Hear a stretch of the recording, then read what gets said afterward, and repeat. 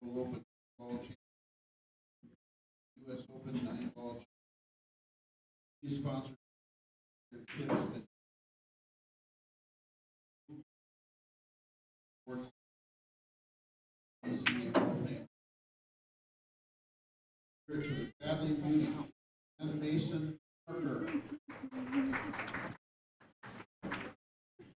Why are you upset with me? What are you talking about? Because I'm not commentating with you? Oh, no. That's fine. He's sponsored by Billiards.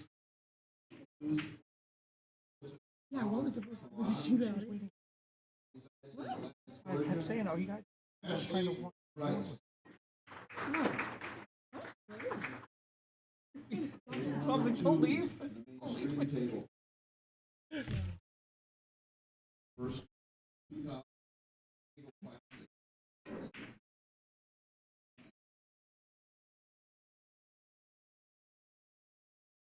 all Ontario is where she resides. Plays Predator, sponsored by Predator. He's a 21 world champion.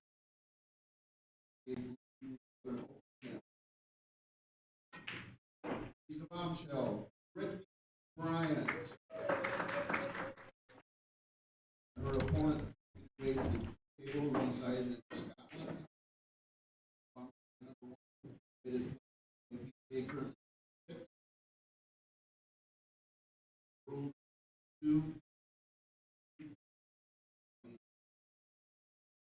Sponsors include Predator Fuse, Kingsway Tables, Moral Tip, Quickfire, Kelly Fisher.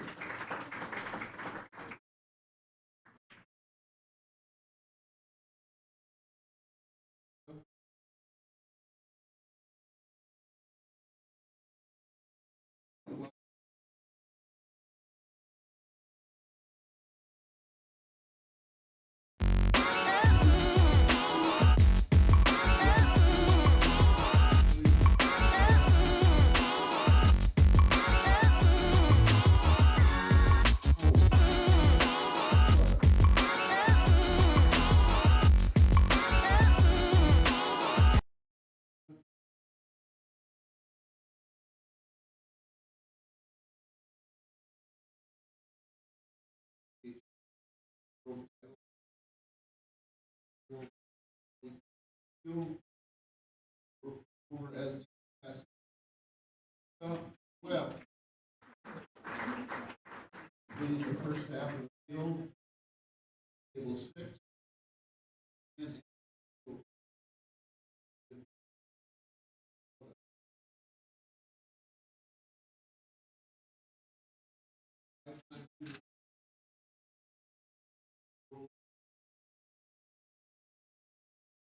each hour two iron billiard, billiard,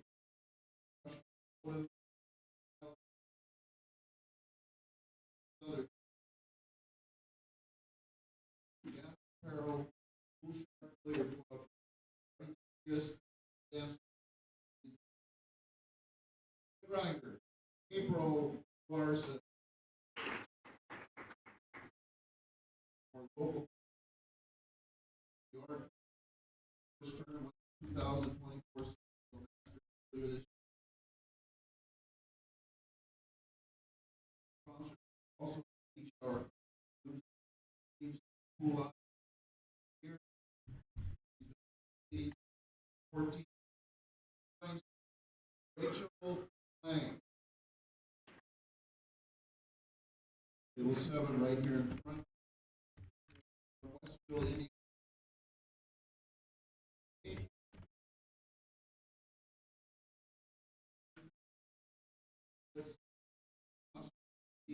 Who I do is Carson. Her opponent, Billiard Life, North American Computers Association, AQ.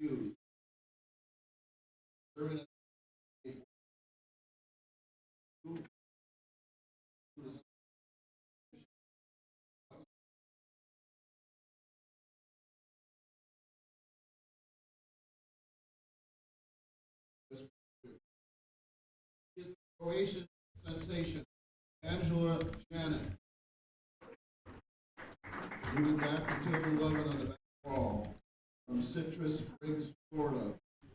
Currently number 8, by Iron City Billiards. Team Straight Pool Eye. Pucci, Don't Quit Apparel. The Natural, Kaylee McIntosh. Your opponent from Calgary, Canada. Concord, Tony Hicks, Arcade Fire, former WPBA rookie here and a world champion. Joanne, table 13. Other North tournaments, Upland, Mass. Already 20. WPBA. News here. Program pool.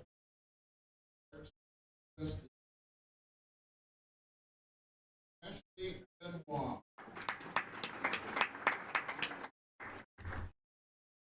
Opponent from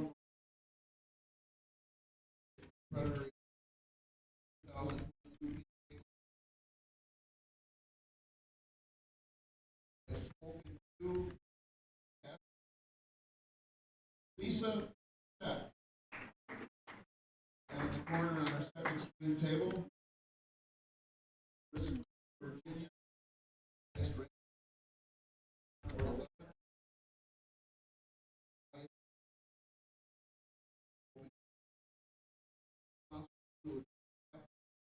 Blue Eagle, borderline arena, 4-2. PSP, borderline event. Bennett Atwell. And her opponent, Texas. He's their rep for Jerry Olivier News.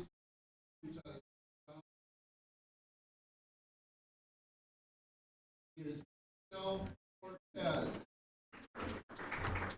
Ladies may leg and begin the new matches.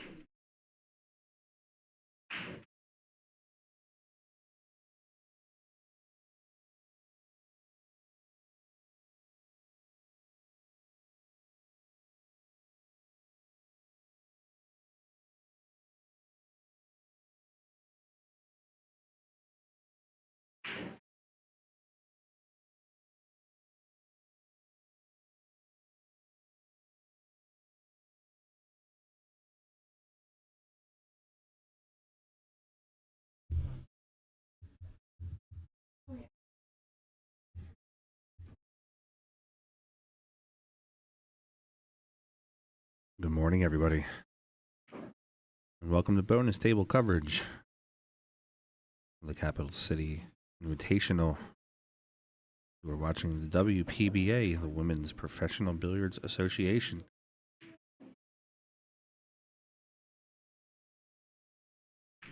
And the B-sign matchup for you here. Janet Atwell, 628 Fargo versus Michelle Cortez, 577. Miss Atwell currently at the table.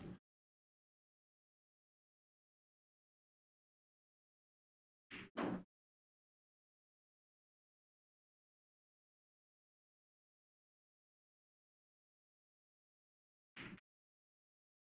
give you a little quick bio here on Janet Atwell. First WPBA event was in Myrtle Beach, South Carolina in 2000. He's currently ranked number 11. Her highest ranking was number 8. Playing with a P-Shower Rogue 2 carbon shaft. Breaks with a Predator BK Rush. Or jump Q. P-Shower jump and a triple C jump Q.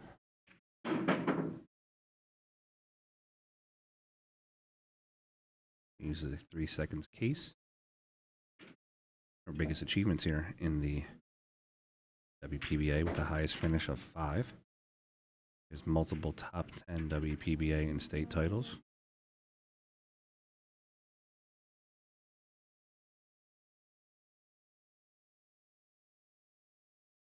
Table here is Michelle Cortez.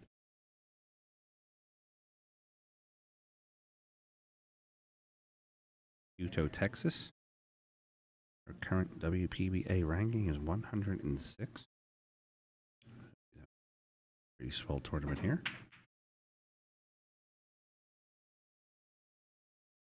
She's a player rep for Jerry Olivier Q's and plays with Jerry Olivier. Career achievements are 2022 Junior Norris Champion.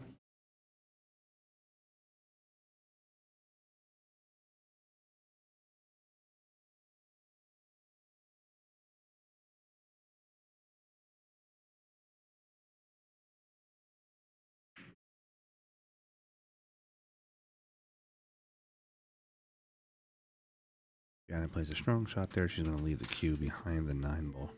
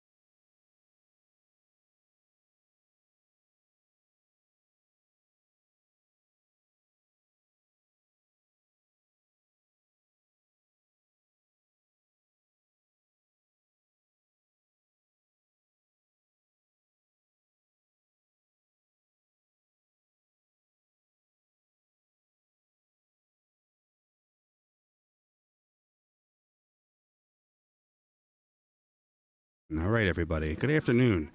We're here at Capital City Billiards for the Capital City Invitational.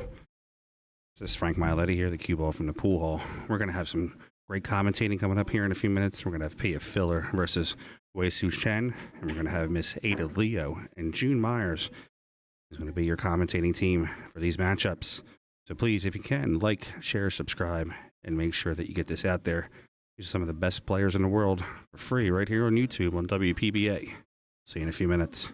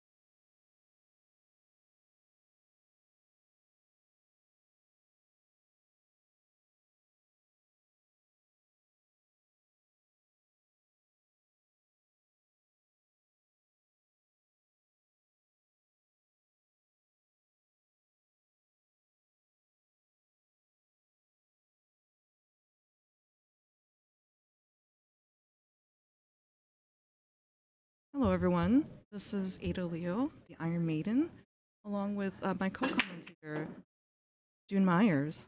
Hello. Hi, Ada. How are you this time? I'm good. I'm in a different setup now, so I was trying to get used to this setup, and unfortunately, there were some videos and quick screen changes as they were explaining to me this setup. So apologize to the viewers here who had to see that, and they were very confused with what's going on, I'm sure. So we have a really nice matchup coming up. It's a winner side match, and it's Wu Chen versus Pia Filler. What do you think of this matchup? Wow. It should be great. Great to watch. So we are at Capital City Billiards in Concord, New Hampshire. Is this your first time in New Hampshire? Yes, I have not been to New Hampshire before. What do you think? It's kind of cold and rainy. I'm not sure if this is the regular weather or it's special weather today. Yeah, I think they got some of the weather we actually had in Minnesota a few days ago. So I think actually I drive about 20 minutes to get here, and I think it would be absolutely beautiful in the fall. Yes, definitely with the leaves changing. I'm sure there's a lot of really nice scenery and nature to be partaking in. And there are the White Mountains nearby, so very good hiking if you like hiking mountains and seeing nature. Yeah, I do like hiking, and I did actually pay attention. I saw some trails that are right along the river that were too. Very nice. So the ladies are getting warmed up, and they're going to be doing some introductions and getting started. So if you want to follow the progress of these ladies, we are having our bracket at digitalpool.com. And this matchup here is going to be on the bonus stream. So we are offering 2 different streams at this event.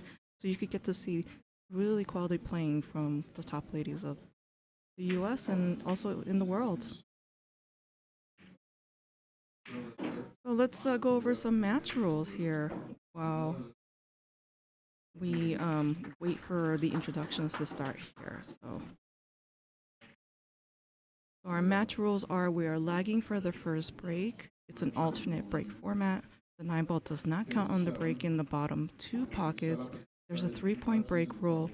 There's 3 consecutive fouls is a loss of game, and it's cue balls fouls only. So the 3-point break rule means that if you were to break 3 balls, the combination needs to be pocketed or passing the kitchen here, passing the line for when you break. And if that's not satisfied, then the incoming player can accept the table and shoot the lowest number ball first, or give the table back to the original breaker, and the breaker can push out. So it really encourages you to break with a good pace and hit the ball squarely so that everything is a good spread. So where do you play pool out of, Jen? So the main place that I play out of is Jimmy's in Columbia Heights, Minnesota. And they have several 9-foot tables, and then they have many 7-foot. Wow. So you've lived all your life in Minnesota? No, actually, I grew up in Iowa and even went to college there. And then after that is when I moved up to Minnesota. So how did you get started playing pool? So that story is when I grew up, we'd go to my grandmother's every Sunday, and my older cousins would never let us play, the younger kids. So I was always determined I was going to play pool when I got older, and then I just got started that way. And I also like math, being logical, and so it just made sense that I would be very interested in pool and keep learning. That's great. One of the best things that I think about pool that I love is problem solving and being able to look at the table layout as a puzzle and trying to dissect that and figuring out what is the best way to tackle the situation. Correct. And it's always a learning experience. I'm always learning from other players, from watching the men's pros especially. You'll learn new things, safeties, new shots. That will be to your advantage. Wow. So that's definitely always so many resources now on YouTube and matches everywhere. You can learn quite a lot from watching. Oh yeah, I'm very jealous of like the younger generation. They have tons of videos. They can get up to speed very quickly where that was not available when I started, and really only the last few years. Now I'm really paying attention to those YouTube matches. I mean, some of the top players, I think Allison Fisher had a DVD instructional video. I know Miki Immonen also had an instructional video. Even Jeanette Lee had one too. So there was definitely some resources out there, but I don't think it was as readily available as it is now with YouTube.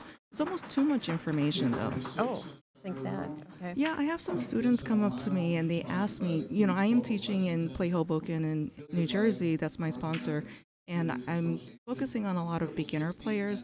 And I think they almost get overwhelmed with the amount of information that they see inside of YouTube, and they're wondering, like, when they see something, like, how does that apply to them? And sometimes it's like too advanced, or it's just not the right time to introduce this concept, or maybe someone else is not explaining it properly. Oh, that's interesting. I never even thought of it from that way, but since you are teaching students, you probably do look at it from that angle.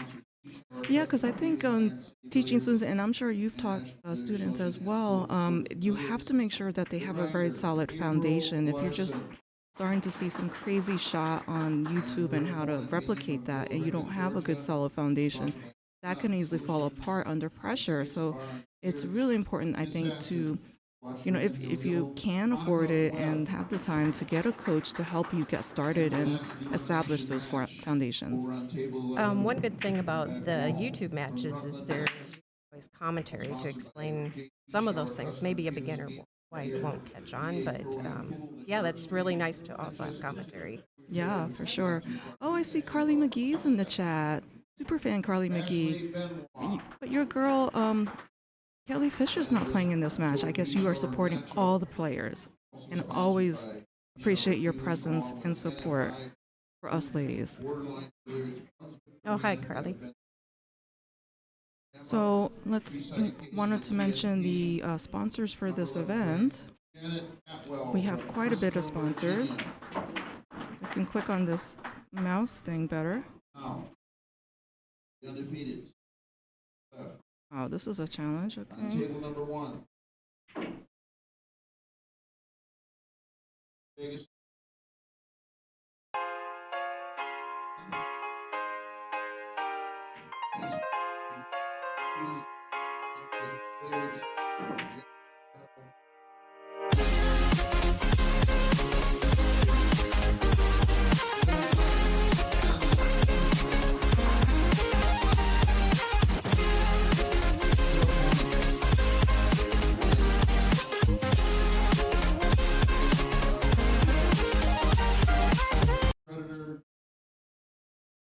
He's the Crystal, Christina. So let's take a look around the room. this is not the only match happening right now. So we are offering on the mainstream really exciting matchup with Veronique Bernard versus Margaret Fefilova. So definitely the fans, you got to pick and choose. And if you like what you see, please like, share, and follow the channel and the videos so that we can keep offering free streaming for you. And you can also donate to the stream. There's a $sign there in YouTube where you can contribute, and also WPBA.com website. There's a way you can access the store and make a donation. Just wanted to acknowledge Suzanne Smith's son. I've known Suzanne for quite a few years now, probably 15 or 20 years. Wow. And played her in Washington. So is she an arch nemesis? Very nice person. You're so kind, June. Me, I have so much fire in me. In order for me to play well, I have to be like, you're my arch enemy and you're about to die. Yikes. I don't want to play you. But I'm very nice off the table, you know. I think you need to have that fire and that focus. And I don't understand how people play so relaxed and happy and laughing. That is not my style. For sure. Yep, competitiveness. So let's check out the rest of the room and what are the other matchups starting this round. Wow, we've got Christina Tkach versus Savannah Easton. We've got this match, Wu Chen versus Pia Filler. The other live stream match, Margarita Fefilova versus Veronique Menard. We also have Bean Mensha Hung versus Lonnie Fox Raymond, the voice of the WPBA stream. And we have Janet Atwill versus Ashley Benoit. And lastly, Kaylee McIntosh versus Angela Janik. Amazing. Yeah, all really good matches coming up. So the ladies are going to lag to see who breaks first. So as we do that, let's introduce the players. So we have Pia Filler, originally from Germany. Her highest ranking is 15, and this is also her current WPBA ranking. She is a Predator-sponsored player and playing with a Predator Throne 4-3, Predator BK Rush Break Cue, Predator Air Rush Jump Cue, sponsored by Predator Cues, Apex Pool Tables, Andy Cloth, and How Tips. She is a Team World Champion, multiple European champion, and multiple Eurotour winner. Looks like she won the lag here, so if you see the score is even, it's going to be Pia's turn to break. It is an alternate break format, a race to 8. Yeah, so I noticed they're both in the 700 Fargo rate, so very high. Expect a very good match, lots of run up. And last, the tactical safety is my favorite. Oh, yes. So Pia's playing Wu Chen, also known as Wei Wei or the Wave. Her birthplace is Taiwan, and she's residing in Taipei, Taiwan. Her highest ranking is number 1, and her current WPBA ranking is 7. She is playing with a Predator Black Playing Cue, Predator Gold Rush Break Cue, and a Predator Air Rush Jump Cue. So both of these players are Predator players. Sponsored by Brunswick Tables, Predator Cues, CPBA Cloth, and Jam Up Apparel. She's a Taiwan's highest ranking number 1, 2024 RAX WPBA events winner, first place, 2024 Joy World Hayball Tour Champion of Champions, second place, 2023 Puerto Rico second place, 2023 Dr. Pool second place, 2022 Puerto Rican champion, 2022 World 10 Ball second place, 2022 Michigan second place, Dr. Pool WPBA first place, and many, many more achievements.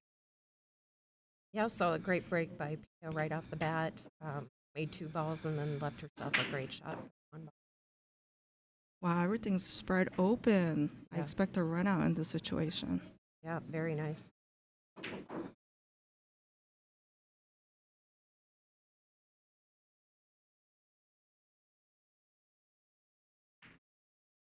Something about Pia's form I think is very interesting is she keeps very still. She's just pauses and makes sure she's ready to commit to the shot and then delivers that final shot with a good follow through. That's such an important thing to really incorporate in your game, especially if you're a beginner and looking to improve and get that consistency. Yeah, the top players are very good. staying very still. And also another thing in nine ball that's super important is making sure that you are getting on the correct side of the ball and going into the natural line to get to the next ball. So you're always thinking in three ball positions. Definitely very correct on that. Makes a huge difference on being able. Yeah, otherwise it comes, you end up having to do a hard shot, and then it becomes like even more and more difficult as it goes along, and it becomes like diminishing returns. So it's super important to have a game plan and sticking to it. And if you're going off of your game plan, being adaptable and readjusting. Playing perfect. Well, I'm sure she's very hungry for a win. Didn't she win?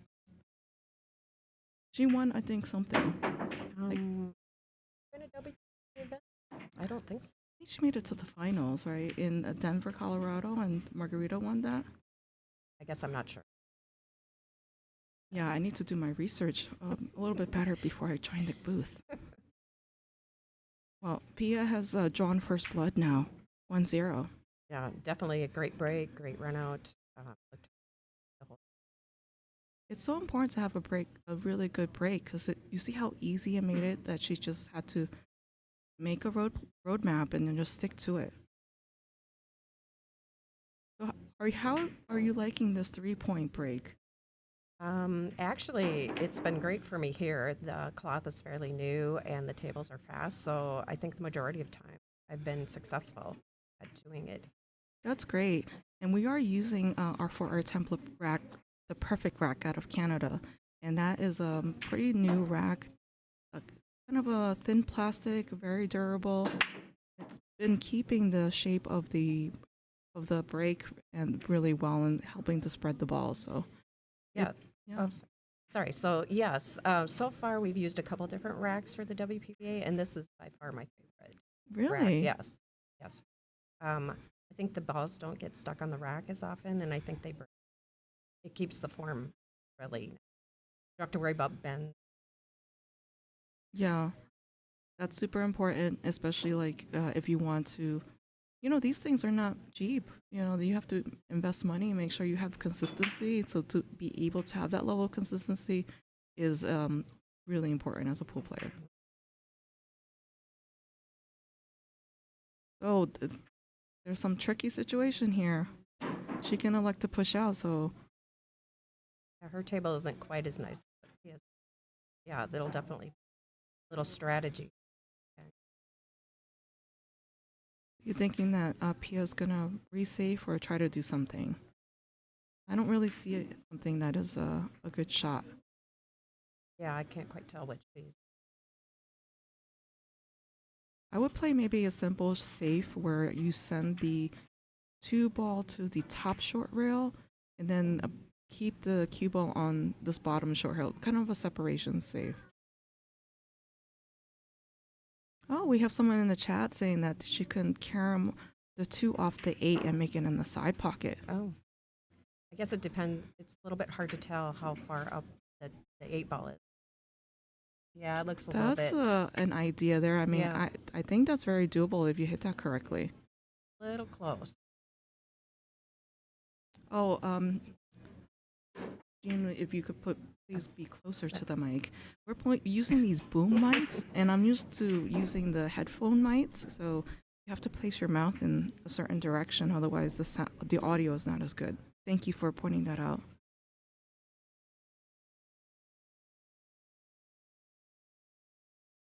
Oh, yes, thanks, Rich B.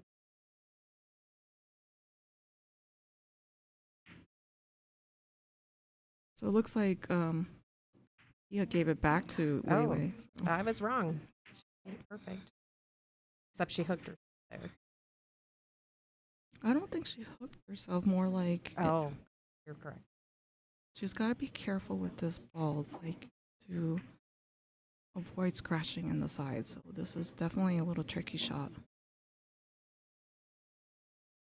Yeah. Just taking a look at it side to make sure.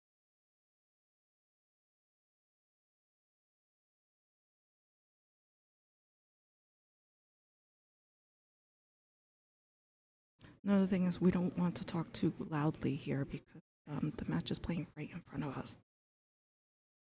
Hopefully it's not too whispery too. So I think we're trying to figure out the perfect balance of sound pitch and quality so that you can hear us and we don't disturb the players as well.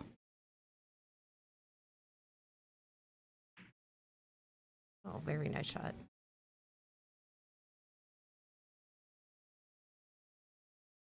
So would you go forward or would you like stun it over, in your opinion, for the 6th ball? It looks like she can go forward, but see, yeah. Well, she had to use the extension. I feel like anytime you have to cue awkwardly, you have to keep it as simple as possible. Now she went forward. Kind of looked like she was thinking. Yeah, I think maybe if she didn't have to use the extension, she might have stunned it over so that she could play the 6 in the top left pocket. But sometimes you have to make that adjustment, and that's one of the best things about this game is there are different decisions that you can make. It's not just one style of play, one way of doing something. Like she's having to think about this one a little bit longer because she's straight in. But, she's probably going to use a bunch of. Yeah, great. But again, going to be tricky to get up.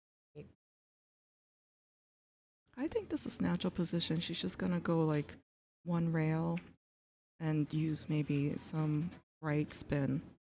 Oh, she's drawing. Yeah. Maybe she's going to go around the world.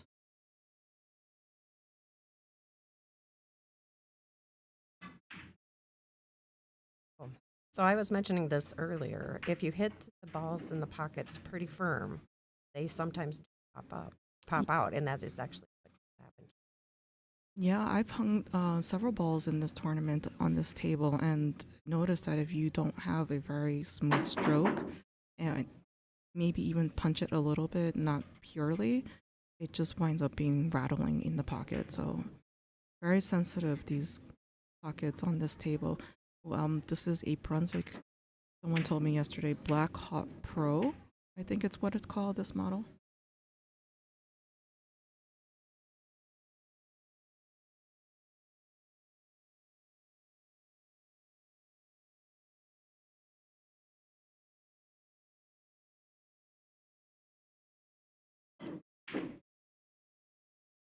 Oh, she's going to get lucky there. Yeah, you make it closer to the mic so that you don't need to use that much volume. Again, everyone, very tricky here to try to find that balance on volume of speaking versus disturbing players. So we're trying to speak quietly. As Lonnie would say, use our golf voice. So this is my first time in the booth. I'll have to experiment a little bit, and I don't mind getting. Well, thank you for joining me in the booth. I like to introduce the crowd to our viewers, and thank you for all your support to the WPBA. We have so many wonderful lady players, and I don't think we nearly have enough opportunities to showcase everyone's personalities and have everyone get to know the players on a personal level. So it's so nice to have new faces join us in the booth. Yeah, thanks for inviting me. I've always wanted to do it, but I just haven't. Yes, thank you. I'm having trouble remembering the name of this table. It's the Black Wolf. Maybe I should think of something ferocious.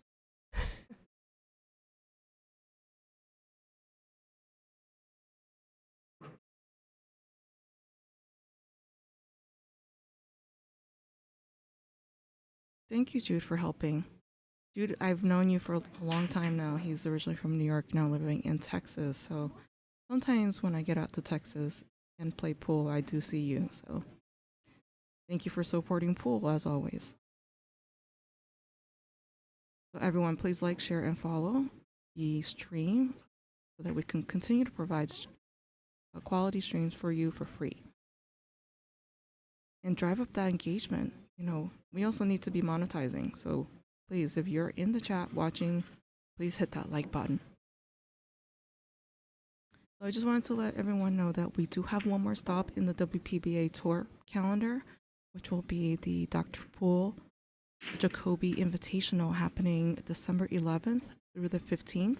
over at Central Wisconsin Convention and Expo Center in Rothschild, Wisconsin. It is a very large event. There's going to be an amateur tournament happening alongside the pro ladies, and there's going to be 80 ladies showing up to attend this event, including some really familiar faces, some new faces, and international players that maybe will only come out every once in a while because it's so cost prohibitive to be going to every single tournament. So are you coming to the event again this time? Yes, I am. So I'm still trying to figure out my travel arrangements, but I did confirm my attendance and going to be looking forward to being there at the last event. Last events, we also have a banquet, and there's usually like a Hall of Fame induction ceremony. So super excited. Yeah, so I'm very excited to go to this one because this is the closest to where I live. It's only 3 hours, so very nice for me. I know how travel. you feel. Like we had an event in New York, which I think ever since I joined the tour in 2018, there hasn't been something so close to my house.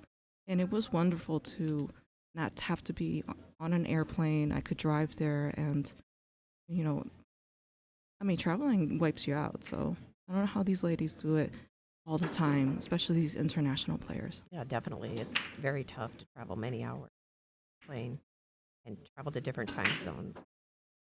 Yeah. I think fans don't really think about that when watching what the play. Yeah, I think there was one tournament where the ladies were coming back from New Zealand for the World 9-Ball Championships there, and then they had to play immediately and adjust to the American time zone. So difficult. Like, in the players' meeting, you can see some of these ladies were yawning, and you know, yeah, it's so difficult. Like, you'd have to have, I think, extremely good fundamentals so that you can be like half conscious and play well. Yes. She looks like she's jumping. Therapia. I am actually. She looks disappointed. I'm surprised she missed. You think she was trying to jump and make that 2-ball combo? Yeah, there? that's what I think. But I'm not sure. I can't see right now. Let's check out this other view. Yeah, she left a window for Wei Wei here to make a save. So I'm thinking Wei Wei's going to brush the 1 ball on the right side and kind of use the blockers of either the 3, the 8 to kind of avoid giving Pia a very good shot on the 1. Okay. Sometimes I find she's pretty aggressive. I'm kind of wondering if. I think this is too much angle for a bank. We'll Okay. see what she does.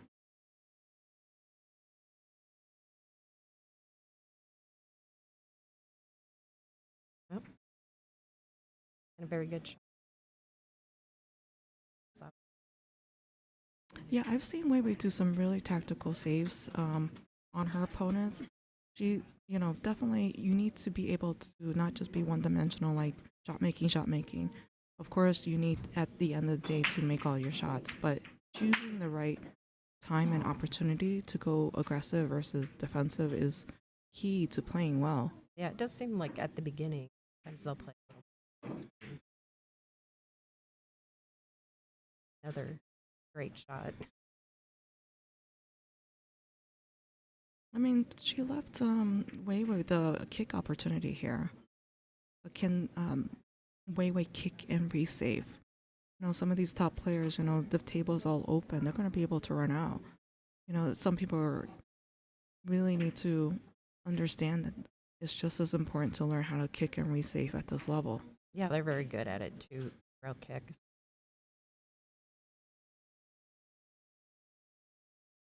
It out. You think she's going to go 2 rail kick at this? 1 rail kick at this? I think. What do you? I think the 2 rail is the better option because there's a chance that she'll get the cue ball behind the 9 ball and while she was sending the 1 ball away. Yeah, you might let. Still, it's Yeah, not. still a great shot. That's a really good. So she went for the 2 rail kick there. And I think she wanted to hit it with a little bit less speed, but at the same time, she wanted to make sure she contacted a cushion.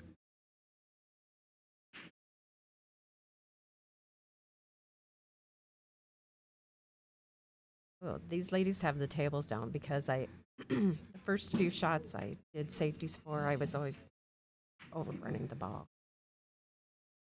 Yeah, I think that's really tricky. Is like the first thing that I like to do when I come into a room, especially a room I've never experienced playing in, is trying to get used to the equipment. So I feel like in this tournament, I didn't have enough opportunity to play on the equipment with the ball set because it's important to get used to the ball set in relation to the table, the cushions, the cloth speed. You don't understand like how much detail is involved for making those adjustments and being able to play well as a result. Yeah, and I think when we first got here and were practicing, we were not also using measles ball, so I think it played different practice. Yeah, they weren't using the measle ball, and then they were using a different ball set too. So we are using the Aramith tournament TV set here, and the pool hall has a different set. I think they're using some like a Centennial set maybe. So Okay. balls do play different, no matter what people think. Does it look like you can hit that one ball into the ball? I think she can. So she hit it very obviously.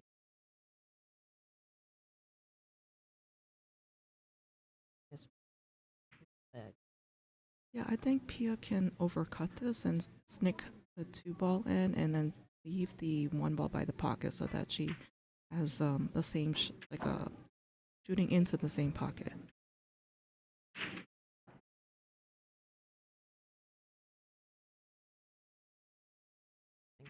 I wonder if the out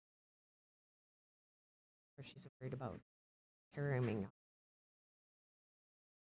Yeah, I think it's a little bit tricky. I mean, if she doesn't measure this correctly, she can probably like hit too much or too little of the 2 and then wind up like jawing it the 1 and selling out. So I like that she took the time. Whoa, I wasn't even expecting that bank shot. Wow. Do you do bank shots often? Occasionally, so I play 1 pocket, so once in a while I'll do bank. I like to do bank shots. That's the first shot I ever learned. It's the shot that basically the table tells me what to do. I just see one of the diamonds and aim for it, and voila, bank shot happens. I think my favorite though is the short. It's, just not quite as long if it's a long. Do you have a favorite shot that you like to shoot? Never been asked that question. I have to think about it. What about you? So I like to do for drills is set up a ball by the first diamond. Like say you're thinking about shooting in the top left corner. So I'll put the ball by the first diamond before that pocket and then have the cue ball on the head spot there so that I could do 3 rails inside English and get the cue ball back to the middle of the table. So that lets me let out my stroke, get a feel of the table, get a feel of am I shooting well that day.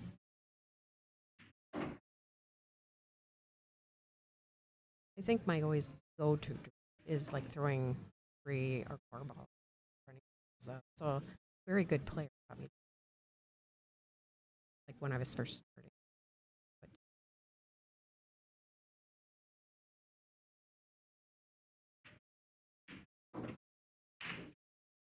So you're kind of warming up with position play and also different kinds of shots.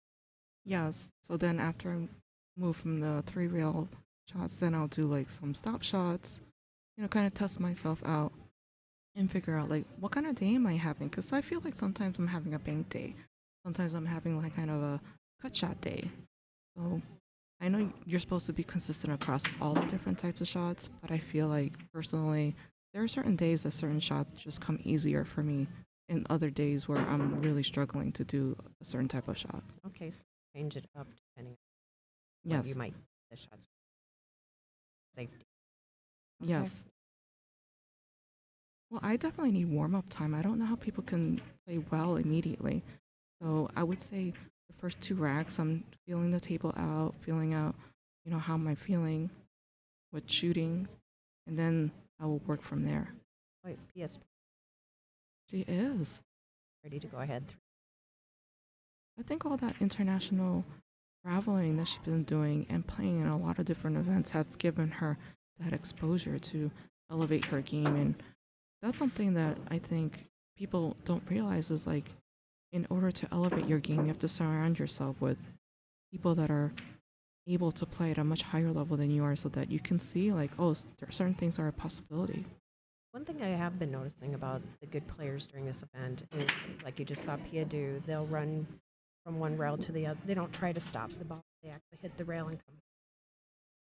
Yes. So I feel like a lot of beginner players I watch are decelerating or trying to hold a position.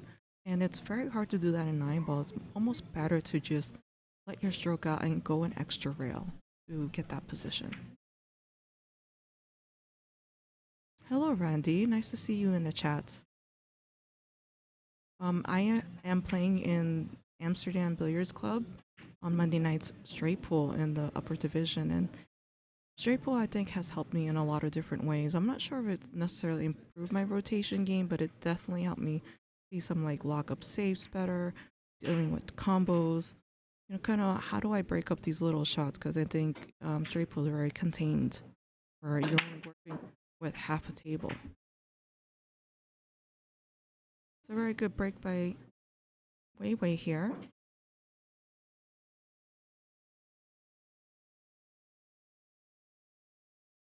I'd have to say, if I pick breaking, I think Pia's definitely in during this match.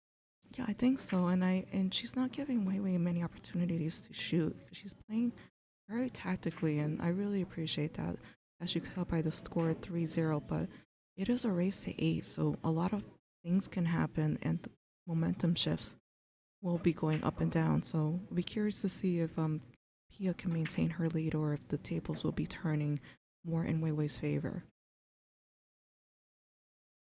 Yeah, things can change quickly for sure. And there's been matches throughout this weekend. I've seen that. Where you think someone's going to win it. Oh,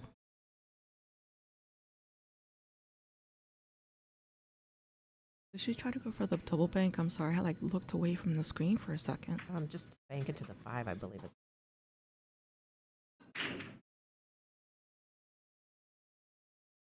Well, this is a winner side match, so none of these ladies will be eliminated after this round. So I think maybe there's still some adjusting that happens.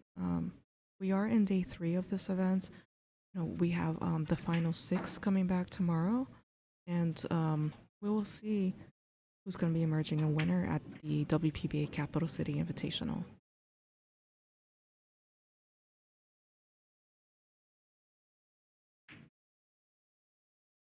So there's Michael confirming that he went for the 5, I think.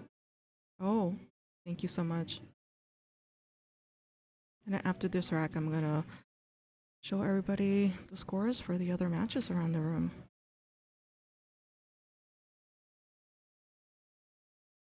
Pia's looking very confident, very strong.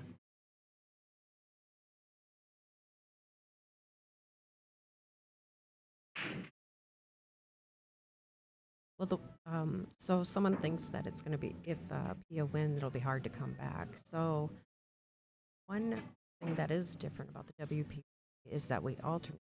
So sometimes that can make a huge in someone instead of winning. That's true.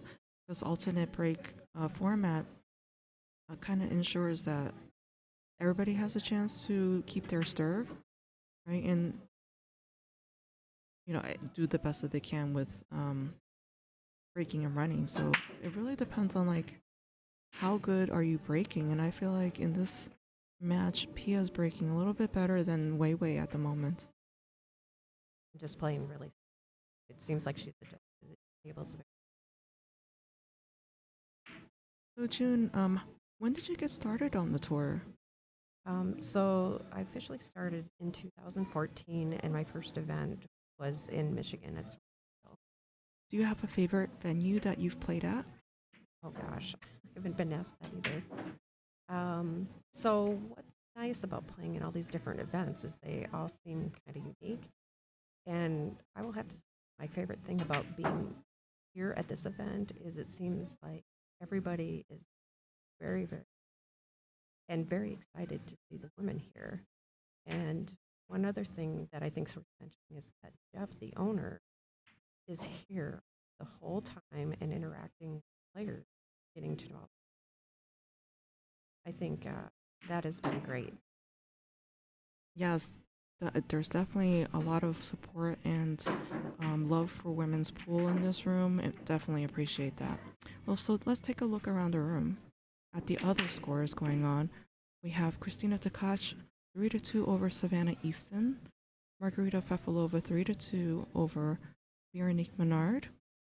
Yimin Hung is 4-0 against Lonnie Fox Raymond. Kelly Fisher is up 3-1 to Ashley Rice. And we have Janet Atwell 2-1 over Ashley Benoit. Angela Janik is 3-1 over Kaylee McIntosh. And Monica Webb is 3-2 over April Larson. So lots of good matches happening this round. Seems very close except for Mensha Hung, who's very dominant in her match right now. But again, still very early on and things can be shifting. And actually, there were a couple very close matches the last round. Actually, April's opponent had just balls. They were hill, and had 3 balls left to win. Rachel, and she ended up hanging the 8 ball. So it gave April the opportunity to come back. Wow. Looks like the ladies have taken a break. So I will play a video.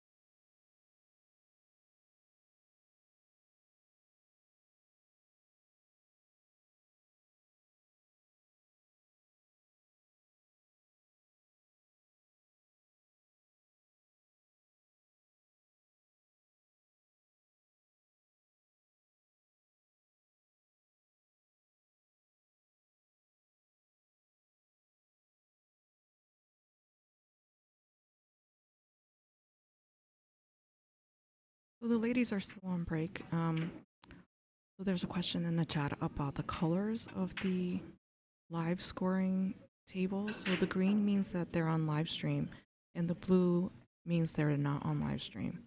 So we are offering 2 different matches on YouTube, the WPBA Billiards channel. We have the main match happening, which is Margarita Fafaloa versus Veronique Menard. And then this is the bonus stream of PFL versus Wu Chen.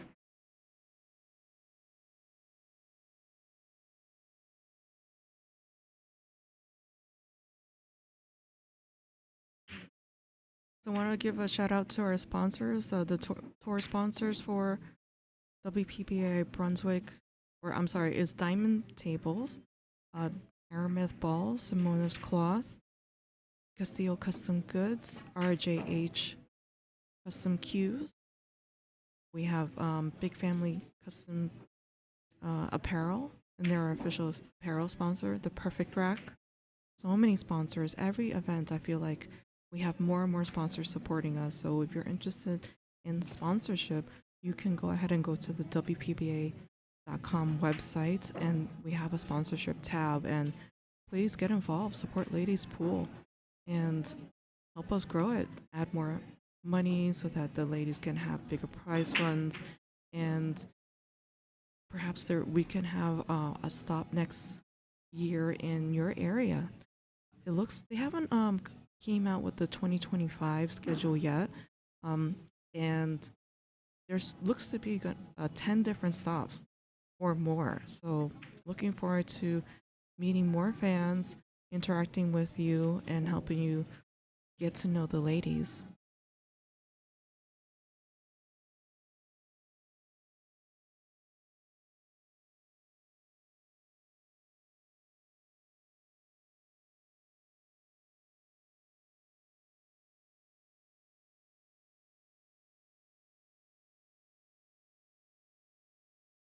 And also, if you're interested in becoming part of the WPBA, there are a couple different ways to participate and get selected for an invitation, because all our events are invitational only.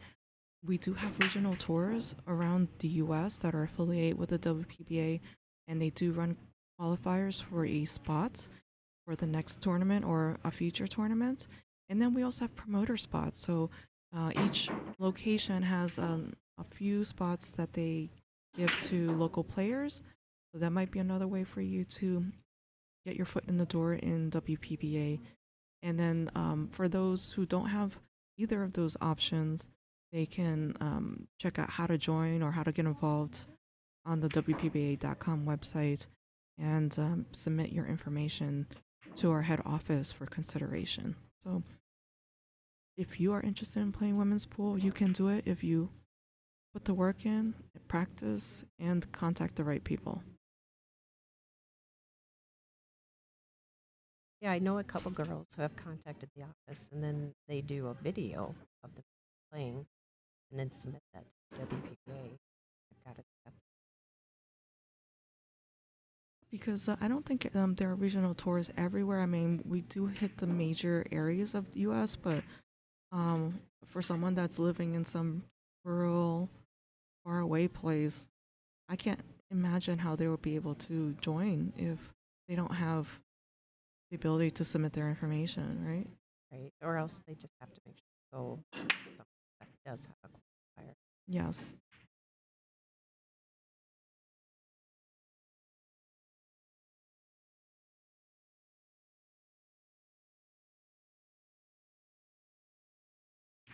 So it looks like the ladies are back from break and ready to play. With PFL are breaking here. And this is a pretty good spread, although there's some difficulties on the left side there, so it'll be interesting to see how she navigates that section.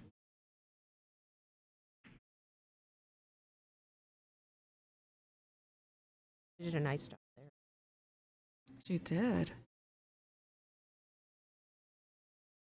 Keeping it simple. I think something I really appreciate from watching PFL is that maybe my choices are too fancy. You gotta keep it simple. I feel that too after Christina. They just make it look so. But then it's just like, I don't know, I'm torn because I really admire Ephraim Reyes and some of his creativity. And it's like, are you cutting into your creativity by keeping it simple? So it's like you have to find that balance of fancy and simple. So I guess it depends on the situation on what is the best way to tackle this rack, right? Sure. It seems like when they can't get out, they do. I call it the bring it shot. Do they bring it? Now, do you think she's going to go forward or she's going to like draw back? It looks like she's going forward and wants 7. And now she's going another way. I feel like she's got a lot of options here. Like, would you be overwhelmed by like, oh, it goes in the corner pockets. It's kind of in the middle of the table. So it's making sure that you really stick to your decision before you get down and shoot and commit is huge. So it's hard to tell where she's going, but I feel like going forward would give you more options. Side pocket. She felt very comfortable stopping it.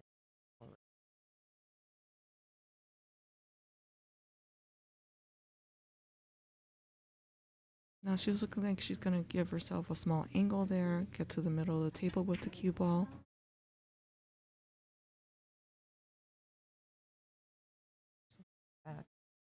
So this is a standard shot for those beginner players. You need to master this. This comes up a lot. I see the pros very often from the gate. So it's like bread and butter. It's a BB shot.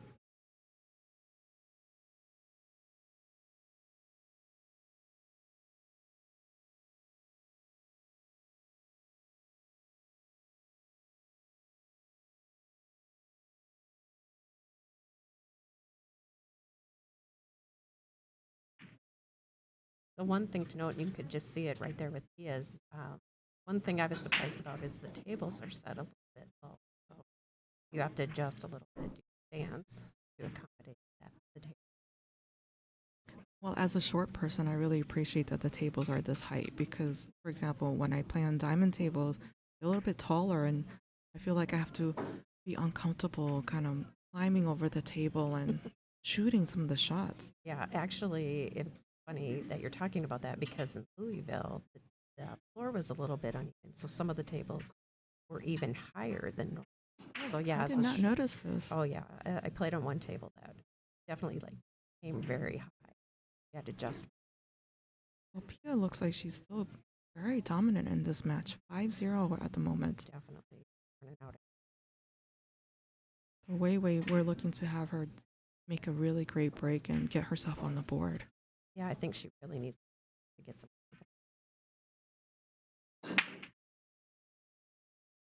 Ooh. That was a great break because the one is right now right by the pocket there. She has a lot of options. You know, the 5-7 is a little bit tied up right now, so she's looking at that to try to figure out how to best tackle that situation. Yeah, again, Weiwei's breaks are they're open, but just a little more difficult to know. Where Tia's are just wide open. That she just had that last time to get on the street. Go right. So yes, there's more thinking that has to go on. So June, I think our helpful chat attendees are saying that you need to be a little bit closer to the mic. Thank you for all your help. June this is her first time, so we're making sure that she gets adjusted to commentary. No, we have June Myers as my co-commentary person today. Lonnie is playing. You know, she's being a boss lady. So we need to help her out. Yes, it's June Myers. June, do you have a nickname on tour? I do not. I just can't come up with one. Well, I like yours, Iron Maiden. That's so yes, dominant. Iron Maiden. But I hear that you cannot make up your own nickname. It has to be bequeathed to you. Oh, so who bequeathed yours? I had an ex-boyfriend give me this name. He, you know, an Iron Maiden is such a, it's a formidable torture device in medieval times. It's a sarcophagus with spikes on the inside. And then you'll put lucky victim inside the sarcophagus, and they'll be pierced and then bleed to death. Oh wow, that sounds very threatening. Well, when I would be playing pool league, it seemed like every single match was a hill win, and I would be torturing my opponents with safeties. And so, in essence, it kind of makes sense because I felt like I was bleeding them to death. That's funny. And then also, in Iron Maiden, since I'm Chinese, there's a tea called Ye Kuan Yin, which means an Iron Kuan Yin or an Iron Maiden tea. And it's a very delicious oolong tea, so I like that. Okay. And then the third thing is I'm really, really a big fan of like hard rock and heavy metal and Iron Maiden band. Oh, That's the most famous. interesting. So it has many meanings. Many meetings, and if anyone knows me as a person, I like options. That's why I live in New York City. I don't know how I can live in a place where things close like 8 o'clock. Mm. That's Yeah, it would just be not hard me. to live in a small. Yes, June Myers from Minneapolis, Minnesota.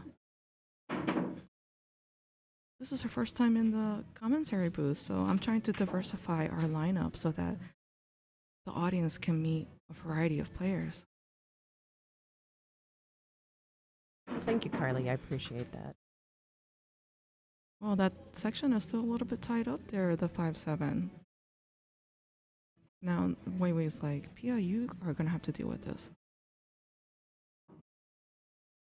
And you can see in the corner of your screen the great Lonnie Fox Raymond, if you're curious to see what she looks like, also known as the voice of the stream. So she's done a tremendous job of really bringing up the quality of this stream and doing a lot of research on video production and audio for streams.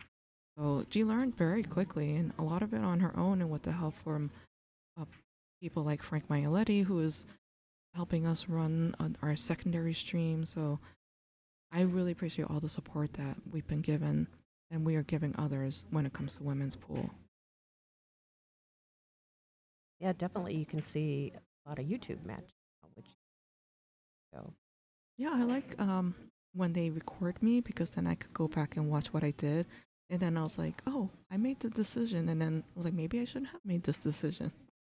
So you feel comfortable watching yourself on video Yes. and learning from it. Yes. I think it's helpful. Like if you want to get better, you need to really examine, what you did wrong and try to figure out like how you could be better. It's not a failure, it's learning opportunities. And if you don't have that attitude, then you're not going to be successful because in order for you to to do well, you're going to be making mistakes and you have to learn from them. So it looks like Pia's on a run again. Nice shot. I couldn't see from this angle that if that went or not, so looks like it did. She might have thrown it in a little bit.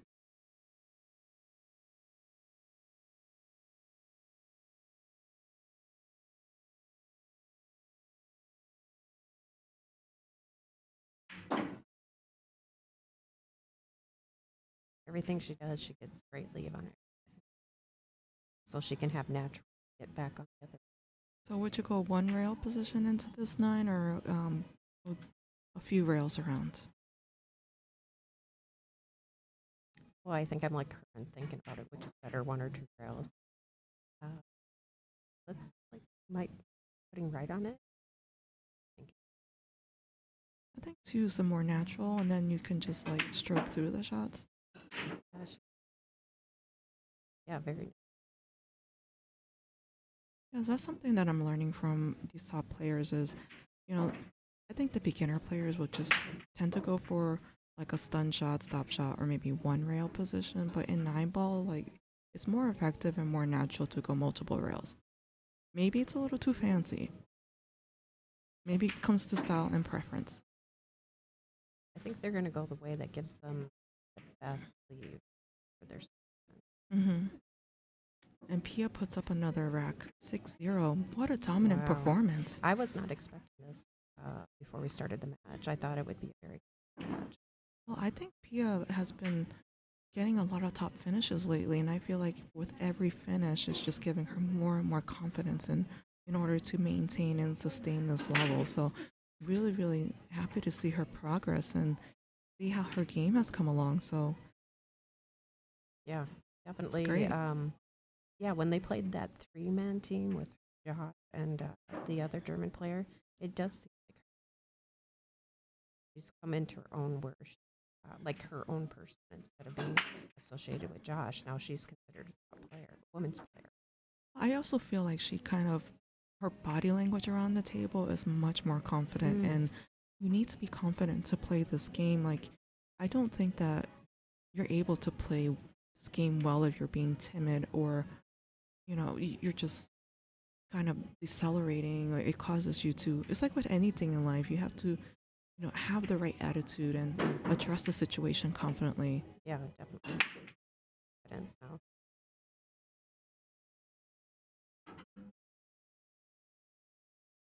This is interesting. We did give the table up by not making a legal break. Yeah, so Weiwei's going to take this opportunity and shoot this one ball, because why not? Time to punish Pia for that break.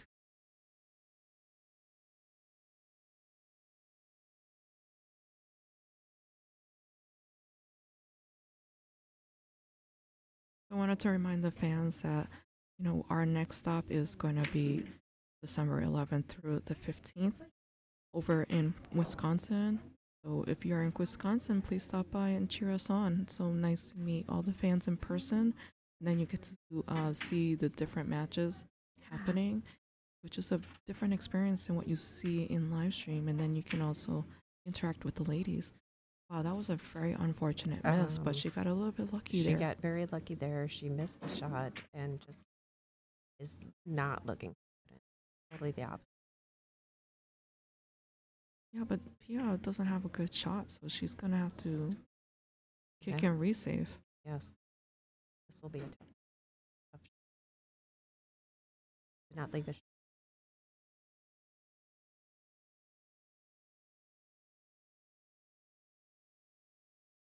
Oh my God.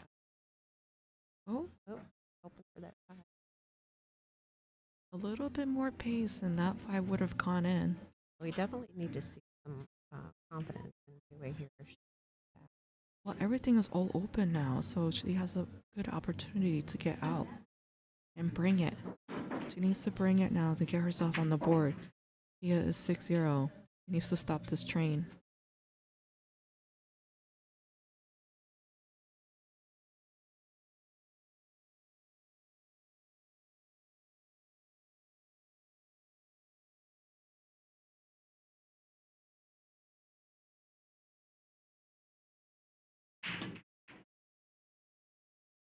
That was nicely done.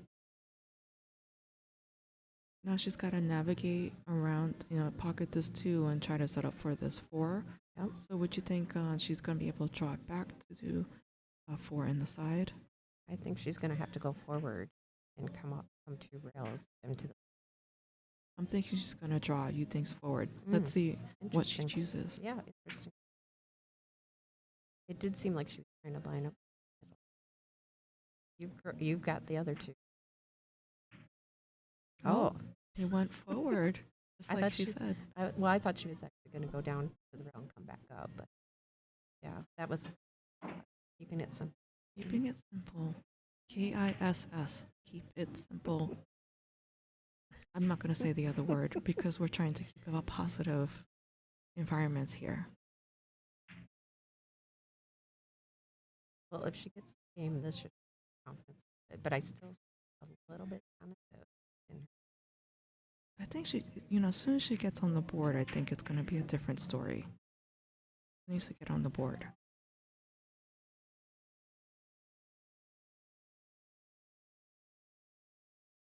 We have a friend of yours in the chat. Bosses of Talk is August wasn't born in August guy from Jimmy's who talks a lot. Oh yes, of course, August. I know you very well. So nice to meet some of these chat names and personalities. The last event in Louisville, Kentucky, I got them a chance to meet Superman Trick Shots. Oh, and Pat is normally part of the chat, and I got to chance to meet him in Michigan. So nice to interact with the fans. So please have a chance to come out to see us, and then I could talk to you. Okay, she struck at that. Like, got her confidence. I'm telling you, she's now like in effort mode. Gotta bring it. And she brought it. She's on the board. 6-1. And it's her break. I want to see a fight back and a fight to the death. I'm always rooting for like Hill or something very close. Yeah, it definitely makes it more interesting.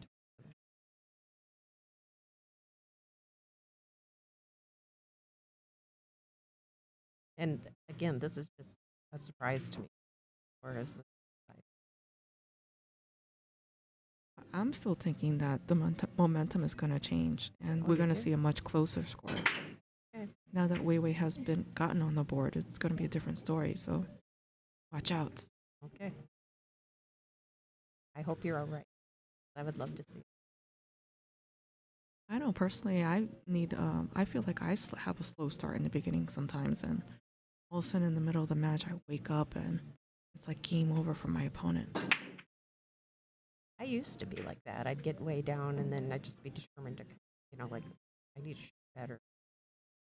Yeah, I feel like you need to have that will to win and that mental resilience. That's definitely a big part of playing well. Is what do you do when your opponent is up ahead, and how do you change your perspective or your attitude so that that doesn't phase you and you have to do what you have to do when it's time for you to be at the table. What do you think Wei Wei's?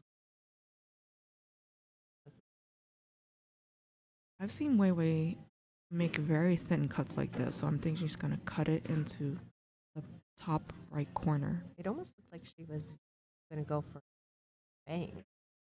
The way she lined it up. Let's see if the banks are on. Looks like she's drawing. Because if she bangs, she might go off the. Yes, Carly McGee, very amazing to meet you and fans like you. So thank you for coming out to support us.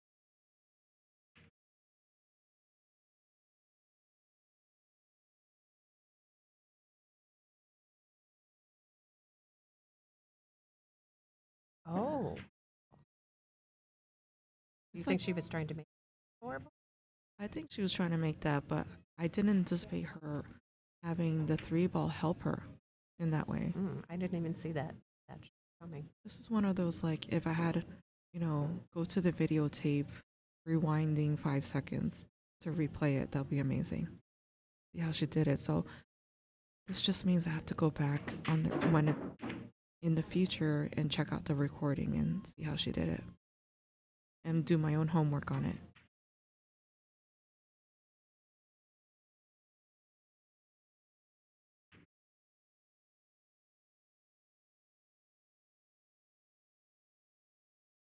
Yeah, I think it's game on now.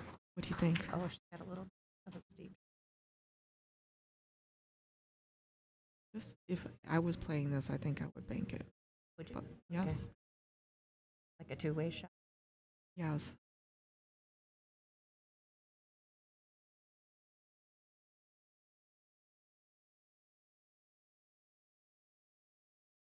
Whoa. Okay, very nice. I'm telling you, she loves them steep cuts. Things that you would think are impossible, she's just like, it's very easy. It does Or seem like makes it look very easy. a lot of the top players.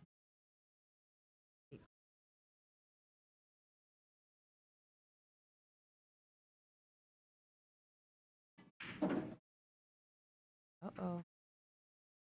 Got a good. Looks like she can corner.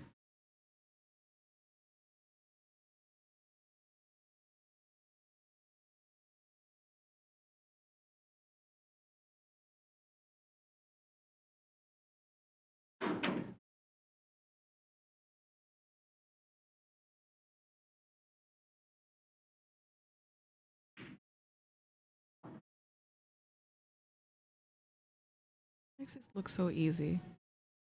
Definitely.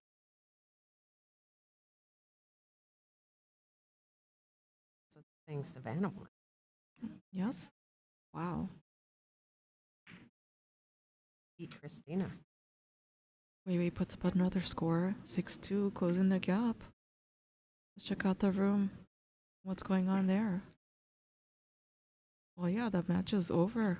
Savannah Easton versus Christina. It looks like the chat fans are saying Easton won. Oh, that's amazing, considering Christina, how well she's been playing and winning the World 10-ball championship. That is an amazing achievement to be considered a world champion. Wow. So, the rest of the room, we have Margarita Fefilova 5-4 over Veronique Menard. Mensha Hung on the hill against Lonnie Fox Raymond, about to whitewash her. Wow. We have Kelly Fisher 6-3 over Ashley Rice. Janet Atwell 5-2 over Ashley Benoit. Angela Janik 4-3 over Keely McIntosh. And Monica Webb 5-4 over April Larson. Couple very close matches. That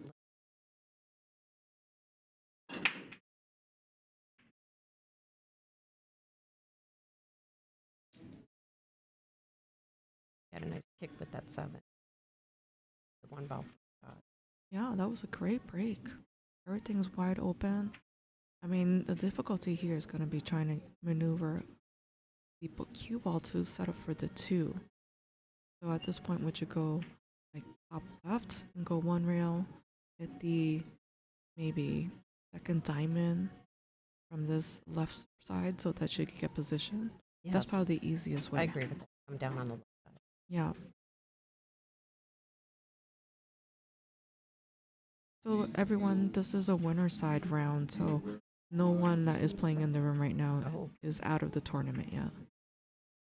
That didn't. Oh. No. So yeah, you're right. Things are looking like changing. Well, now Pia's got to play a kick and stick. Let's see how she does this. Which means that you have to pick it off the rail and keep the cue ball where it is and then send out the 2 ball, hopefully to the top short rail.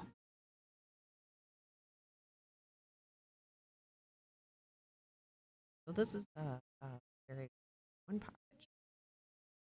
Like 1 pocket. Really? Yes. Oh.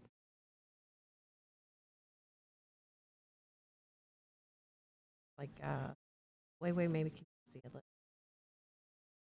Have to tell him this angle. Go back to the other view.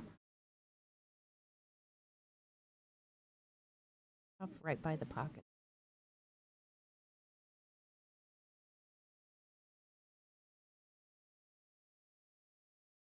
So Peter mentions there is a audio filter here that makes it difficult to understand.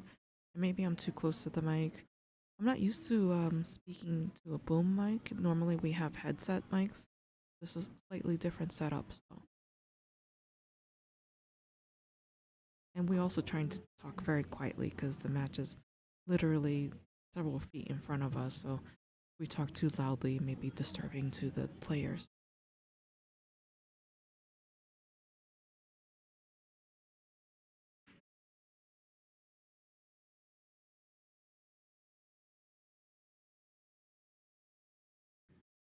Are you talking about Savannah and Pia are very good friends, Lily?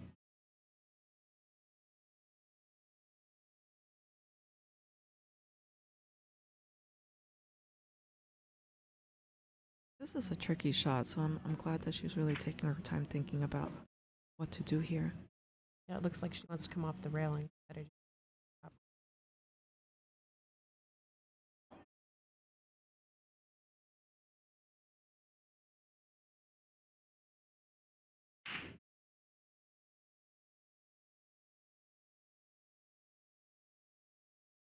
Oh, wow. Oh, I believe that didn't. Oh, wow. She might have hit it just a tad too high. I think it's such a tricky shot. You need to have some delicacy in order to sneak the ball in, but then it's just the gauging the speed is tough.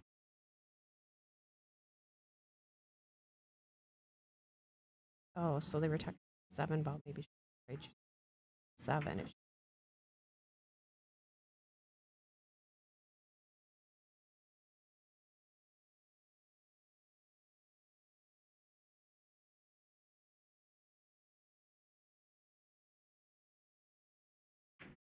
I think 7 to the 8 might be a difficult shot here, depending on how she lands.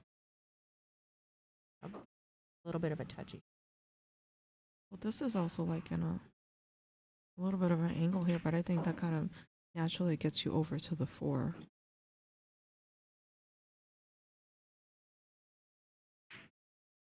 I was wondering if she hit that perfect, hit the top side of it, but now she left her. Yeah. It makes it more difficult to execute to be like elevated over a ball. Look, well, looks like she can. That's just pretty tall. So that does.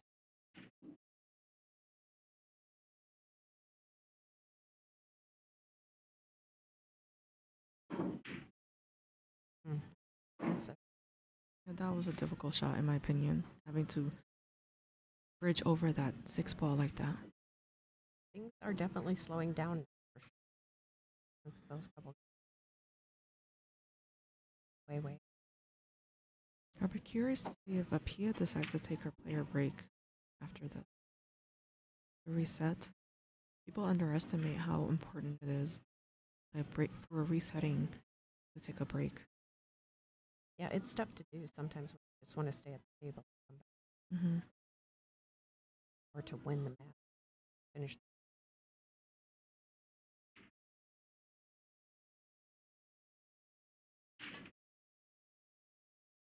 Oh.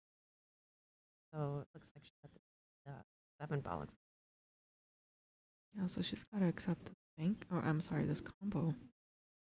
combo, or she could. Or she could play it safe. She doesn't like any of those options. I think she has.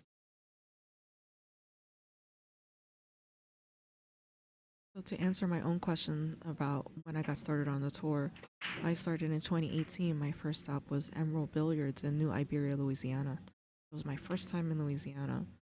So for me, what I like the most about the tour is being able to see different parts of the U.S. and interact with the fans.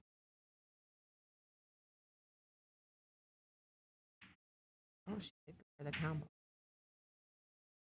You may need to move your mic because Carly says that your mic is breaking up again. I tried to move it right in front of me, but it keeps moving on me. I think you have to talk to the side of the mic, I think he mentioned. So maybe tilting it this way. Let's try that, see if that's better for you. Yeah, because I'm like talking to the side of the mic. Unfortunately, it keeps going down that way. Maybe you can. I keep adjusting my chair too. Okay, so it looks to me like she's gonna go 2 rails out, down. What do you think? Yeah. 2 rails for sure. 1, 2. Yeah, and again, because these tables are so fast. Let's see if it's jail safe time. If she's gonna roll up the cue ball behind the 9 or decide to bank it. Mm.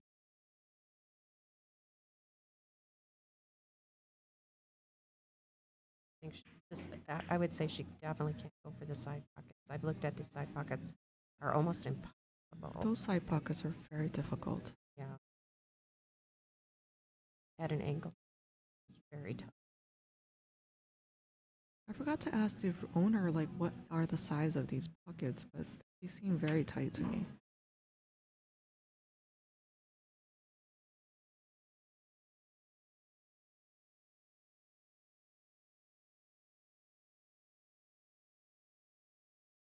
What do you think she's doing here? Oh, you were correct. Roll up. You were totally correct, and she Jail put it. safe. She put it out in the middle of the table too, which makes it even tougher. Let's see if Pia gets out of jail. I think Lonnie and I were talking about jail safe and what the appropriate audio clip would be. Someone suggested like prison doors, or maybe like handcuffs, or a lock. So it almost looks like she's going for a 2 rail kick. Looking at different outfits. What would you? I think I would have to do 1, 2, maybe 4 rail kick. I don't know. Shorten up the angle. This is very difficult. Yeah.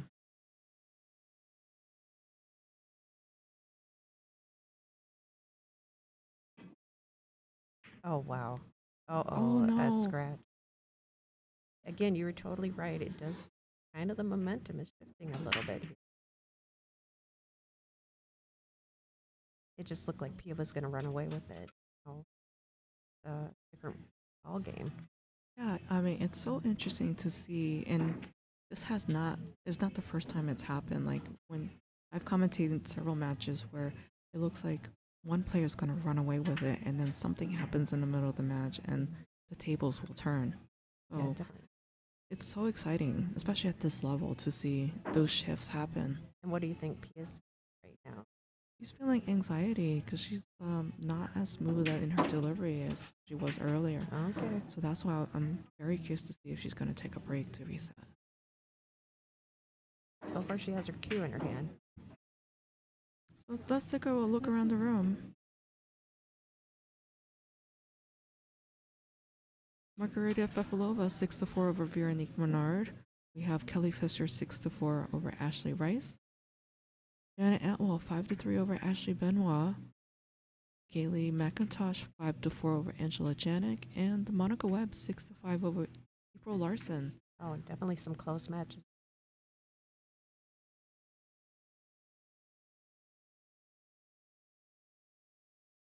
He is sticking with it. No break.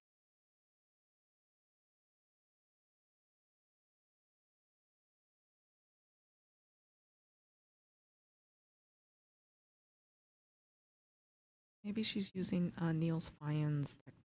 What is He's got a great video on YouTube that I saw, which is what to do in the chair. And number one would be like working on your breathing, evening out your breathing. If you start feeling anxious, people forget to breathe, and it just kind of pumps up your adrenaline and your blood pressure. So being able to calmly reset your breathing so it's at a regular pace is the number one technique. Yeah, I would definitely catch myself sometimes rough if the match is very behind, Mm-hmm. and I have to remind myself because otherwise you do tighten. For sure. Yeah. Nothing worse than like you start feeling your muscles start getting tense, and it just winds up exasperating any maybe bad habits. And Yeah, start jumping up and yes.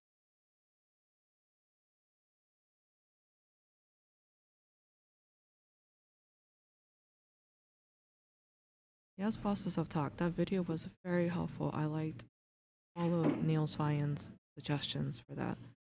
What to do in the chair scenario. again that is August from Jimmy's. From Oh, yeah, I didn't realize you were watching all that stuff, August. We've never talked about that before. well, now you know. Next time you're back home, you have someone to bounce ideas off of. You can discuss things you found in YouTube. And do these tips make sense? Or maybe it's just way too much information to overwhelm people. Yeah, I have to see what his critique is. You're gonna be like, please give me your honest opinion about how I did in a commentary booth for my first time.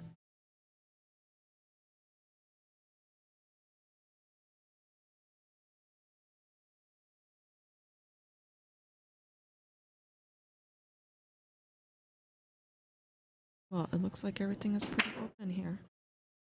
And Wei Wei just has to make sure she sticks to her roadmap. Yeah, this looks like a very runnable take.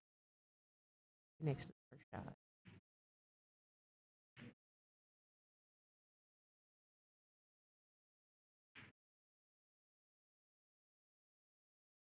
Yeah, that camera angle looked like it was not going to go Yeah. in, but it went straight in. Yeah, it looked like it was gonna go to the right of our right of the pocket. But these pockets are very forgiving too.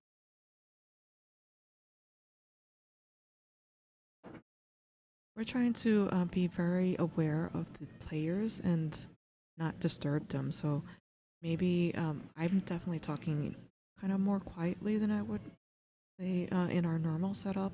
In our normal setup, we have kind of a roof where it contains the audio to our area. But unfortunately, like June and I are in this open area, and table's right in front of us, several feet away, so we can't be talking too loud. And we're also right next to the other streaming going on too, and we have to be mindful of them. And there's also music playing in the room, so that might be contributing to some audio quality issues.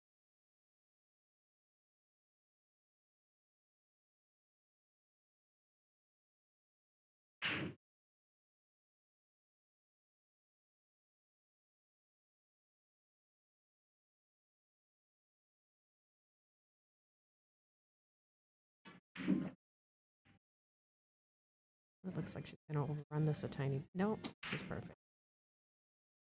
It kind of stopped there on the rail.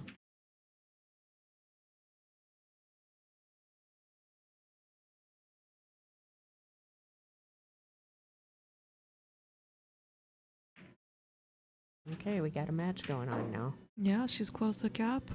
6-4, still P in the lead, but the wave, or Wei, is closing it. Tia still has her cue in her hand. It does not look like she's going to take a break. All right, let's go check out the sponsors for this event.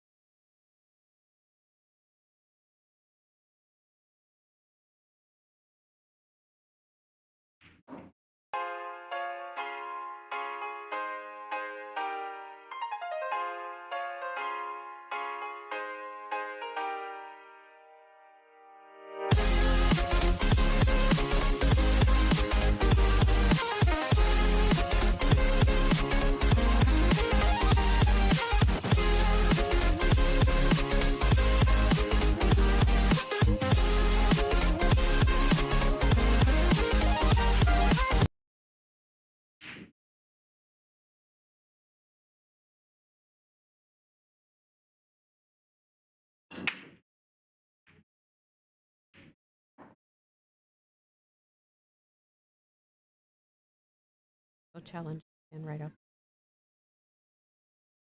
She was getting that one ball right away. Do you think she? He has to play safe. I don't think this is a makeable pocket for this one ball. How would you place? I would separate it so I could spin it, maybe with a left spin, and get the one ball behind the 2 and try to get the cue ball by the 5. I think she's going down rail. Like a bank shot? Yeah, to the other end. And maybe putting it. No? We'll see. I get proven wrong a few times sometimes. Nope. You Okay. did what you did. You suggested. I got one right. You got another one right before. Oh, do you know? Yeah. I'm telling you, like, what I would do is a little bit different than what these players do, but I'm not a top player. Yeah, I see a lot of the top players doing it across from one rail to the others. Yeah, homework for me to be able to do this on a regular basis. Now Yeah. she's forcing Wei to take to the airs, air away. And she makes a lot.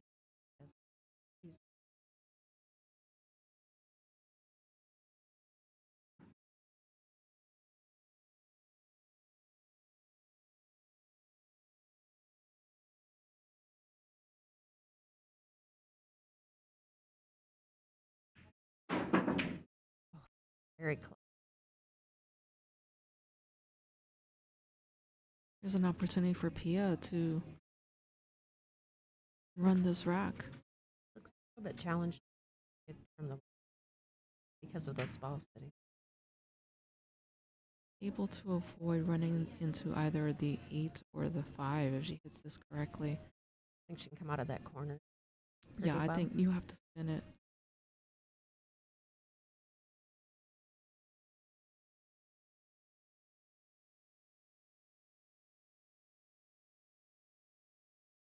Mm. Got up on that shot and I think might have thrown off the shot a little bit. Yeah, it did look froze up. So important to stay down and be still. Yeah, so probably the pressure. Hmm.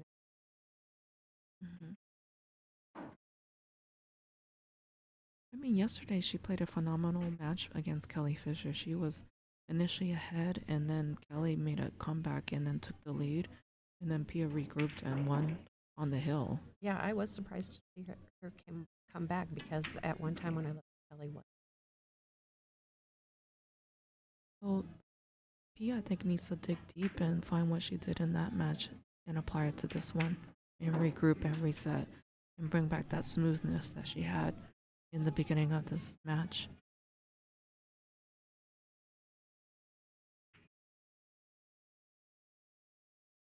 and you can tell that way with each game.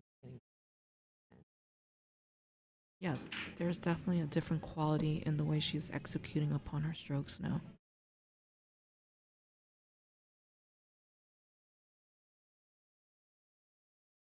Let's check out this view. I think she can see it.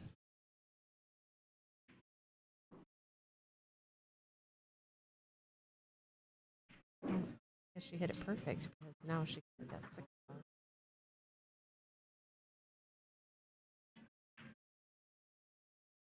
Yeah, great shot.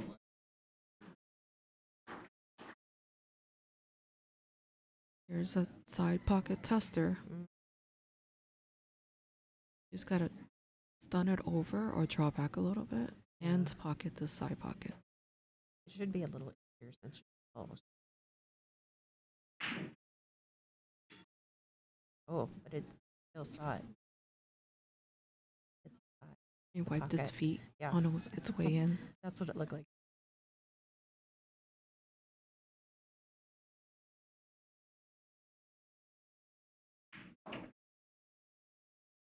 Another game. I'm telling you, it's like a momentum shift that happened. Definitely. I did not see this coming either. I thought Pia was going to run away with it. Right way it looked at the beginning. Making it closer and closer. And whose break is It is is. it Weiwei's? Yeah.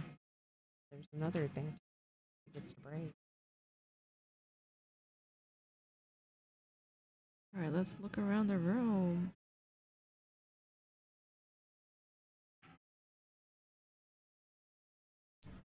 Very close match on the other stream table. 6-6 between Margarita Rafalova and Veronique Bernard. Mm. Another very close one with Janet Atwell and Ashley Benoit, 5-5. Mm. Haley McIntosh up 6-4 against Angela Janik. And then Monica Webb is on the hill, 7-5 against April Oh. Larson.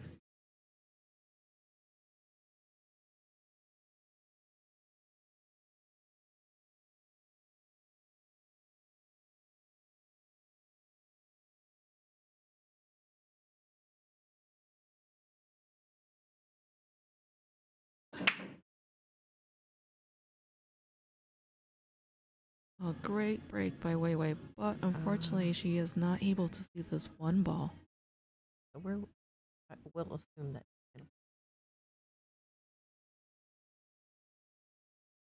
Probably push it to the bottom short rail if I'm going to push. Not give her, kind of make it separating the cue ball from the one ball and making it difficult to get to the 3.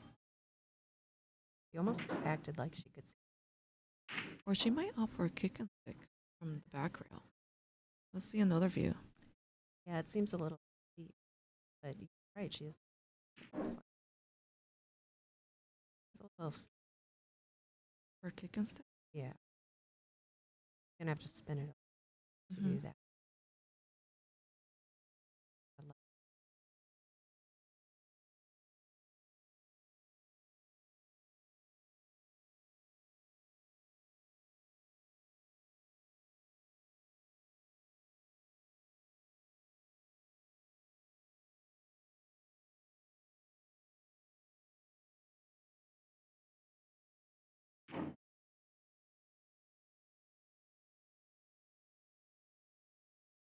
Yeah, so that got away from. It did. But does she leave Pia a shot? It just like they're a little tentative on hitting balls.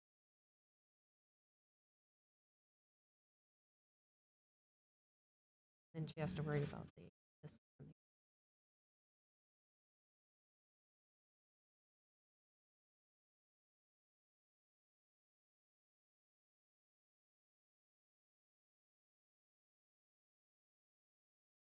She might be able to swerve around this 5 ball.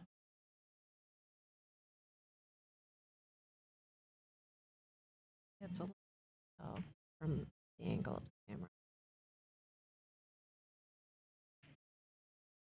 Oh, she's buried a little more than I thought. I thought she could see. Now it looks like she's gonna kick.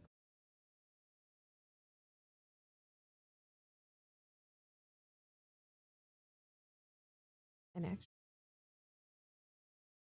got that much. I think it's a little too close to jump.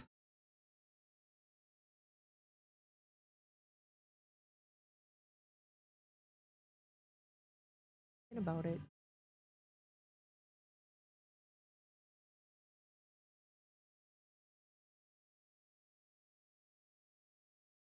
Still got a shot.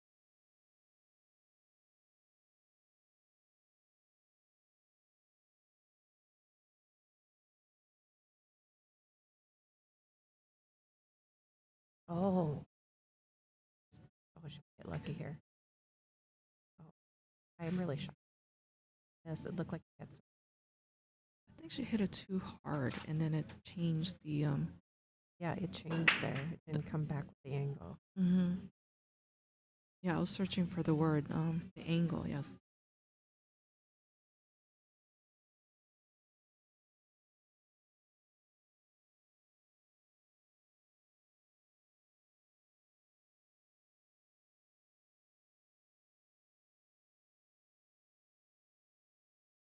So, June, do you have any preparation that you do before you come to a tournament, and what are those things?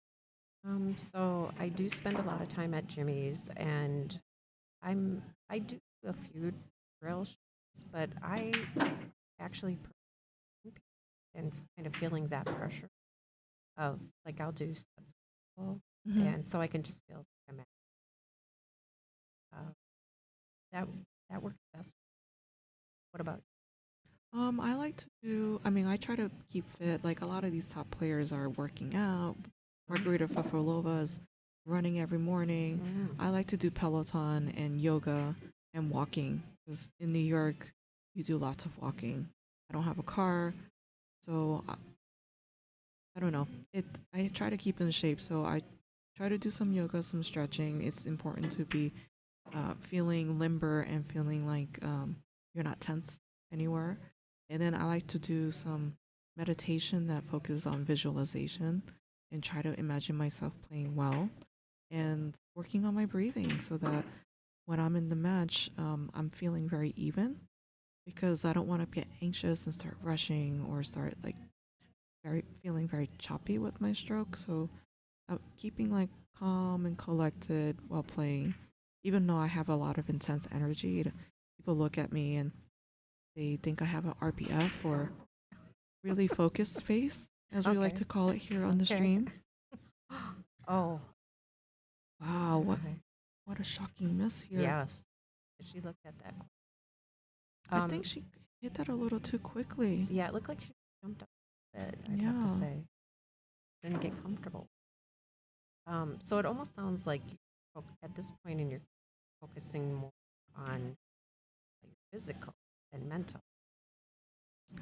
Yes, physical and mental. I think I have a lot of knowledge, but I am mainly self-taught, so I had some bad habits I had to deconstruct and reconstruct.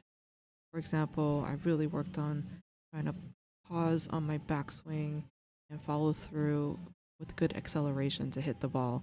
And that tanked my game actually for 6 months because it's a big aspect of changing the timing of your delivery. So when you change those things, do you seek out someone to help you with that, or again with and you Well, realized you needed to. World champion Mika Immonen noticed it and he told me that I need to fix it. So he said, watch me do this. So I watched him do it. And then it took me many weeks and months to unpack what I saw because I learn by dissecting and looking at every detail and then putting it back together. So nice that a pro reached out to you and gave you. Yeah, it's nice to have friends in high places, right? And I keep forgetting there's so many great pros out of. Yes. You can only get better by surrounding yourself with greatness, and that's my philosophy with pool. Yeah, another thing I do too that I just heard is I have just started YouTube videos of, and I try to watch, the top women.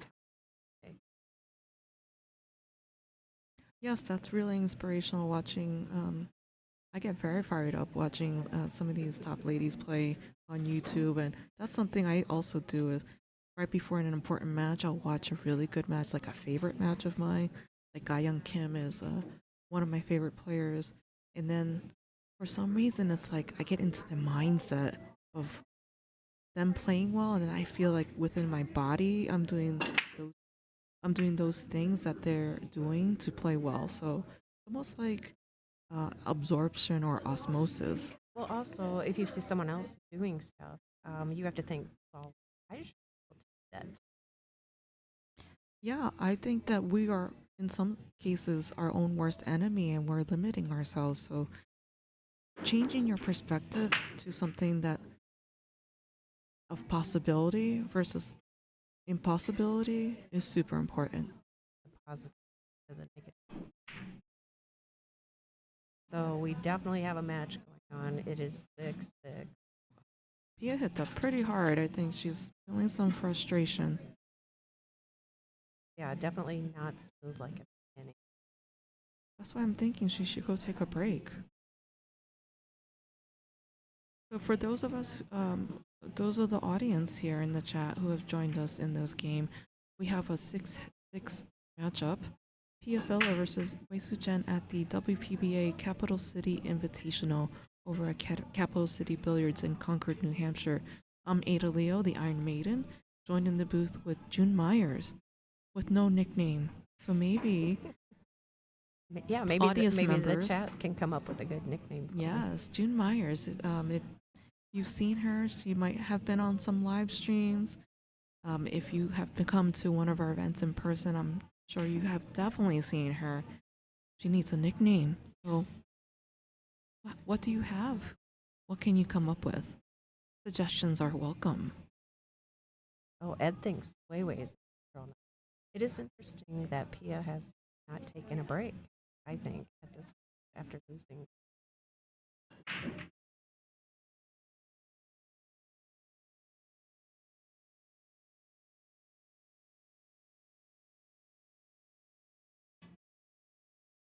Oh, Mark seems very confident that Savannah is going to take down the top player. That was a really nice shot by Weiwei. That was in my opinion, a pretty difficult one to pocket and to get position for the two. So Weiwei's like, I need to get this done. Thank you, Ed Buds. I appreciate that you enjoy my positivity.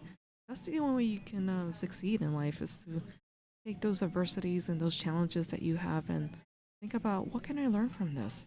How can I be positive? I mean, I'm sure in the moment, it's difficult. You might be feeling those feelings, but at the end of the day, you gotta let it go and just be like, there's always tomorrow. So Jerry is acknowledging that Savannah took a huge win over Christina. We did show that earlier. Well, congratulations to Savannah. I wonder if Christina is feeling a bit fatigued because of Puerto Rico and the grueling effort and in the final 4 hours. Wow. Yeah, it has to be really mental challenge. I remember like when I won the Predator Pro Tour, a New York City event. There was a Predator Pro Tour in run by Tony Robles, Oh. and I had played 2 days straight, and it was a pretty challenging field. I think there were like over 80 players in that one, and I was an absolute vegetable mentally. The week afterwards, I would be at work, and it was very, very difficult to focus. So I'm having a hard time remembering. Has it been 2 weeks since Puerto Rico? I think it just was last week. last weekend, so they have to adjust a little bit for the time. I think it's and only like travel. 1 hour. Oh, that's it? yeah. Okay.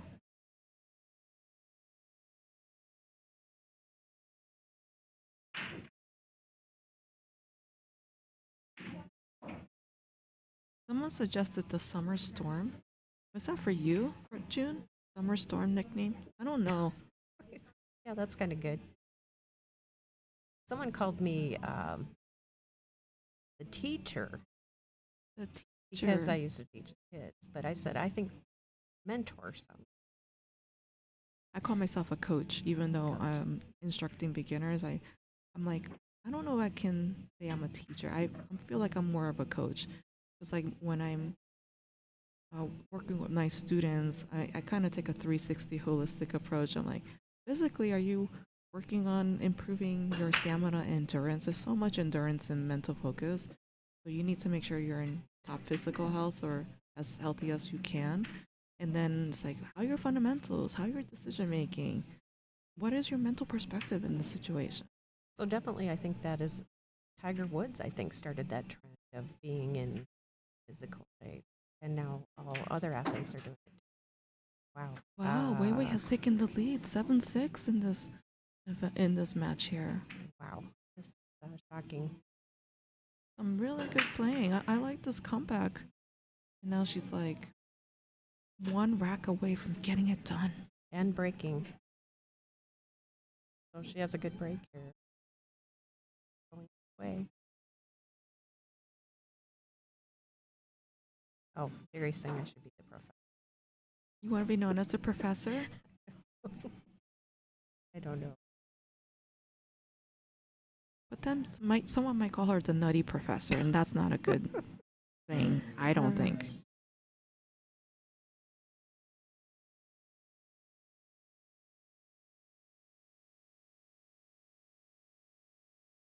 Well, a lot of people are having a lot of confidence in Savannah here. They think she's going to win. We will see. Still a lot of really good players in today. Definitely. Still quite a few players.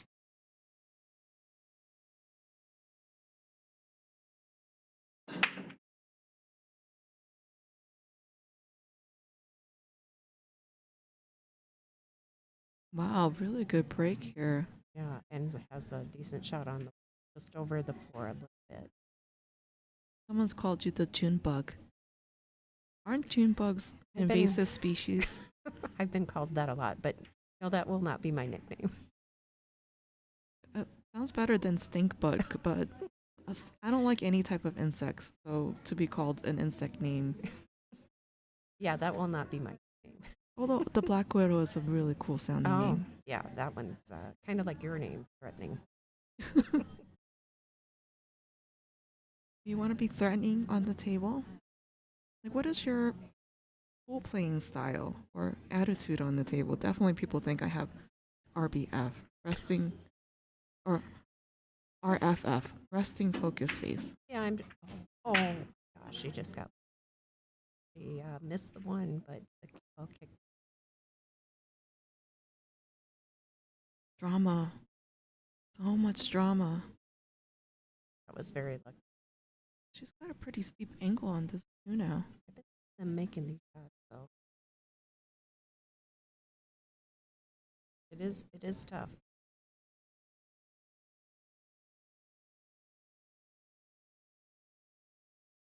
I'm sure he had two balls, pulling that one ball. Get in.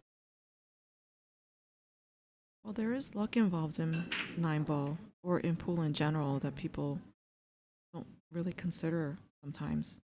Yeah, as an opponent, I don't like it when the other person, Right. especially on 7.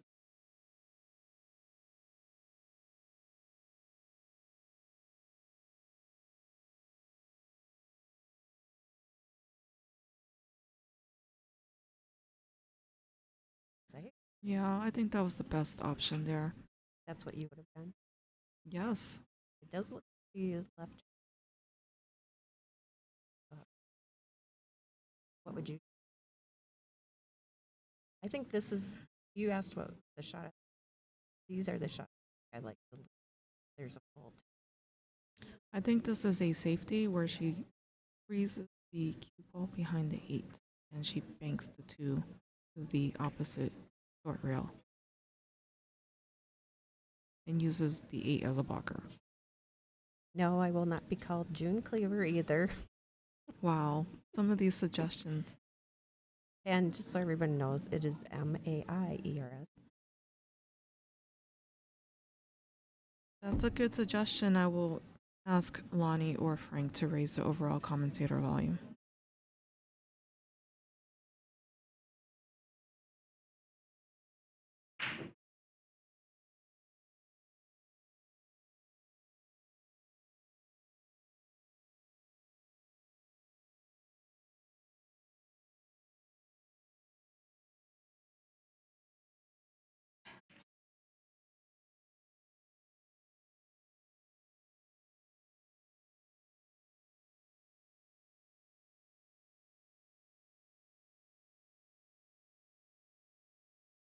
Oh yeah, if someone left when it was 6-0, they're probably very shocked to see what had just happened.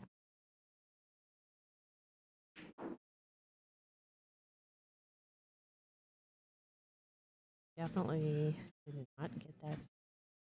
You hit that a little too gingerly. And do you think she can make it inside at this? Oh, let's check this other view. Looks like it. And she's, yeah, good at it too.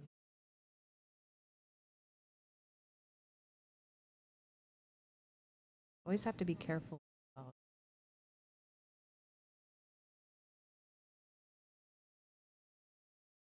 August. My last name is not spelled like that. He wants to call you Wildfire. Don't know where he got that from. Well, you do like nature and hiking. Yeah, and also August,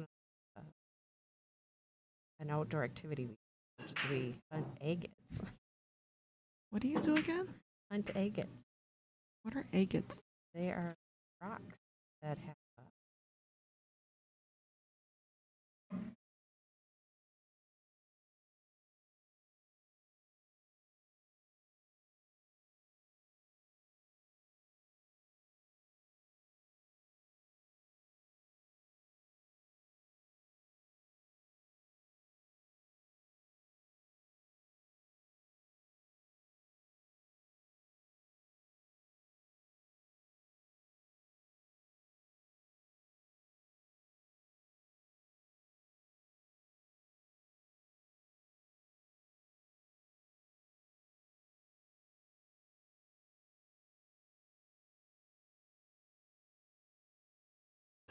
So we made some changes to the audio, so hopefully this is better.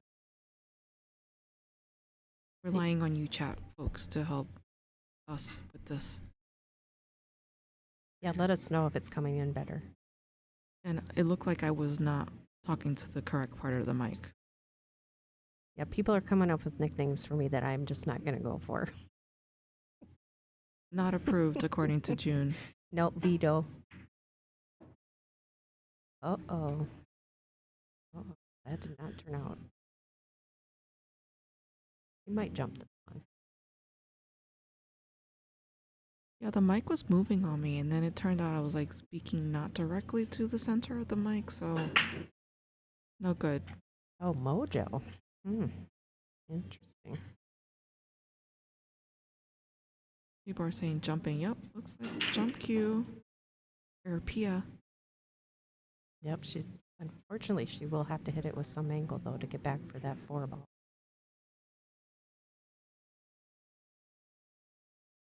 You won't want to be hooked on that, too.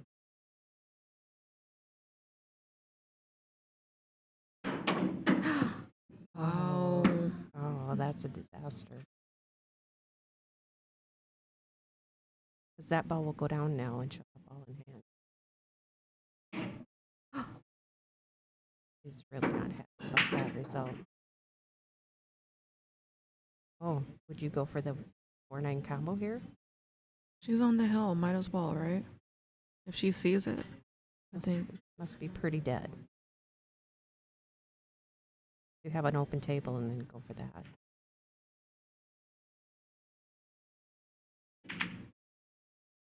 And she wow, missed it. Oh, what a huge, that's a big mistake. yeah, huge.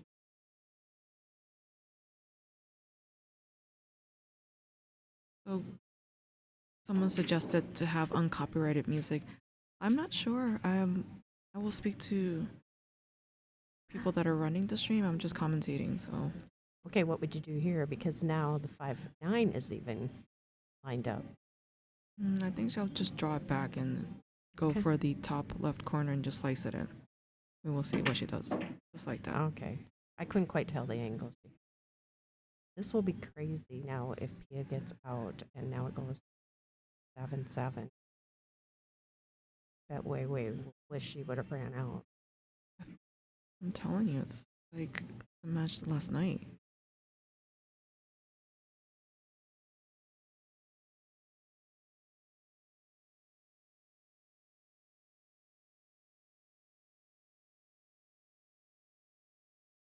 I actually think she rushed that combo a little bit. I think she could have made it, but it seemed like she rushed it.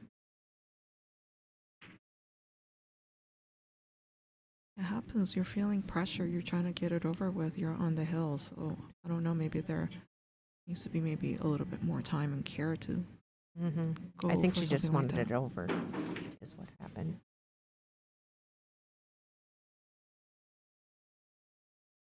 The mic's still cutting out? I thought we fixed this. I feel like mine sounds louder.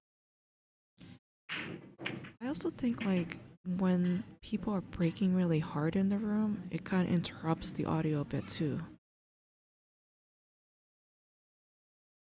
So, can you not hear both of us, or just who can't you hear? We're getting some mixed experiences with our audience members. Oh, someone just said he hears it fine. Yeah, this is amazing that we actually have 2 streams going on concurrently. And Pia ties it up hill. How Oh, exciting. Amazing. Hill thriller. Yeah, I'm so glad I love it. I'm glad I got to join the stream for this Hill thriller. Exciting.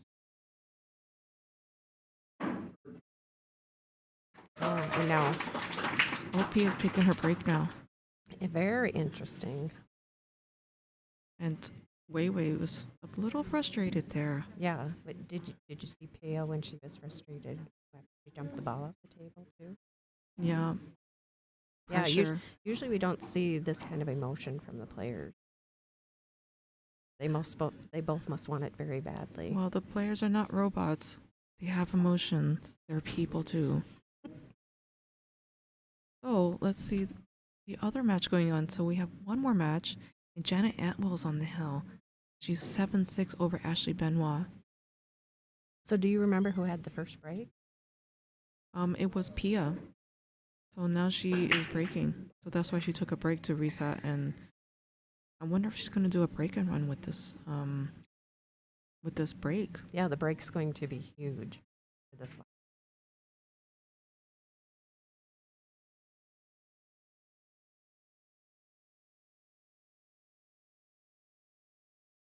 All right. While the ladies are taking a break, gonna play a video.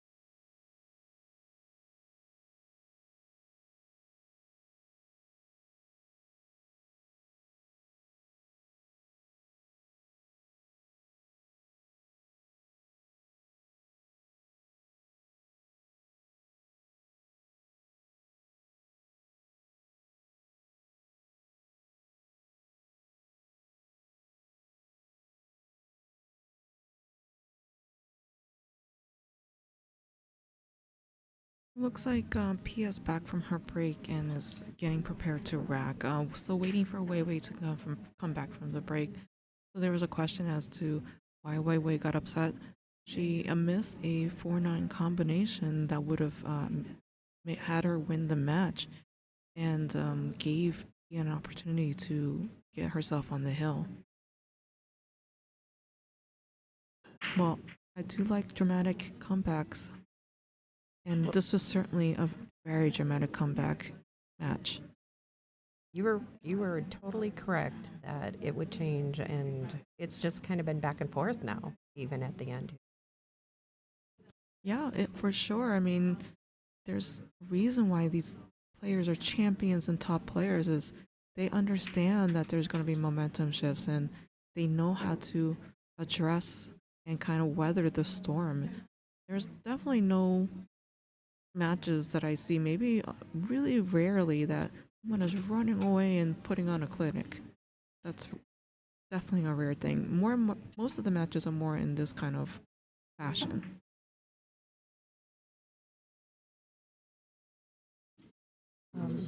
Someone's asking for your middle name. I don't know if you want to reveal Marie, that's fine. It's Marie. that. Marie.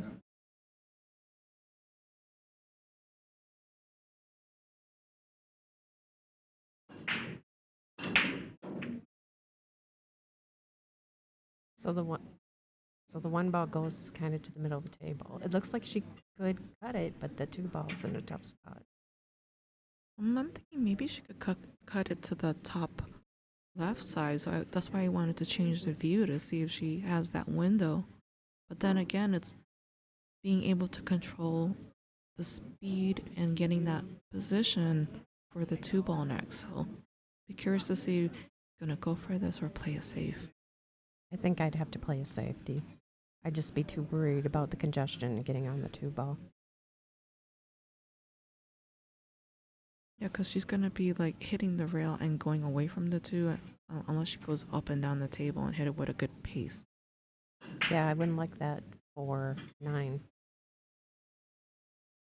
Or she could use the 4 to kind of slow down the cue ball and get into position for the 2. Good point. I think she actually just looked at that, right? Using the. But I think for myself, I'd have to play a safety. But what kind of safety would you play in this I situation? think you could go behind the 8, maybe. Oh, okay. Get the cue ball behind the 8. Yes. But they're both, great with the jump cues, so then you just never know what might happen. You might be able to pick it up on the 8 ball. Just lots of options. What decision do you make? Oh, what do you think she's going for? The bank? Oh, slicing it into the side, into Okay. the top corner.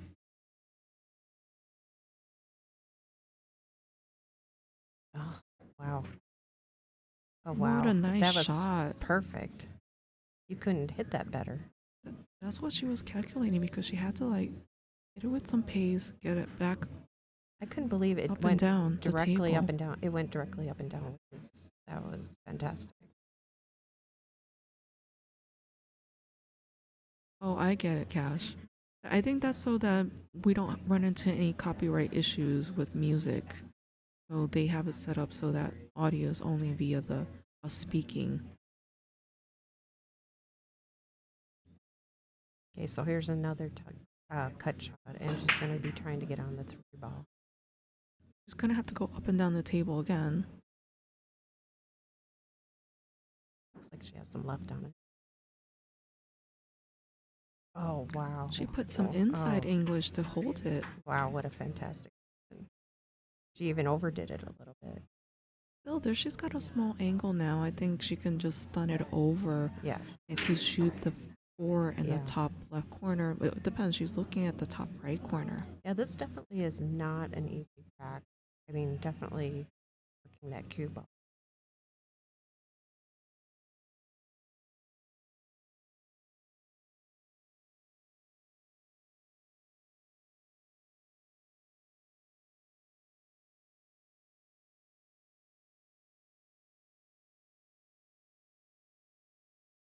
And we don't want to be continuously talking. We want to make sure to give the respect to the ladies. And, while they're in the middle of shooting, like, Oh, this is a hill, very crucial match. So I don't want to be talking too much.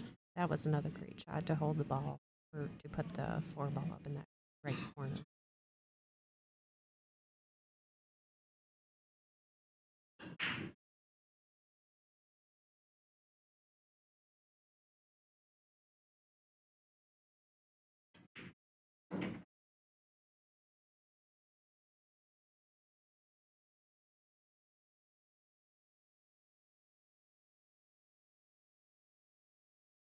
And we got a steep cut here. Yeah, I think she's gonna drop back to get the 7 in the side.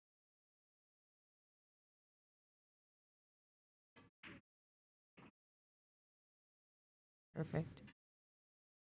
Thank you so much for your contribution, Cash. So you can like, share, and follow the fans who help us grow the stream, and also make a donation. There's a $ button next to your chat window here. You can utilize that to contribute to the WPBA live stream.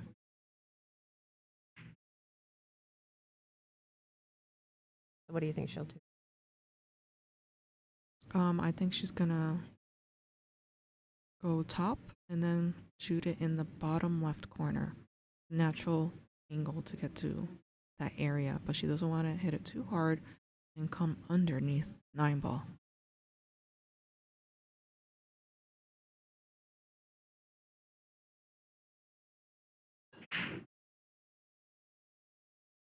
It's gonna be a little bit of a cut.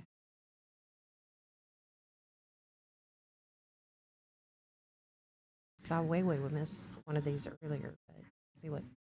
I don't know. This is like part of the Pro Series 10 balls. Yep. But, Shootout. I was surprised when Wei missed that one, but I think he is looking pretty determined. He's very determined, for sure. Oh wow! Wow, nice shot. Congratulations, Pia Filler, emerging victorious in this Hill match with Wu Chen. Oh, she's very happy, and we were pumped to fist there. Well, Wei is not out of the tournament. She is now on the 1-loss side. And I'm going to be continually running the stream as the day goes on to show you more exciting matches. Thank you so much for joining us. And we're going to get set up for the next match. Thank you, Jean Myers, for joining me in the booth. Oh, thank you for inviting me. It was lots of fun. It was a pleasure having you join me in the chat. And thank you, everyone, for your participation.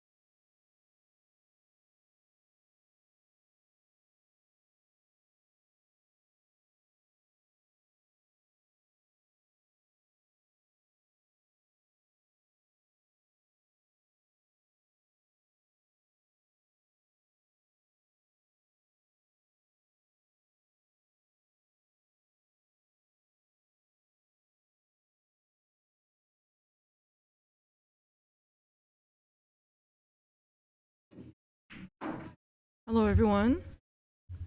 This is Ada Leo with WPBA, and I'm joined again in the booth with June Myers.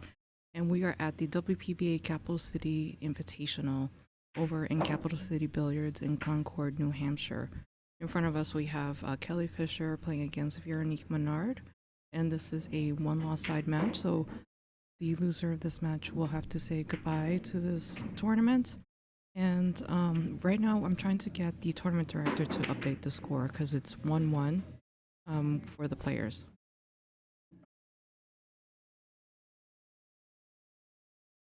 So just wanted to introduce the players. We have Kelly Fisher at the table. She is from Scotland, UK, highest ranking of number 1 with a current WPBA ranking of 6. She plays with a Predator Icon playing cue, Gold Rush break cue, Predator Air Rush jump cue. And she is sponsored by Predator Cues, Xing Shui Tables, Gem Up Apparel, and Pearl Tips. She's the current she's got a lot of achievements. She's been everywhere, so I'm not going to read that part. And then her opponent is Veronique Menard. She is from Montreal, Canada, with the highest ranking of 11, and her current ranking is number 12. She plays with Predator Cues and a Revo Shaft. She's a 2-time Canadian champion, and she's sponsored by Jam Up Apparel. What do you think is going to be happening in this match, June? We have very strong players here. 2-1 Kelly Fisher, it seems. Close match. Very close. So it seems like Vera is playing very well. I've watched some of her other matches. She's playing very well in this tournament, so it could be a close match. I like seeing close matches. I always love to see a fight to the death. So it's now Vero's break. Just want to go over the match rules for those of us who are new to this format. I'll wait till they're playing again, but it's going to be a 3-point breaking rule. So Vero needs to make a combination of 3 balls to be pocketed or crossing over the kitchen. Ooh. Doesn't quite look like the one ball made it there. Yeah, this is not a legal break, and she broke drive at the same time, so Kelly's gonna have an opportunity here. Looks like a little problem in the bottom right corner. Yeah, there's a little bit of congestion in traffic, so it'll be very interesting to see what Kelly does here to clear that up. You think this one ball goes into a corner? Have a steep cut there. But then she has to set up for this too. Oh. Trying to get the ball. Oh, safety. I think that was definitely the smart shot here to put the safety. Yeah, and it's going to make her break up those balls down there too. Well, if she. Yeah. Yeah, very smart shot there. So June, do you consider yourself a defensive player or an aggressive player when it comes to playing pool? Or you're like a mix of both? I think I'm a mix of both. Actually, playing one pocket, I think requires you to be both. Wow, she swerved the ball. Look at that, she broke them all up now. Fancy. What about yourself?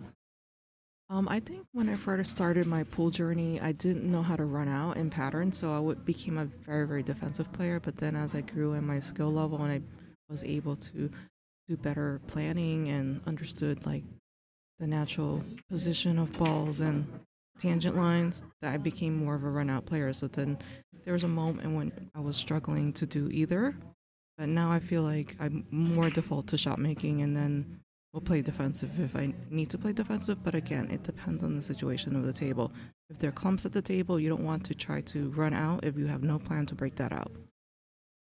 So did you see her cut that one ball in? I didn't even think she could make it. Eagle eyes. Look at this. Oh, Bank shot. wow. Got the 3 right there. That's great for her. I think Kelly's fired up from her last match against Pia. Pia won on the hill. And so Kelly's like, nope, I'm going to continue to going through the one last side and getting to the finals.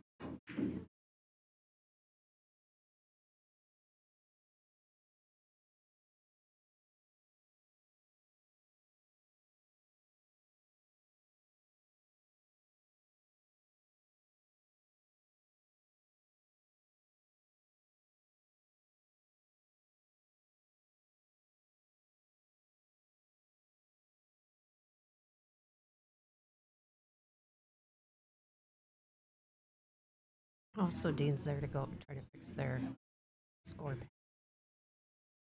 Yeah, so it looks like the score is displaying correctly now for those of us watching. Thank you for supporting and following this stream. We want to continue to make these streams free for you and for us to be showing quality pool playing from these ladies. Please like, share, and follow. This is the bonus stream. Our main stream is being played on the table behind the bleachers. You can't see it, but it's Christina Tkach versus Kaylee McIntosh.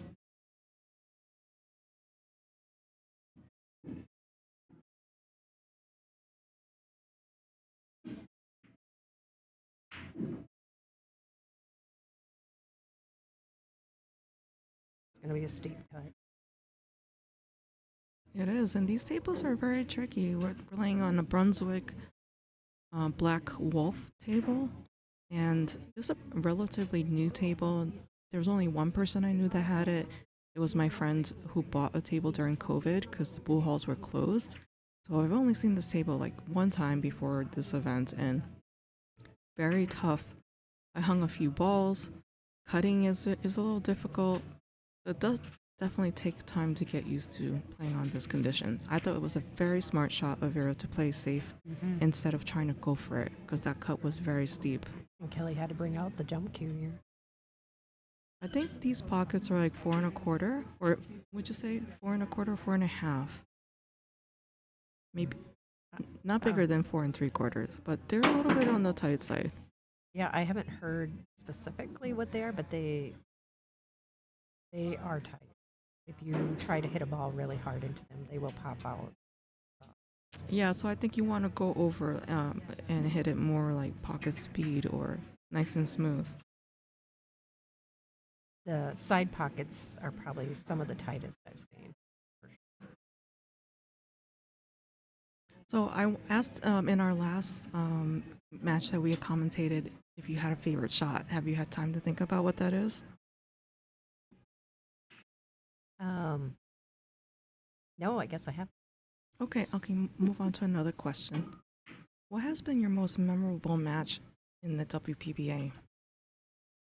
Okay, so I'll say that was actually my very first tournament I ever played in because I wanted to get into the WPBA so bad back then, and you had to qualify. And I felt like I was ready to play. And finally, then when I made it, my very first match, I won fairly well. And then I also got to Ava Mataya, who was playing really well back then. I'll always remember that. Probably my favorite. That's an amazing story. Like always, you come into a new environment, I would think you're very nervous, maybe overwhelmed because you're playing with these really top ladies that are famous. And it seemed like that didn't even faze you. Yeah, I was playing a lot of pool back then and very confident. And it was probably because of me being an IE that I just felt like, oh, I probably have a chance here. So I went in going very. That's awesome. I'm telling you, like, the best players or the best games are when the ladies are playing confidently. So that's where I feel like you can definitely see in Kelly's demeanor when she's playing confidently, everything is going in and going her way. So what's your favorite match? Oh my goodness. There's so many, but I would say most recently I was featured on live stream from Denver, Colorado, and where I had to play Savannah. And I think that was like the best match I had played ever on the WPBA, and it was captured on live stream. Yeah, I probably agree with you. I was actually there at Colorado and was standing behind and got to see that match. And every time Savannah missed, you would run out. I was feeling good, and I was very comfortable with that table, and I think that made a huge difference.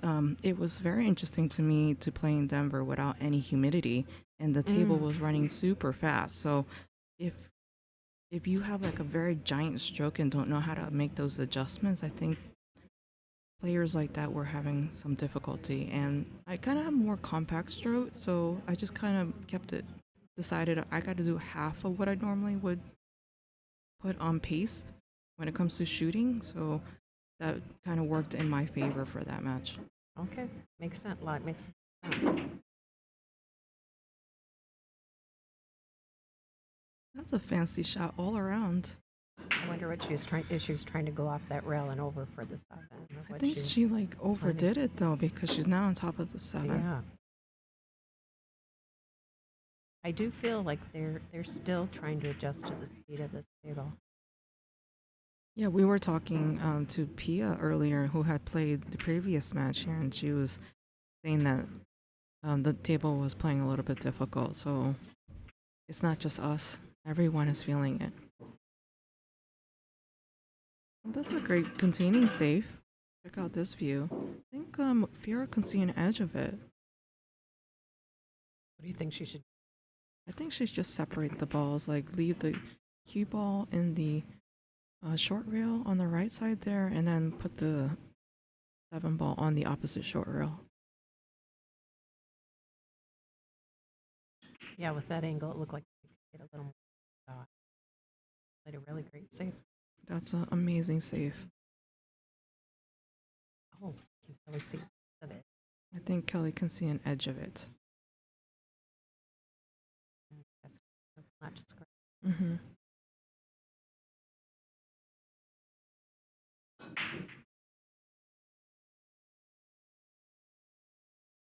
Taking a few looks at it.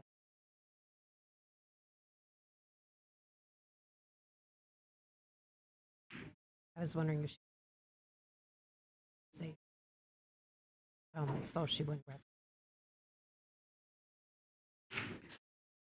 Yeah, that was just if she tried to go for a very low reward, so that was actually a higher percentage. You just play the safe. So when it comes to shot selection, do you tend to favor more follow shots or draw shots? Yeah, definitely. I'm a follow shot.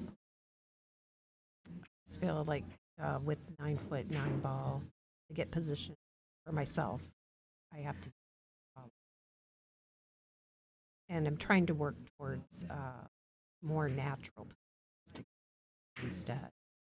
Trying to still work on that. Oh, Veronique made it. She banked that shot? Yes. I had taken my eyes off the screen for a second So there. I'm wondering if this is pretty dead combination. Let's look at the side view. Yeah, it's pretty good.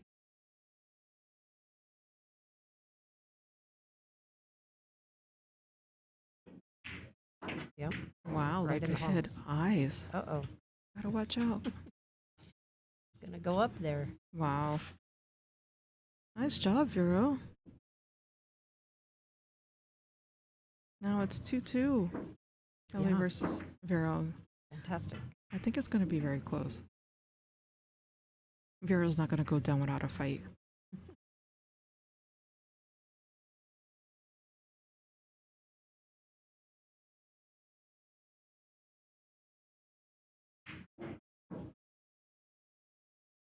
So let's check on the rest of the room and what's happening there. We have Janet Atwell 2-1 over Lonnie Fox Raymond. 2-2 Kaylee McIntosh versus Christina Takachin. That's the other stream table you could check out on youtube.com/WPBA Billiards. And then Wu Chen on a mission right now, 5-0 over Monica Webb. Oh, wow. She's redeeming herself.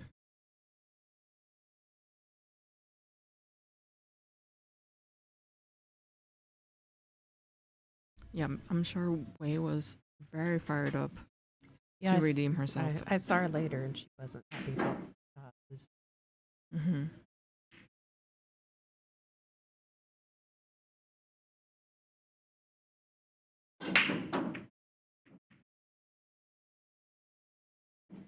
Wow. What a break. Oh. got a lucky kiss on the at the last minute to give herself a view of this one ball. Yep, looks like she can make that. Had almost all the balls in the upper part of the table. That's amazing. She has a great break.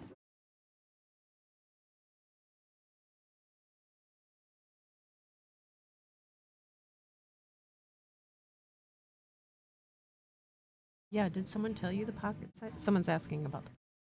I don't think I've heard anybody talk about it. Right, I don't know for sure. I know it's a little tight. But it's definitely not 5 inches. No. Those are very generous pockets, 5 inches. I think I could be blind and make shots in 5 inches. Yes.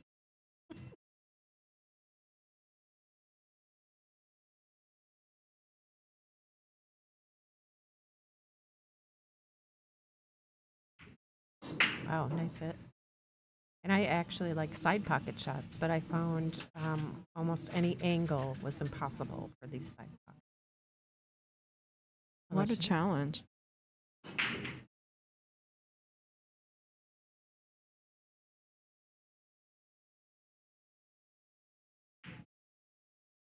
I wanted to remind everyone that we do have one more stop in the 2024 WPBA calendar, and that's happening December 11th through the 15th in Rothschild, Wisconsin at the Dr. Poole Classic Jacoby Invitational. We will have 80 ladies there showing up to compete in a 2-stage event. So 48 ladies will be playing in a initial qualifying stage, and then 16 of those ladies move on to the final stage against the top 32 seeded players. So very excited to have that event next month. So if you're in town, please stop by and support the ladies. There will also be an amateur event going on. So if you want to participate and also spectate, there's an opportunity to do both. That's actually coming up pretty soon, right? Because there's 2 or 3. Yes, indeed.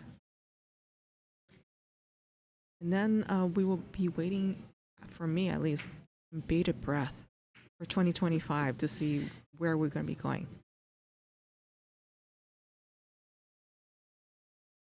I know for sure we have booked Super Billiards Expo in April of 2025, so the ladies will return with a pro event.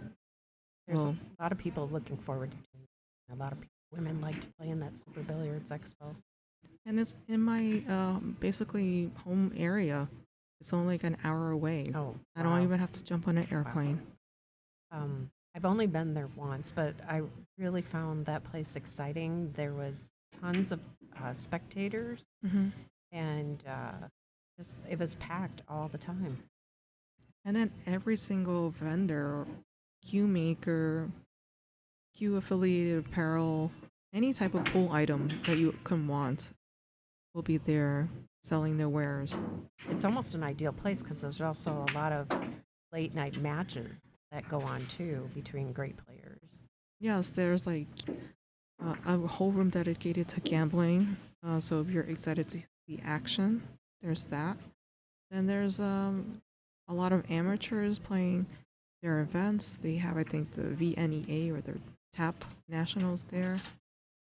Oh, lots going on at the Super Billiards Expo next year. Very hard to find a parking spot.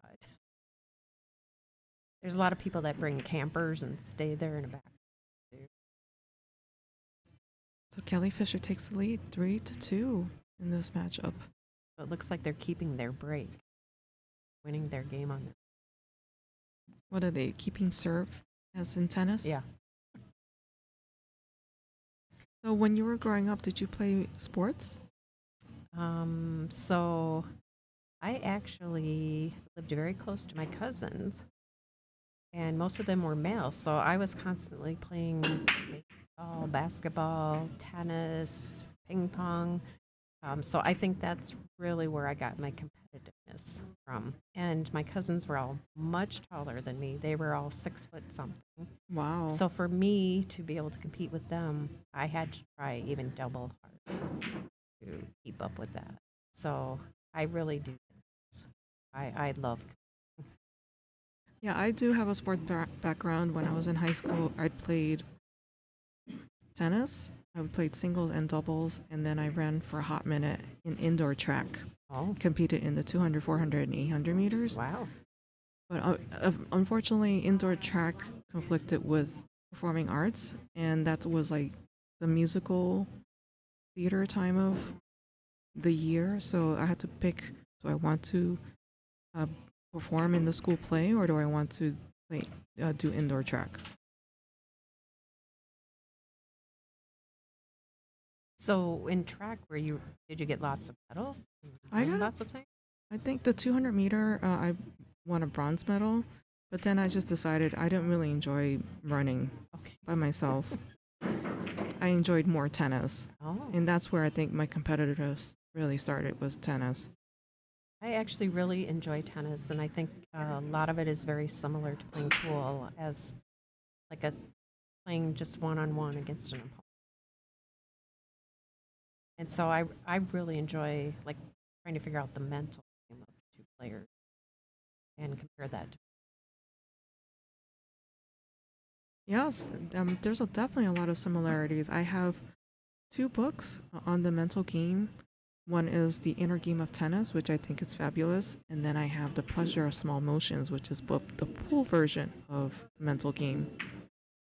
Was it written by the same person? No, different people.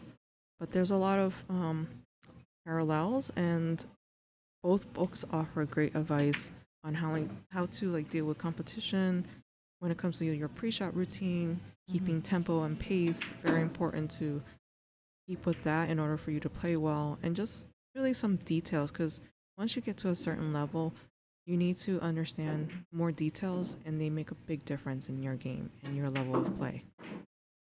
So what happened here was Vero missed a cut shot and scratched in the side, and now Kelly's taken full advantage and to further lead. Well, she's shooting very speedily now, as evidenced by her nickname, Quickfire. Definitely. He ran that rack really fast after getting the ball in. She's like, I have no time to waste. I have a finals to go to. And she has now extended her lead 4-2. Check out the rest of the room. Janet Atwell, 3-1 over Lonnie Fox Raymond, the voice of the stream. We have Kaylee McIntosh, 4-3 over Christina Takach. And Wu Chen continuing with the train of running over player and with a 6-0 over Monica Webb. Yeah, so someone was asking about Vero. She's actually ranked, I believe you said number 12 at Yes. this point. I think she did take a few years off, but has been back now for the last few years again.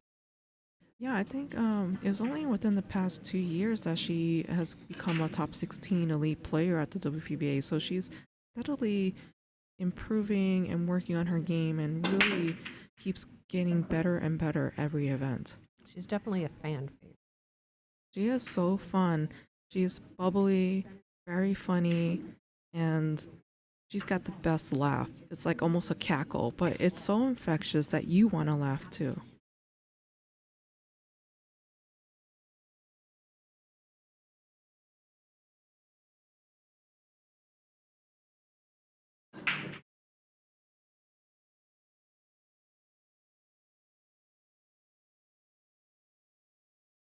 So to answer your, I had asked in the previous live stream what your favorite event was. I don't remember if you had answered me or needed more time to think about it. My favorite event this year so far has been, I think, Janet's event. That room is absolutely gorgeous.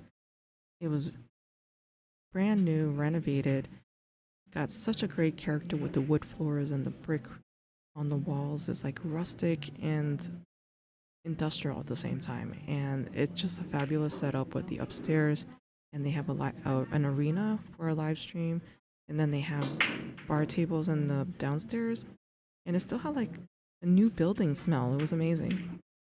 Interesting, and multiple floors too. We've played in a few great places this year with so many events.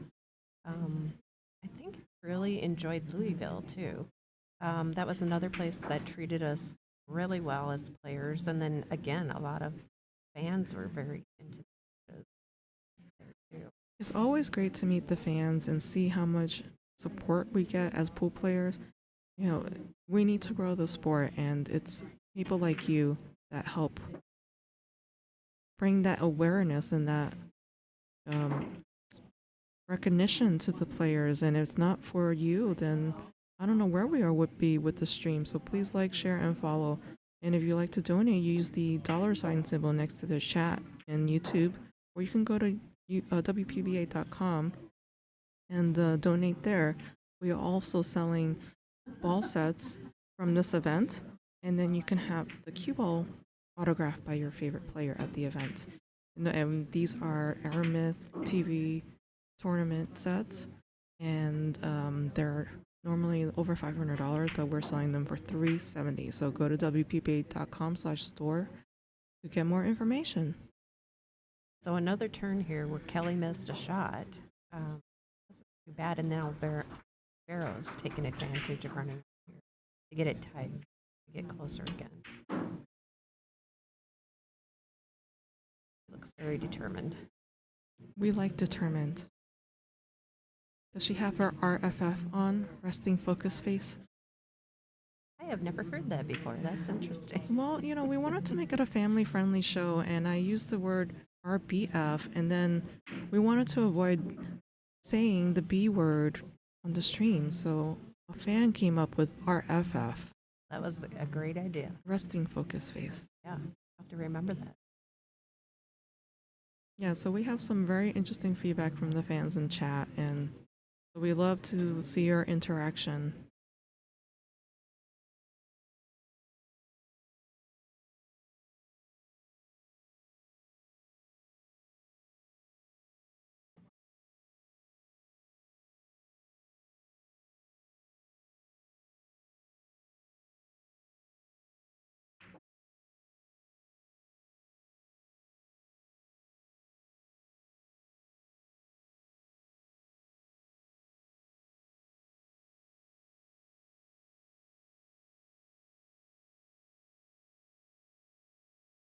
Ooh, she left herself a little funny here. Yeah, right on the rail and in the middle of the table.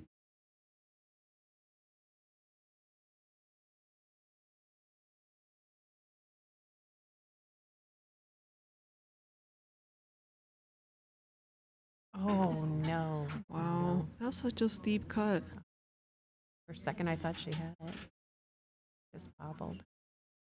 It looked like she had a hitch in her stroke a little bit, and I might have imparted some unintentional English. Very tough shot for a cut shot. And Kelly has extended her lead 5-2. Come on, Vero, we want to see you close the gap.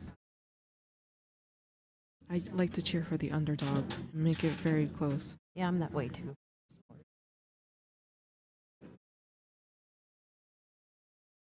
All right, let's see what's going on in the rest of the room. We have Janet Atwell 3-1 against Lonnie Fox Raymond, and Kaylee McIntosh 5-4 against Christina Tkach. If you want to follow the progress of your favorite player, we have our bracket at digitalpool.com. You can go to the tournament section and type in WPBA and see the first event pop up, which is Capital City Billiards.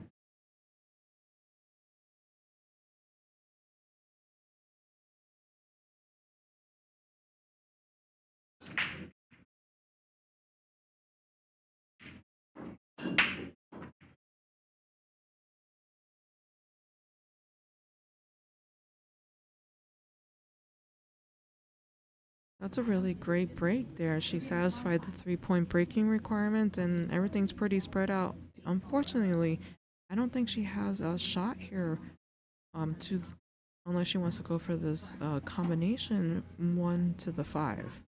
And she may have to play it safe. So let's see what she decides to do. What would you do in this situation, June? Would you go with safety, or would you try to go for this combination? Personally, I would go for. I think it depends on how confident getting that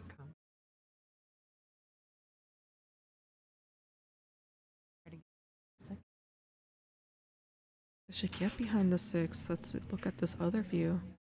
Very cool. I think Kelly can see a piece of it. Yeah, and then again, you have to be careful. So, kind of curve. Oh wow! Oh, Oh she no. was- oh boy! Scratched in the corner. I think she's even shocked. And Now Vera has an opportunity to run this rack out with ball in hand and close the gap. yeah, they're wide open, so she should be able to.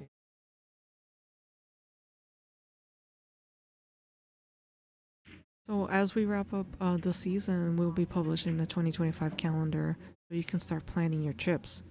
I want to see your faces and talk to you. So please plan to see us in one of the events. You could go to WPBA.com and there's an events section. So, what other tournaments are you aware of that we're going to have? You mentioned the Super Billiards Expo. Yeah, there's only 2 I actually know of. I think end of January we're going back to Iron City Billiards for an Okay. event. I had asked because I was very concerned about being able to plan and budget for the next tournament for 2025, and was thinking like January is only a few months away, so I need to be prepared. So I had gotten a verbal confirmation that we're going to be returning there. And we always ever since I've started playing, we always go to Michigan, Eagle for sure. Yes. And then I think they said we'd go back to Louisville. Really? I heard the rail yard. And then I'm not sure for certain, but I think we had such a great turnout and event in New York area at Rex Billiards. I would love if we could return there and be able to host an event again. Best food ever. What did you eat when you were over there? I think I had several different things, and the cook is just fabulous there. That's awesome. It's a humongous room, though. We were able to run 16 tables at the same time and give a lot of top players, or a lot of the people who came to watch us, a chance to see 16 tables each round. I forgot about that. Well, because the room is so busy, the owner was like, I want the matches to be finishing up before the evening starts because we have a lot of customers, we have a lot of leagues. So kudos to the owner for being so busy and that room being so popular. Yeah, I forgot about that too. It just seems like so many places we went this year. Just we were treated very, very well.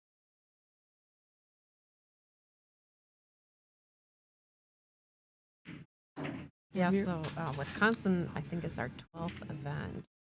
This is the most we've ever had since I've started playing pool. Wow. Yeah, I started on the tour in 2018, so I had like maybe, and it was really like half the year had already gone when I joined the tour. So I only was able to go to maybe 3 events my first year, and then in 2019, there was only a few events as they were building back up the, exposure, the sponsorships and things like that, and then we had COVID hit, so. Yeah. That was very devastating to the world and toward the tour as well. So we had to go on hiatus for a little bit. Yeah, so I had just gone up to the Ashton Twins tournament beginning of January, like right around New Year's Eve, New Year's Day, and we didn't have any tournaments after that. And I think it was for a couple of years, almost a couple of years, we didn't have any tournaments.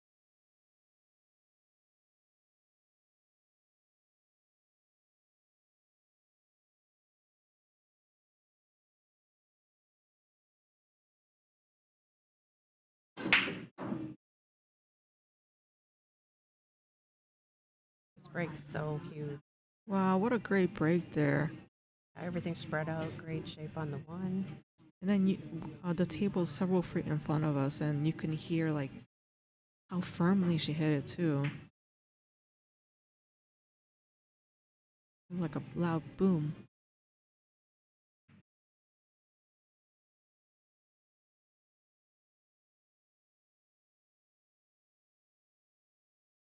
Now, June, do you have sponsors? I just have a couple small sponsors so I can get my cue work done, maybe custom cues, and then a shirt sponsor.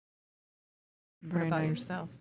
I am sponsored by Pool Hall, like Hoboken in Hoboken, New Jersey, and I teach beginners there and have the ability to practice whenever I want. So very huge because New York City there's a premium on real estate. So I don't have a place where I can have a pool table at home. Yeah, so to be able to play for free is huge because it adds up really fast. Definitely, if you want to be at the top of your game, you need to have self practice. For people that say, I just want to compete and not practice, I don't think that you're going to get any better. Maybe you will plateau at some point. Even when I took some time off during COVID, and it was very, very hard to come back again. I could only make like 2 balls in a row. I mean, just unbelievable how fast you can lose it if you don't practice. Well, in COVID, nothing was open, and I decided I'm going to work on my health. So I went through a weight loss journey and got a Peloton and started working out, started changing my diet. So at least I had something to do during COVID. And then New Jersey actually opened up the ability for people to go to pool halls a lot sooner than New York City. So by that point, though, when I started playing again, I was much smaller and I had to make adjustments to my form as a result. So you were one of the unusual ones because what did they say, COVID or COVID-20, where people were gaining 10, 20 pounds? Yeah, it was shocking. I went back to the pool hall and a whole year had gone by since I had seen the regular players that occupied the pool hall show up, and it was shocking to see who gained a lot of weight because, of COVID and who lost weight. And people were just not recognizing who I was initially. Oh, really? Yeah. It was that different. It was very different. I went to a tournament and people were like, who is that? And then someone was like, no, it's Ada. I was like, that's how much 25 pounds can make a difference to someone's appearance. Wow, you lost a lot. Yeah. That's was like 20% of my body weight. Wow. Very good. Very disciplined. It's 6'3". 6'3", Kelly Fisher.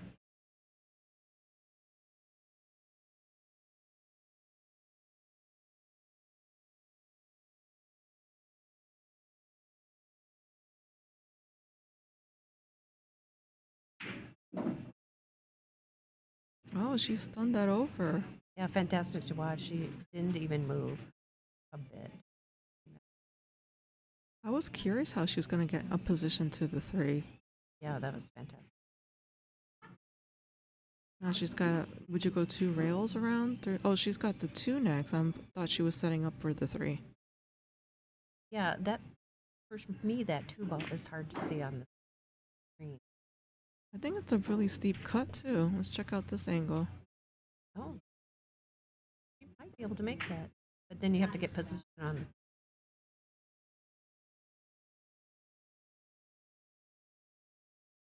Play safe, but she left an opening. She did indeed.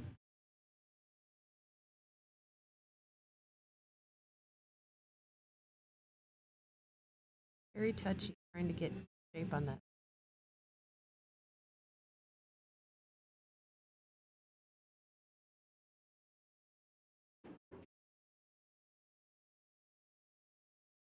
So we do have a 7 o'clock round next. And so we will be featuring on the main live stream table, Savannah Easton versus Pia Filler. Oh. That's going to be very interesting to watch because both of those players have been playing great in this tournament and they're undefeated. The other undefeated match happening at 7 o'clock is Margarita Fafalova versus Bean Menxia Hung. Yeah, definitely try to watch.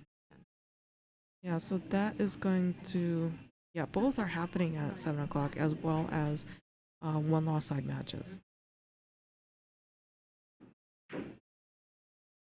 Wow, very nice bank by Vero. And she got perfect shape on the. What was that? Oh, sorry, it was Kelly. Kelly, sorry.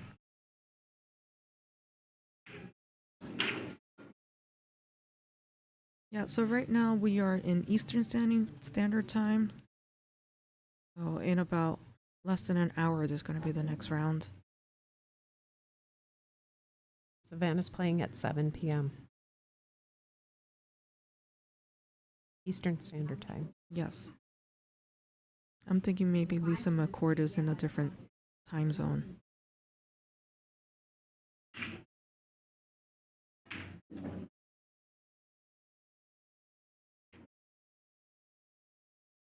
I think she Ooh. wanted more rotation to get around to where she was pointing her cue.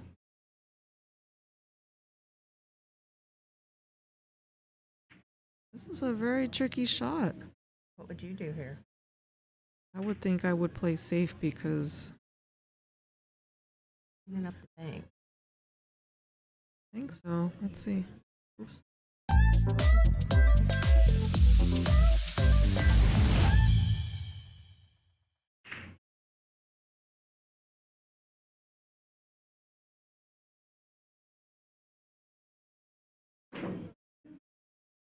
Yep. Oh, oh my gosh, she hit the 8 ball, so now she left herself back. She made a great bank. She did make a great bank, but unfortunately the leave was not ideal for her, so she's now got to recover and make a different choice. Yeah, this would be a very jump shot, I think, too, since she. Well, I mean, she might be able to kick the 6 ball in, depending on the angle. She can maybe kick it to the top left corner, but she decided, nope, I'm going to play safe. Oh. Oh, she got a lucky roll there. Yeah, she put her hand up. She wasn't intending to do that, but that was definitely a favorable roll. Yeah, that 9 ball helped her out a lot. Hi, Donna Selman.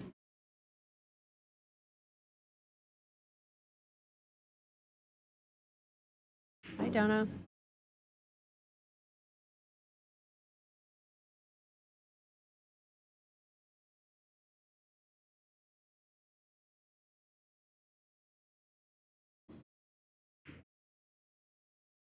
Oh, good. Decisions. Think she can make that past the 9? I think she can. She's such an accurate shot maker. Yeah, Oh, I yeah. think this is not good enough as a save.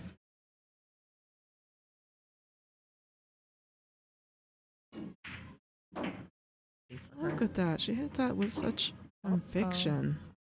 Perfect. Might have rolled. I think she She'll just be stuns it fine. over. Oh no, she used the rail.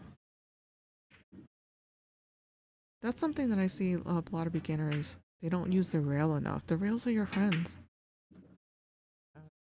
On a roll now. Yeah, there's just been a couple things here and there that want to get. That was huge. That. And this puts her on the hill. 7-3. Kelly Fisher over Veronique Menard.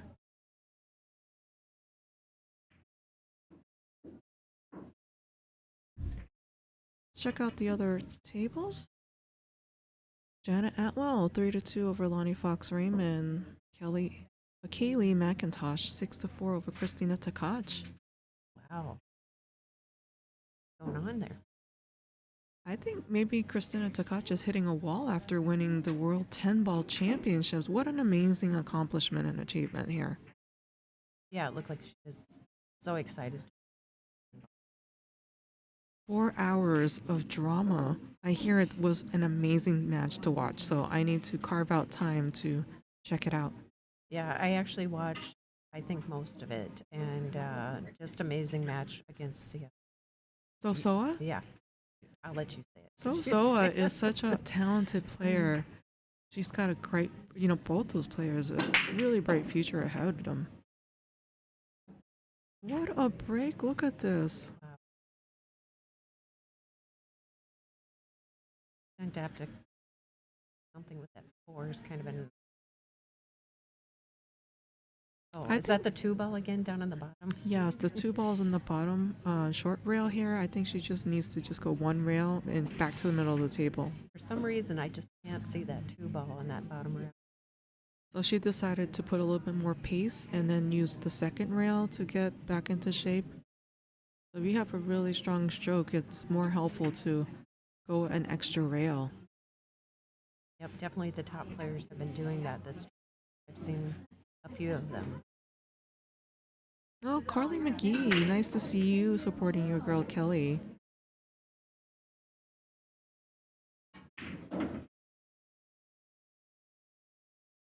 Oh, a bit far. She got a little bit too much angle there, but I think this is something that she can totally recover. Oh my goodness. Wow, shocker. Shocking. Yeah, shocker. Must have taken her eye off it just a little bit. I think she decelerated a little bit and then it started to rotate sooner than she thought, and then it changed the trajectory of this ball and then it ran into the edge of the pocket. Now, the thing I was trying to figure out, what was Kelly trying to do next with the 8 ball? I think she was just trying to float it over so that she can shoot the 8 into the bottom right corner. Yeah, it doesn't look like it goes that 9 does. I don't think so. That's what she was trying to do, and then she got a little bit too quick on executing that shot, and it cost her.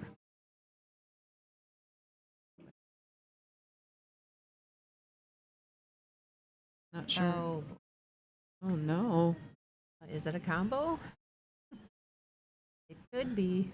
I think she just play a containing save so that she rolls the cue ball up against the 9. We will see. It'll be interesting. Because Kelly is on the. Kelly's on the hill right now. She can't afford to make a low percentage attempt at a shot right I now. think you're right. She's gonna say. But It's so tricky though, because if you hit it too hard, the 8's gonna leak out. So you want to make sure you hit at the right pace and judge Yeah. it correctly. and very tough because it's so close. 2 ball and 8. Yeah, they're very close. It just look like she's going. She's still thinking about it. This definitely requires a lot of thinking. You don't want to. You want to be committed to whatever you decide, and walk away from the table. Really steady. I can see her, and she's really steady.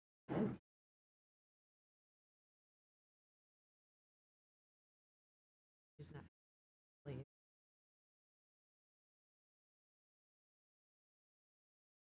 Yeah, she could also go on this side. I did.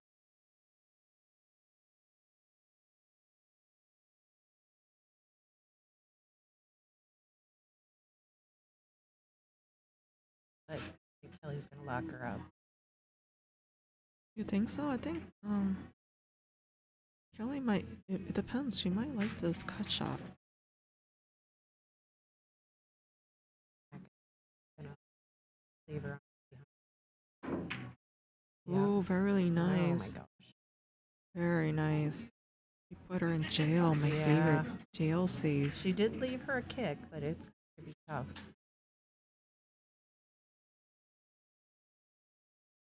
Girl almost has to go like. Is she right on top of it where she can't? No, she's got some space there. No, she has space. She's not Yeah. on top of it. Yeah. She has to take out the protractor and measure this out.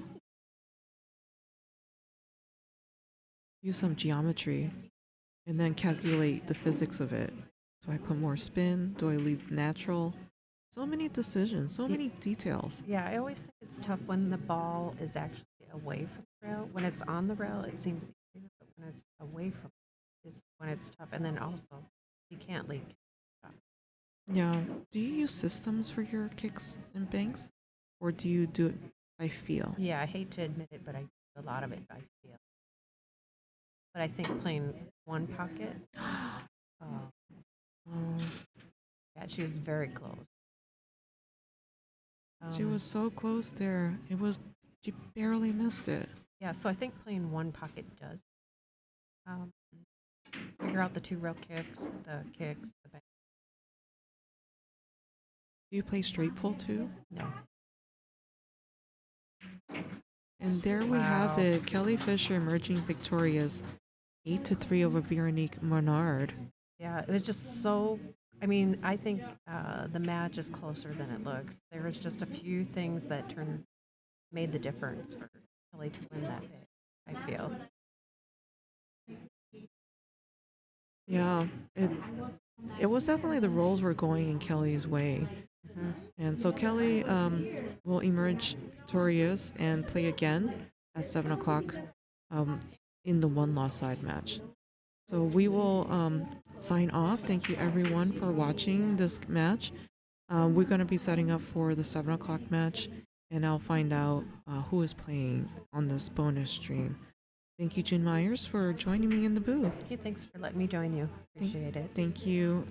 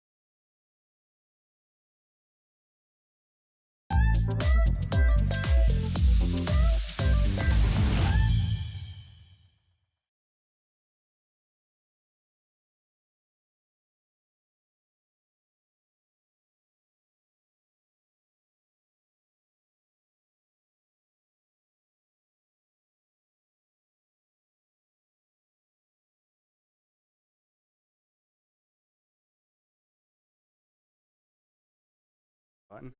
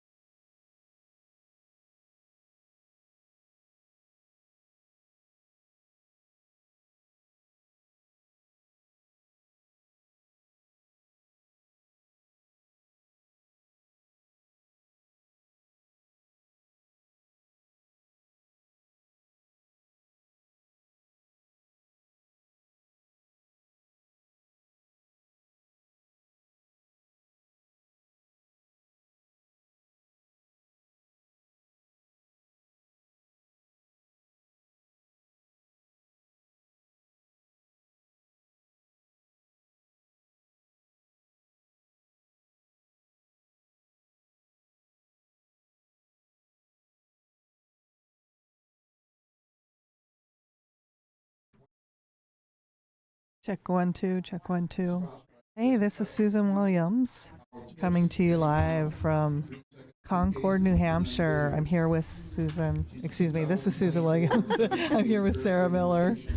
We got mistaken for each other today or yesterday anyway. Again, I'm usually Sarah Williams. so she's Susan Miller. Yeah. Anyway, we're commentating for Bean Hung And Marguerite Steyer. They are currently announcing them, so we're getting underway here. I'm gonna start just really quick. I know Dean's doing the announcements for the tournament, but I think most everybody knows Marguerite Fefilova Steyer.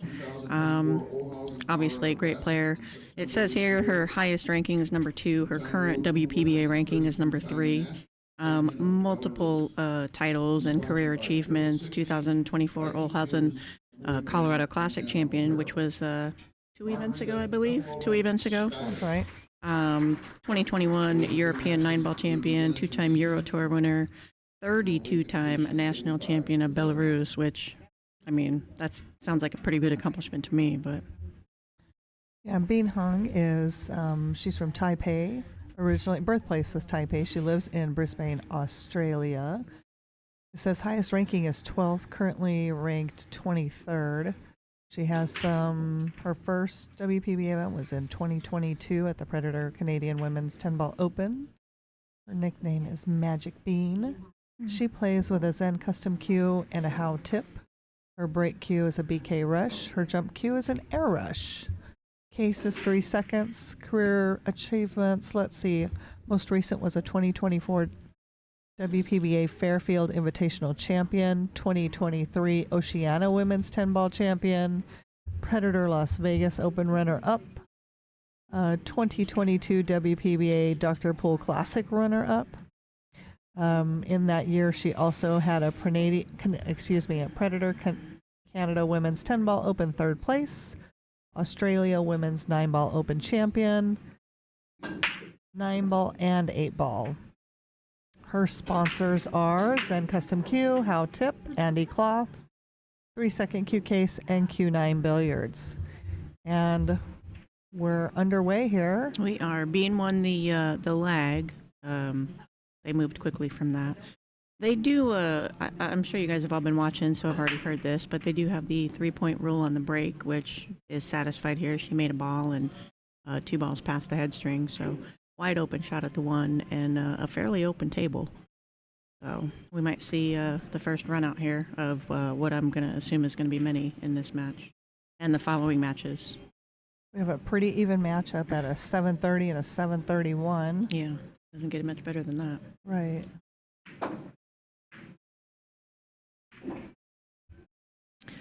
What place are they playing for here? This is on the winner's side, right? It is on the winner's side. I believe there's only 2 matches on the winner's side. The other one's going on our other stream.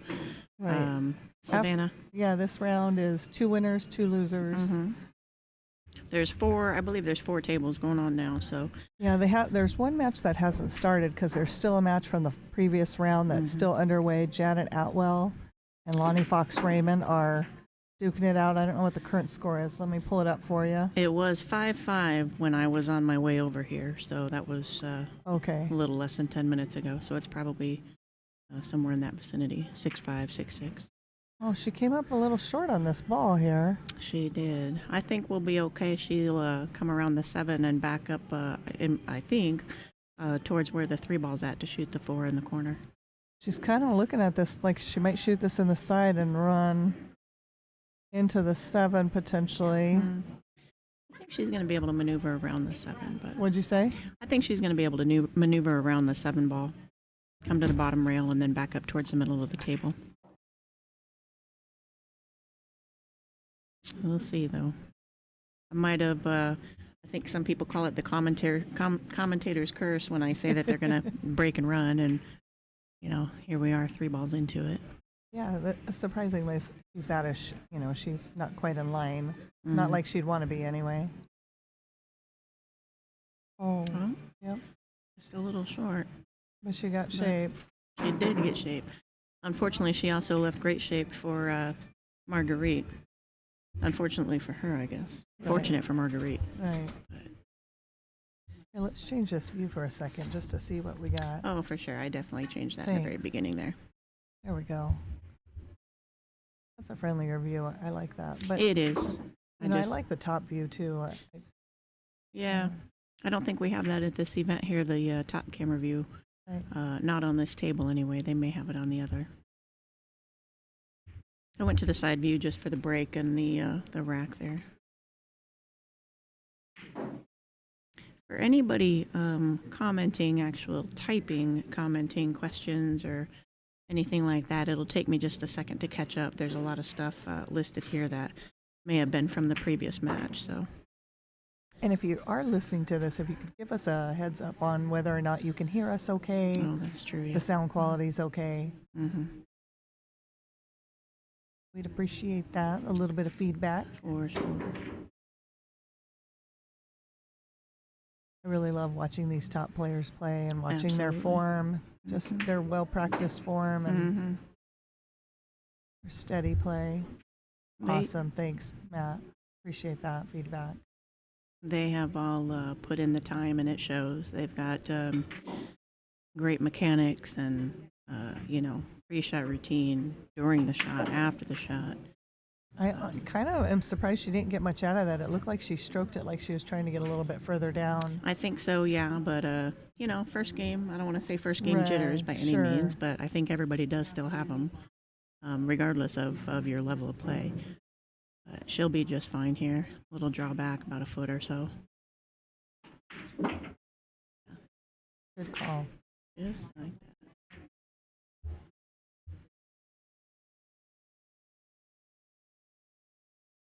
The race is to 8 still Only in 8, this yeah. event.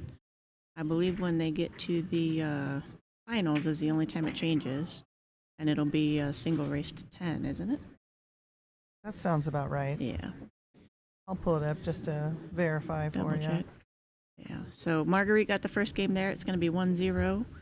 And now it'll be Marguerite's break, so it might, who knows what will happen. Yeah. We'll see. This will be the first time I've actually seen one of her matches this weekend. I just haven't been in the right place at the right time. Right, and they do have, what's really nice, in this room they have these top TV live stream matches. They're kind of off to the side. They're separated a little bit. Yeah, There's hardly any foot traffic. Granted, there's bleachers there, so the spectators can see either table, the front to back. right, you can see some of them back there splitting the stadium seating so they can watch. I both think just matches. about everybody is splitting the stadium seating. Yeah, these are both great matches right. going on. I'll try to peek at the score on the other match there. There is another stream as well on the WPBA's YouTube channel. That one's going to be Savannah Easton and Pia Filler. And as soon as I can peek at the score, I'll try to update you guys if you're not able to watch both. Now, going back to what we were talking about on the race, it doesn't specify on this digital pool app what the race is to in the finals. But I'm pretty sure it's on our player handout. Yeah. I'll try to think pull it up still. It has been a single race to 10, I believe, in the past. I think it's been always added 2 games. So you can see here, Marguerite got a good break. She made the 3-point qualifications. made a couple balls and more than 3 balls either pocketed or past the head string. She does have a little bit of a tough shot here on the 2. She might opt to play safe here. She might, with a couple of balls that are a little mixed up at the top Yeah. there. Yep, there she goes. A little bit more difficult of a run out on this rack here. So I she think did play a safe. I think she ended up in the window. We'll go to the side view here and see if we can't. No, I think she Oh, got no, yeah, she she got got it. behind there enough. So She might have to jump it a little bit, or Yeah. she can kick it. she may What- masse it just a smidge. So I think she's got enough to curve the ball around just a little bit and get a good hit on the 2. Oh. Well, that Wow, definitely that was that definitely surprising. did not go the way that I thought. She thought she was going to masse that a little bit Mhm. more than that. Hmm. So I think the jitters are. Well, maybe jitters. This is I think it's her first match of the day. So Sure. Daryl, I don't know who you are, but CPA Billiards team ready to rack from Waterloo, Canada. Daryl gives you a shout out there. So now I'm curious. It looks like there's a little bit of trouble up here on the right hand side with the 6-7. I don't know if that 6 clears past that 7. Yeah. So We'll try to go to the other view and see if we can get anything different. thanks. You can't really see much difference there, but Yeah. it might look. I'm going to go back to the side just really quick. It might look out enough if she gets a good position there. Otherwise, I think you're going to see a good safe. The 5 ball's going to go. She also may try to come in and bump that 7 a little bit right here. Mm-hmm. Come around, bump that 7. A little bit of a risky shot, I think, bumping the 7 because you potentially could get stuck behind there then at that point. But we'll see what she's gonna do. She's not a 731 for nothing. Have to put a little draw on there, I think, if she's going to, but she's looking to see if it goes. I don't think it's out quite enough from our view over here, but Right. And She this is- is where that top view yeah, would be so helpful. I know. She is putting top on there, so Oh, Yeah. playing a safe. I think we're going to see a safe. She may even try to bank it, though. I don't want to call it a two-way, but she may try to bank it back in this corner on the right Oh, here and you know send what? the cue ball over towards the left. I think what she'll do is hit the right side of the 6. Mm-hmm. I think, yeah. Oh, Yeah. no, she looks like she's banking it. Really? Yeah. Wow. Oh. Whew. That is why I'm back here, folks. You know, that 7 ball almost looked wired. Yeah. Just, if she would have hit it with any pace, she would have But- come back around. But Yeah. she did run into the 9, so she definitely didn't make her way back up there. But good shot, for the situation she was in. I think both of these girls are going to start out a little less aggressive, maybe. A little as bit far more as, tentative. Yeah, as far as trying to run out. The match in the first few games will tell whether they get a little bit more aggressive. But Bean definitely went aggressive for that one. Got a little inside English on there, I think, turned that ball right back around. Yeah. So I think here, I almost think Marguerite's got to go for it at this point, go for the bank. Well, she might be able to clip that 6 ball and put the cue ball behind the 8 Sure. after playing her first safety. Sure. I'm actually leaning more towards that than the bank in the side, but it seems pretty natural, actually. Yeah. Oh, she got a little short there. Ooh, A little danger. surprised by that. Yeah, I this think Bean goes for this right now. I mean, there's plenty of angle, and then 100%. she can practically make that 7 ball from anywhere. Yeah. Even if she's stuck behind the 8 or 9. I mean, yeah, who wants to say you really don't have to work to get shape here? But as long as you make that 6 ball, that 7's pretty good. Right. Make And the she 6. opened up the 8 ball, so the 9's not in front of it. Right. We have pretty open shots here. Yeah. Ooh, Oh that my, yeah. Uh-oh. Luckily, we kept it open, but yeah, that 7 ball. Oh, maybe she's looking like it might be on the rail. Let's see if we get a little different. I think she wanted to just double check it. It's Yeah. okay though. It is it's not in the pocket like we suspected first, but it is certainly a makeable shot, especially for somebody at Bean's caliber. I like Bean's hair now. Oh. It almost looks like maybe she got a perm or something. Oh, really? I didn't yeah, notice. yeah. It's got some fun, life to it, some highlights. Yeah. Good times. So we'll go back to the other view here. She's got a makeable shot here. I think, a little bit of draw to just pull that cue ball over a little bit, and she'll be just fine on the 9. Yeah, you don't want to run into that 9 too hard because then it'll pop up off the rail, Mhm. and then your cue ball's squirting down along that bottom rail, and then you don't Sure. really have a shot on that 9. So you just Sure. have to be kind of careful running into this 9. I think if she can avoid it, she's not going to hit that 9 at all. I think she might be able to draw it back. Maybe she's a little itchy now after that almost on the 6 ball, but yeah, she definitely is. Huh. Yesterday there was quite a bit of humidity. Well, because it had rained yesterday. Mm-hmm. And I don't know how the tables are playing today because I'm playing today. So I don't know what the conditions are. I don't know. It looks like she has enough room to grab it and pull it away from there. I think so too. I agree. Just with that draw and to slide it Yeah. over there. Yeah, Yeah. just like that. Good And she shot. was really worried about running into that She was 9. concerned, nicking Yeah. that 9 in the wrong spot. But I think we're going to see a 1-1 score here. All right. Keeping All right. it pretty close. Absolutely. We're going to go to I'm going to try to figure out a couple little commercials here while they're racking. We'll try to do some promotions.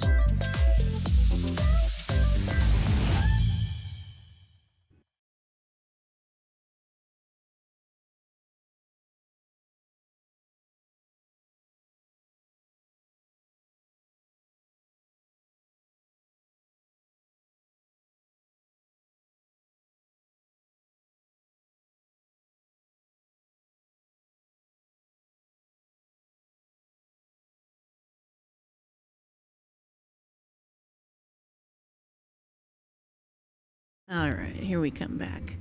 Beans break. This is the 3rd game. It is 1-1.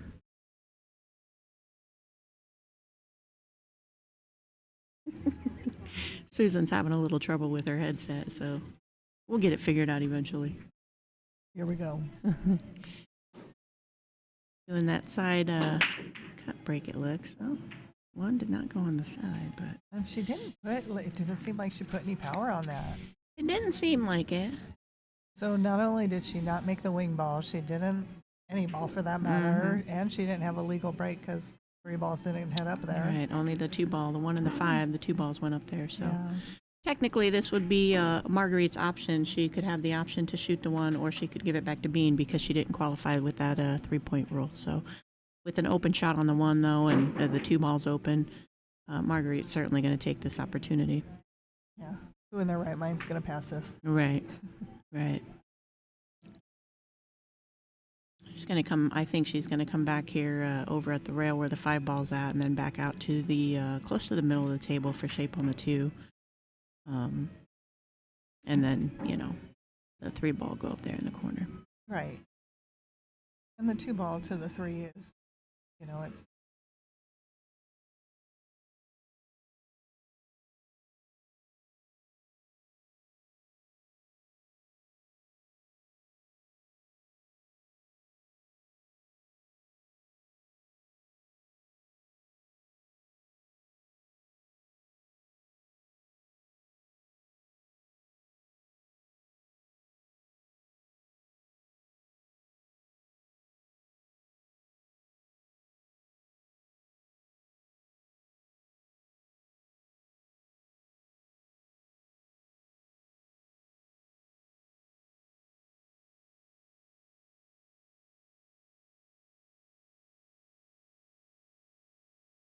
All right, we're back. We had to take a little momentary break there. So, like you saw, she made the 1, made the 2, has a good shot on the 3. She can come up almost middle of the table there and play the 4 up in the corner. She may choose to play this 4 ball in the side pocket. Yeah, I like that choice because she's going to be in line with the 5. If she goes for the side, the corner there on the top right. She's playing with the 8 ball in the side pocket there, so I think we're going to see her play this in the side and go up table and back to the middle. I don't know. Towards the corner.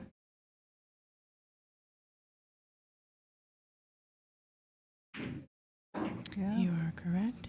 You hit that great as well, though. Yeah, when you trust your speed, right? Absolutely.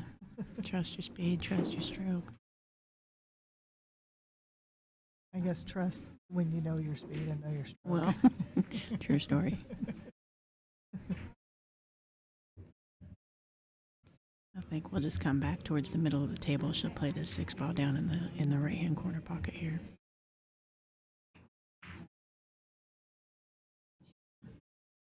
I think she got a little more angle than she would have liked. She could have gotten a little straighter on the 6 and been able to just stop the cue ball. Yeah, she can maybe go forward just a hair. We're going to switch the view here and just take a peek. She's got more angle than she would want. Oh, looking at the combo. She doesn't want a baby at all. She's Yeah. going to go all the way over. I don't think, if you saw with the side view there, I think the baby in it is just as touchy as maybe trying to play the combo here. You can just slide this over and...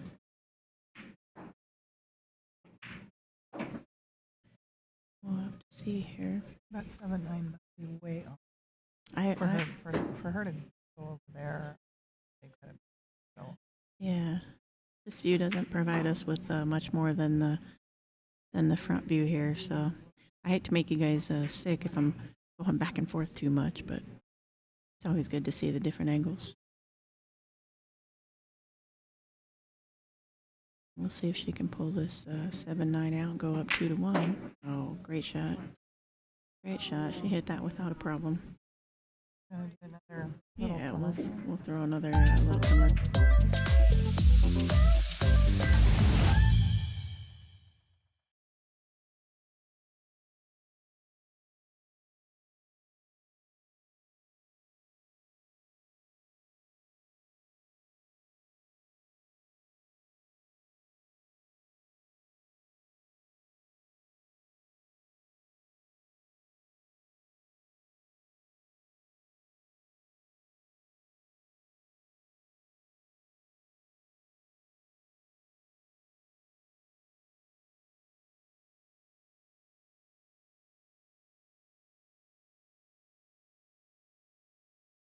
All right, 2-1, Marguerite. Marguerite's break.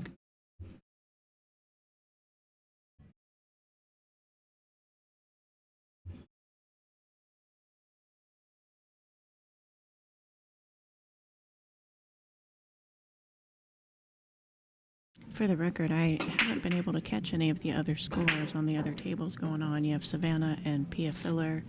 You have Kaylee McIntosh playing Wu Chen. We still have a previous match going on from the previous round, Janet Atwell and Lonnie Fox Raymond, your typical WPBA YouTube streamer, commentator. So actually, Lonnie Fox Raymond is at 7-6 right now. Janet Okay. just won another game. Okay. So Lonnie's on the hill. Savannah's up 2-1 on Pia Filler. Margaret Fefilova, well, you see the score here. It's 2-1. Kaylee and Wu Chen. Wu Chen is up 2-1 on Kaylee. Okay, so they're all very similar scores there for the current matches. So you saw there, Marguerite made a legal break, made the 1 ball. No problem. She's good on the 2 ball here. I think she'll put a little top on that, come back out. You can see that she's trying to avoid the 6 ball for sure. I think she's got good angle to do that. Maybe a touch of inside just to really avoid the 6 ball. A touch of inside, she says. I think that was one of my old BCA team names.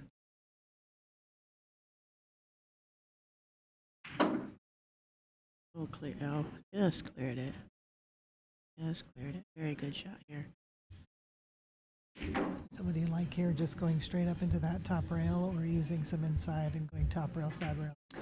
Me personally, I kind of like the top rail, side rail from what I see. It looks not as much of an angle as she may have liked to go just straight up and down. Yeah, I think, well, she got a little far on that one, but I think you can just do a little bit more when you use that second rail. It allows you to have a little more freedom with your stroke, I think.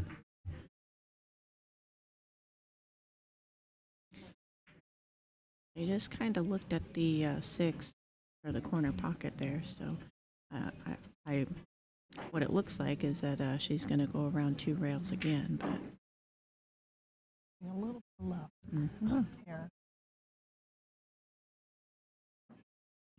Gonna go for another She 6. is 9 going to go for another combo. That is, honestly, that's quite shocking to me. I guess I wouldn't have expected that. I mean, this one again, it looks very similar to what the 7-9 was. So clearly, she made one. You know, why not make the second? It's lined up nice. It but is. I am kind of surprised.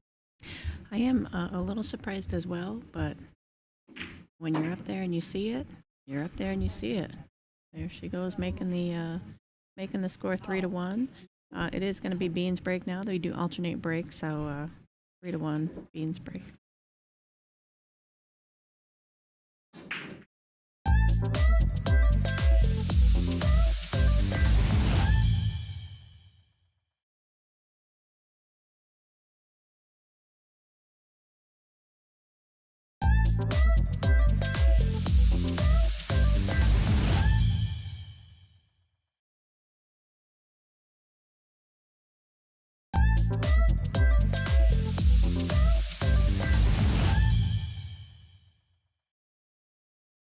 All right.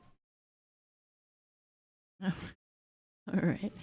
Here we go again. Beans break. Bean is down 1-3, so we'll see if she can get a little streak coming. And that is right there. A legal break. Made a ball. Had a Hey, couple you saw balls her. pass. She put a lot more into that one. She than did, in her last definitely. break. She hit that one a little more solid, I think, as well. So she does have an open shot on the 1 ball here. 2 balls right in the middle of the table there, middle of the top. The only, if you want to call it an issue, is the 4 ball, and I don't really think that it's an issue. But with the 4-6 there, you know, it's not just wide open. So we'll have to see where she decides to do the. I think she's going to play the 2 on the side. We'll have to see if she decides to draw back or follow up for the combo. Well, same thing with that 5 ball. A little, she has to pass that pocket. Yeah. I think that's also going to depend a lot on if she decides to play the combo or tries to play the 4 ball down table. Right.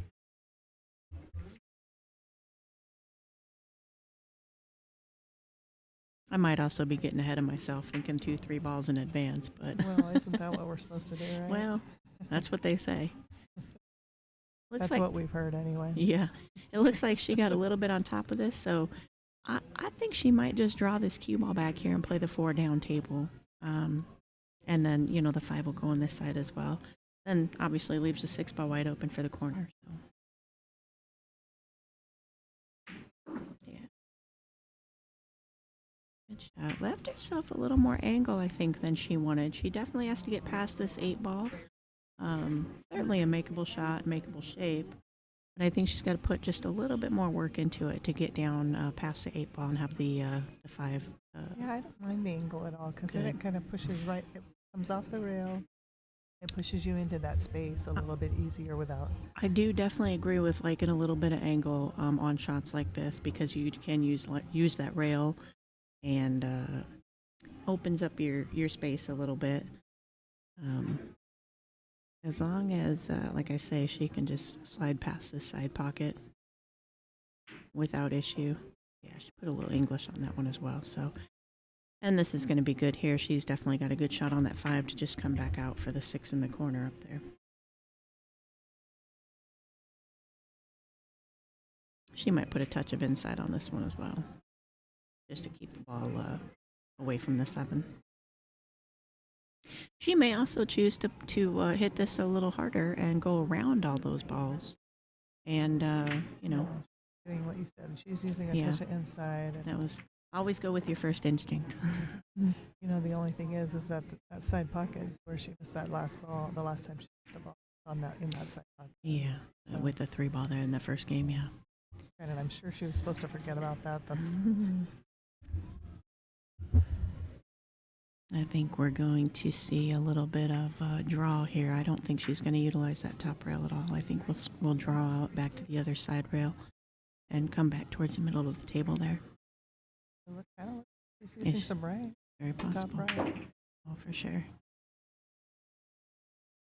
Great shot. Maybe a smidge short, but she can still follow this up and have just a fine shot on the 8 ball.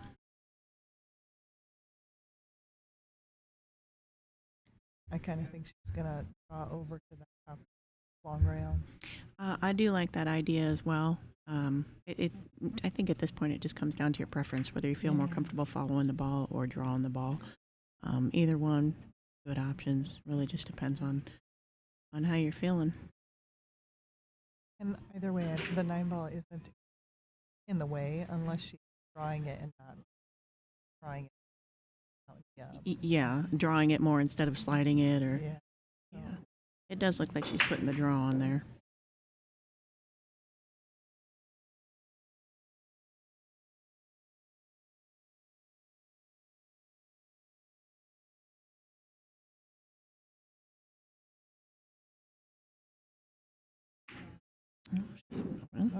Did a little bit of both there, I think, maybe.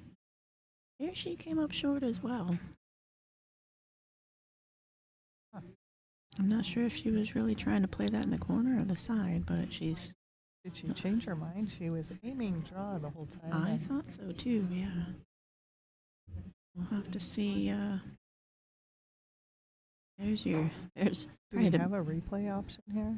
I don't think so. Not any kind of buttons I want to mess with. Robert, you comment something about getting the draft beat. I assume you meant beer, which is kind of funny for me. For 40 cents at a local bar here in Concord, or where are you talking about? I'm guessing that deal is no longer available. Yeah, for sure. Probably $4 now. Right now they have craft beer places up and down the main street. Yeah. Probably at $8 a pop. We did see a very good shot there. Very good shot.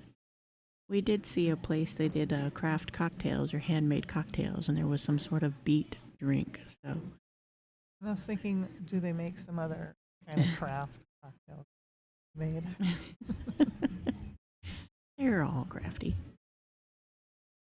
See if she can cut this ball in the corner here and go 3-2. Keeping it close, 3-2. There we go. It was a break and run, wasn't it? I believe that was, yeah. It is going to be Marguerite's break here again, and Marguerite has had very successful breaks so far. We'll do another commercial.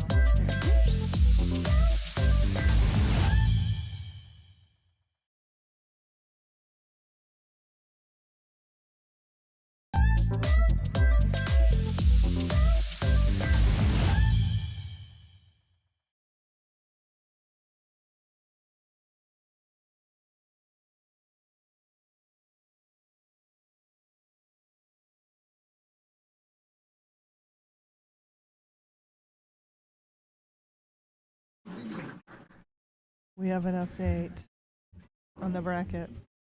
So Lonnie Fox Raymond and Janet Atwell went hill. Lonnie Fox Raymond prevailed. So moving on in the bracket will be Lonnie Fox Raymond. Janet Atwell finishes in 9th through 12th, if I'm not mistaken. I believe you're right. Lonnie Fox is going to be right back up. Not on one of our stream tables, but she'll be right back up playing. I'm sure they'll give her about a 5-minute break to collect herself.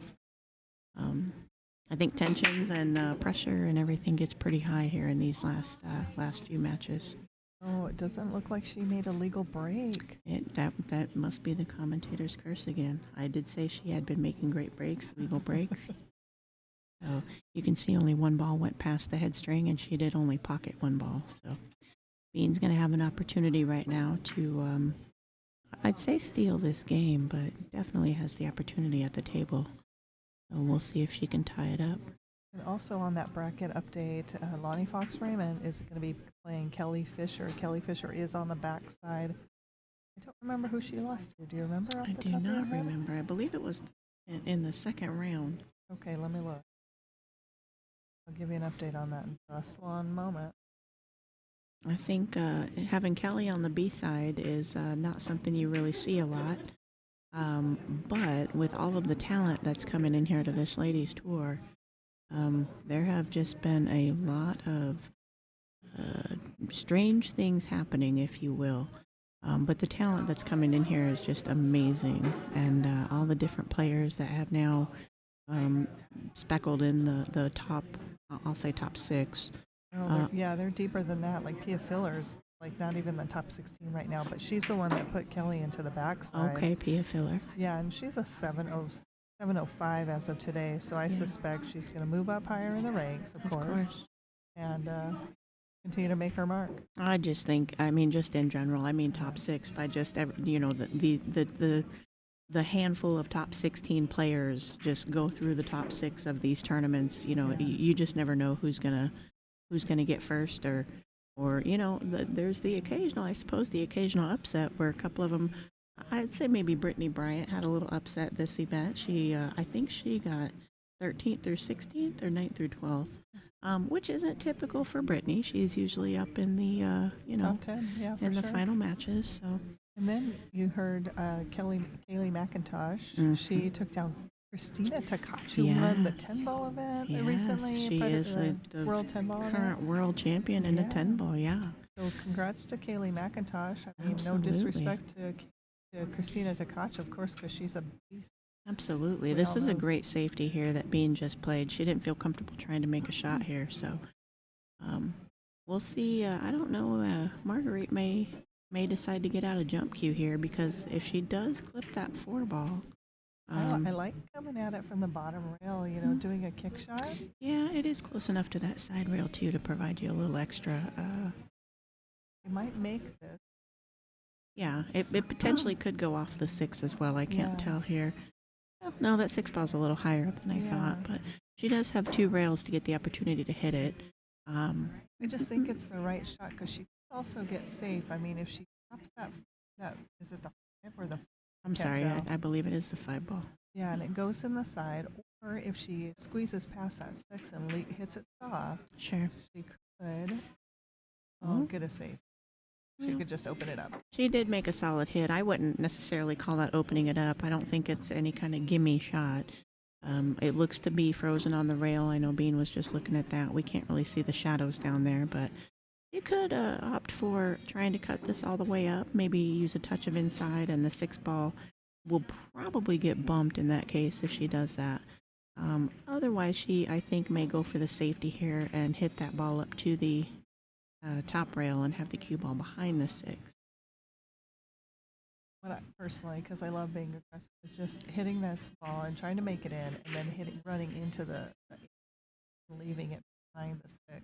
So you get the best of both worlds, but that's probably the wrong shot. So I'm sure she's probably going to place it here. I think your option there is a little touchy shot. She did go for the shot here, and unfortunately left it out. They're going for the shot. I mean, to make it in. I'm sure she did commit because obviously she's a champion. Didn't work out, and she left hope for Marguerite.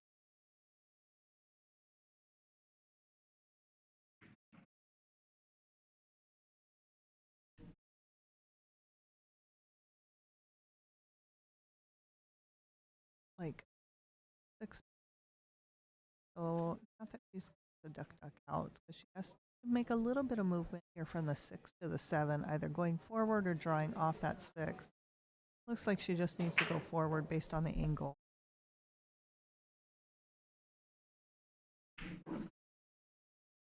Oh my. That almost didn't work out. Yeah, we're going to take a peek at the side view here. She may have hooked herself. Can we look at her body language? Oh, Yeah, she check it out. definitely may have hooked herself. There's no other better view that I can get, but we'll go back to the regular view here. She's got to watch that 9-ball while there is space in between them. The way that she's got to come into it. If she can get a clean hit out of this, she's got to watch that 9-ball anyway, because she's going to run into it certainly. Probably push her down table. Away from the 8. Yeah. Oh my. She overcut that just a smidge, but almost got lucky and made the 9 in the side. I say got lucky. She may So have did actually she- looked at that. Yeah, but did she see that? I think she must have. I'm not sure. She didn't. She didn't make any motion, to look to see if it went in this side. So she may or may not have played that intentionally in this side. Either who, it does prove that she had enough room to hit that 7 by overcutting it.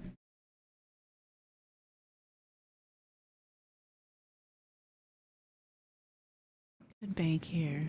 I think Bean might have been a little more aggressive with that one after her 4-ball and now having another opportunity at the table. When she first hit that, I thought she came up short on it. I didn't think she created enough angles. Oh boy, here she. But she hit it perfectly. I think we're going to see the 8-ball over here in the same corner that the side of the table that the 9-ball's on, which the 9-ball's pretty much going to go from anywhere there. Good shot there for Bean. When she's on, I really like her stroke. Yeah, So she- confident, good pace. For sure, confident. Yeah, she doesn't take a lot of time with a lot of extra practice strokes Right. or warm-up strokes. So once she's on, if she knows she's going to hit it, she knows she's going to hit it. Yeah. Here we go again. Bean's rack, 3-3.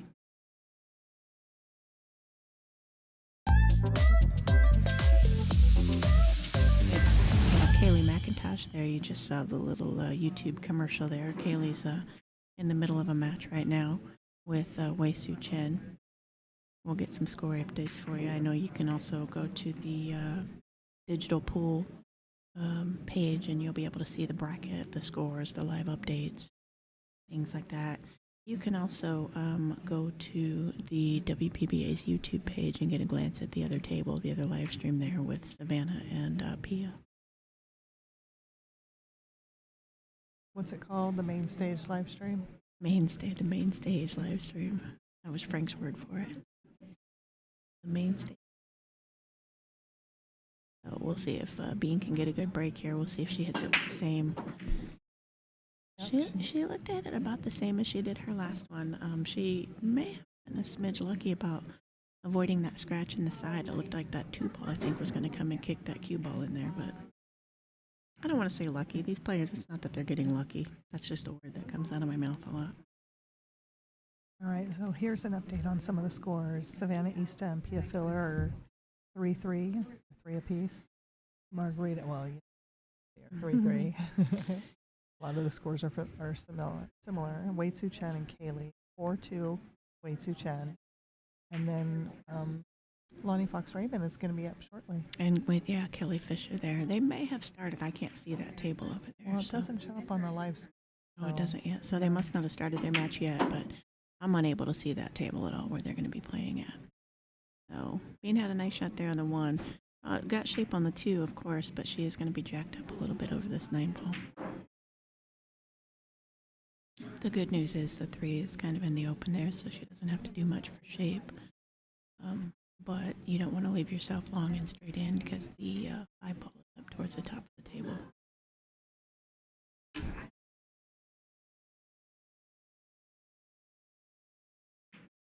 Oh, she's having to elevate her view here, Just decreases a little her bit. accuracy. Is that right? Yeah. She threw some straight though, so You look pretty comfortable. she did. Here she is though. Like I say, she's a little bit straight on this 3-ball. She may have just a smidge of an angle. That doesn't provide us any other better view for that, but yeah. I think she does have a smidge of an inside angle where she'll be able to stun this cue ball over to the left side pocket there. Her shape on the ball. If she's more straight in than I think, then she'll just draw it straight back towards where she's at. It looks like a word.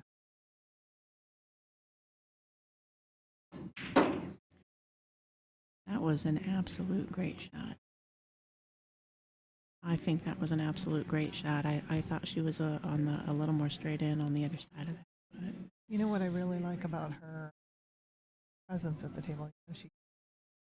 I love her approach to the table, actually. She seems more upright than some. Right now you don't see it. She does when she right on some of the shots, where like when she jacked up over the 9-ball a little bit. It doesn't seem to fall. She looks totally. yeah, I think a couple people commented as well that these tables appear to be a little lower than Most tables, most regulation tables appear to be a couple inches lower. So maybe that works to our benefit as opposed to Marguerite or Kelly or, you know, some taller ladies who might have to bend over a little more. I guess it's kind of funny the things that you think of or you don't think of that may affect, you know, some of your shots or some of your playing.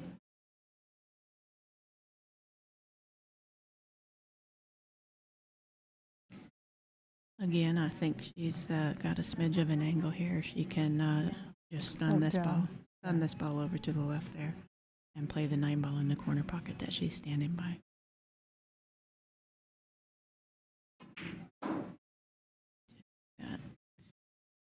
Me personally, I'm not a fan of this shot being on the rail and almost straight in, but you know, she's not a 730 for nothing. I should be more of a fan of any 9 ball that I'm shooting, but good shot there. In the heart.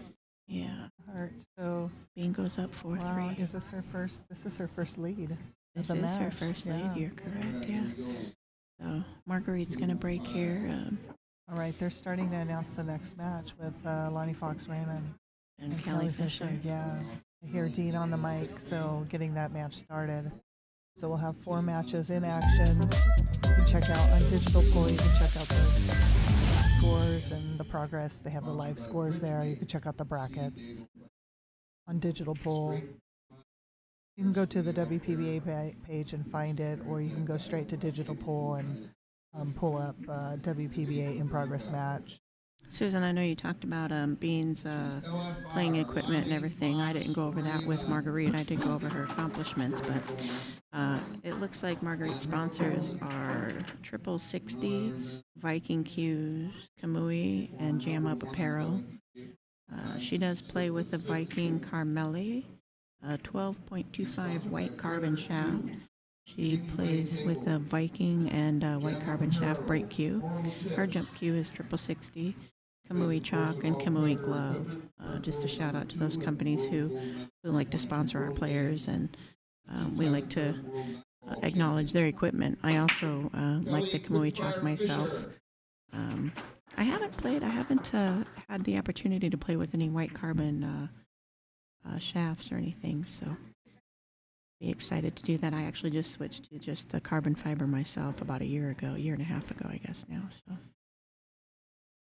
And how you like it? I do like it. It's a Q-Tech. I happened to win it in a raffle for about $40, so it was a good investment for me. I do like it a lot. It takes. I'm kind of stubborn, so it takes a lot for me to have to change or want to change and accept the change. But once I gave it a good couple months, I was really pleased. She does have a little bit of a tough break here. She broke, obviously, a legal break, getting the crutch out for the 1 ball. It looks like she's going to play this safe and send the cue ball on the other side of the 7. It kind of looks like she's going for something. Oh, okay. Never mind. I don't know if that's a great safety. It's definitely left an opportunity for Bean to see the 1 ball, whether she's not gonna, only see that 1 ball, she might be able to make this 2 ball. I think she's going to look at making the 2. And that's kind of a touchy shot, I think. You know, Yeah, if you she's miss it, you leave it wide open. Sure, but she's looking at where that 1 is going to go. Mm-hmm. Unless she's going to try to come back. Yeah, she was that was looking. a good shot. I'm not going to get rewarded. That is just so rude. Well, I mean, it was a little risky. It was a little risky. She had to let the cue ball go, the 1 ball go a little bit, but she does have, obviously, an open shot on the 1, so she's still got opportunity to do things here. The unfortunate thing is the 3 balls at the bottom of the table. Acting like she has enough room to make it. I think she might. We got a peek at it. Really. I think she might have enough room to go by that 6 ball. I kind of thought she was just going to push that 1 ball to the rail and snug up on that 6 ball. That is also a good shot because where the 3 ball's located down on the other end of the table. But if she's going to go for that 1, she's going to have to go 2-3 rails around that table. Go 3 rails if she's going to hit that 1 ball in. 3-4 rails actually at this point where she's at. I think she might end up playing safe. She's actually looking about where she's putting a cue ball down there behind the 8, and she'll put the cue ball, or I'm sorry, the 1 ball up maybe by the 7 or up towards that top I think rail. that's the right shot. I think so too, absolutely. Takes out a lot of what ifs. Oh, not behind. Oh, a little far. Went a little far. Well, she went a little bit far, but the 1 ball didn't really go where I thought it was supposed to go. Oh yeah, I thought it might go up closer to the 7 ball. We'll see what Marguerite's gonna do here. It looks she might be kind of straight in on the 1. Oh, she's got angle, so I think she's gonna follow this maybe with some outside English and come around off the side rail there, down table. So she actually might be putting some inside on this. This is not my favorite shot. Probably a better shot than what I suggested. Someone just asked. That was a great shot. by the Yeah, way, that was absolutely a great but shot. putting inside, I'm kind of surprised it went there. Yeah, but that was, well, I wanted to serve the similar purpose, but with outside. Someone on the live stream asked Yeah. about, or in the comments asked about Savannah. Savannah's playing Pia Filler, and the score is 4-3 Pia. And then again, an update on the other scores. Well, you see this one's 4-3. Bean is up. Lonnie Fox and Kelly Fisher just started, so it's still 0-0. And Wu Chen is up 5-3 on Kaylee McIntosh. Going back also to Chadwick, you asked who Savannah was playing. You can also tune into the other live stream. It's WPBA on the YouTube channel, and you'll be able to watch that match as well. Yeah, split your screen or put it up Get on another laptop one. laptop in your computer, and you can watch both matches at the same time. Great shot there. Great shot there. I think she's gonna. She's got the perfect angle to go straight up for She that. does, and I don't think she wants to go up a lot because you want to be Right. able to get back down to the middle of the table for the 8 ball down there. So we'll just need to follow this up about maybe a foot past the 6 ball, and it'll naturally drift over to the left a bit.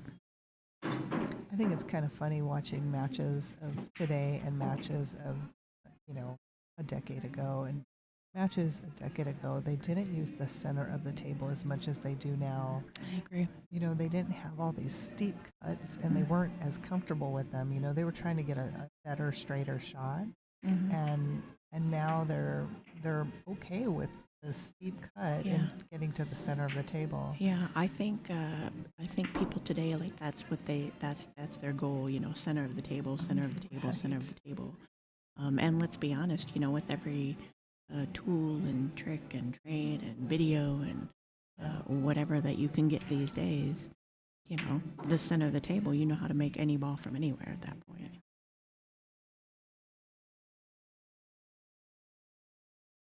She had a nice out there. Like I said, all she had to do was get back to the center for that 8 ball. So she is not going down without a fight. That is for sure. 4-4, tied it up again. Going back to Bean's break.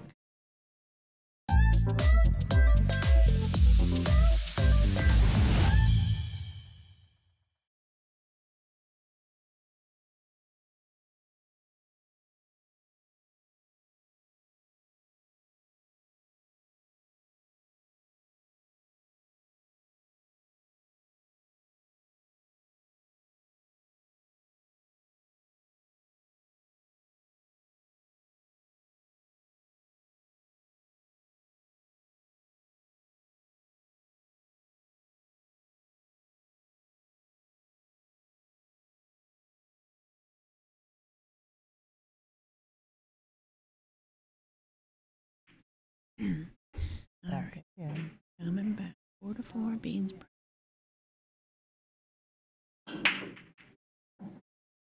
Get the 1. 6 goes up. She also pocketed the wing ball. So it Yeah. is for Down in second the there. corner here. Yeah, I thought for a second it wasn't. But Yeah, that ball just kind of shot in the pocket right away. Does have a shot on the 2 ball here. It's I don't think she's going to be able to She pocket the does? 2 ball. I'm sorry, she's got an open view of the 2 ball. okay. I guess I did say that wrong. Yeah, I don't think she's got a pocket for it at all, but she does have an open view on it. So I think we might see safety here, she may try to play the cue ball in between the 8 and the 9 and send the 2 ball down table. I'm sorry, She could down play table to the She bottom could rail. play the 2 ball between the 8-9 and put the cue ball behind the 5 ball. She can't do that as well, but if the 2 ball doesn't go in between the 8-9, then she's, left an open shot. She So might be going for the 2-9 here. See that as an Yeah, option. no, not at all. Oh, there you go. Okay, I like that shot. She did come up a little short. Yeah, But I think like she it left for- the edge of the. Well, Sure. I like it for a couple of reasons, because it forces Marguerite to either bank the 2 ball or play another safety back. And being that close to the rails, some players like that, some players don't. From this. Not too. It does, and that 4 ball's right down there on the same rail, so that is also a possibility. We may see her just pocket the ball in the side pocket there.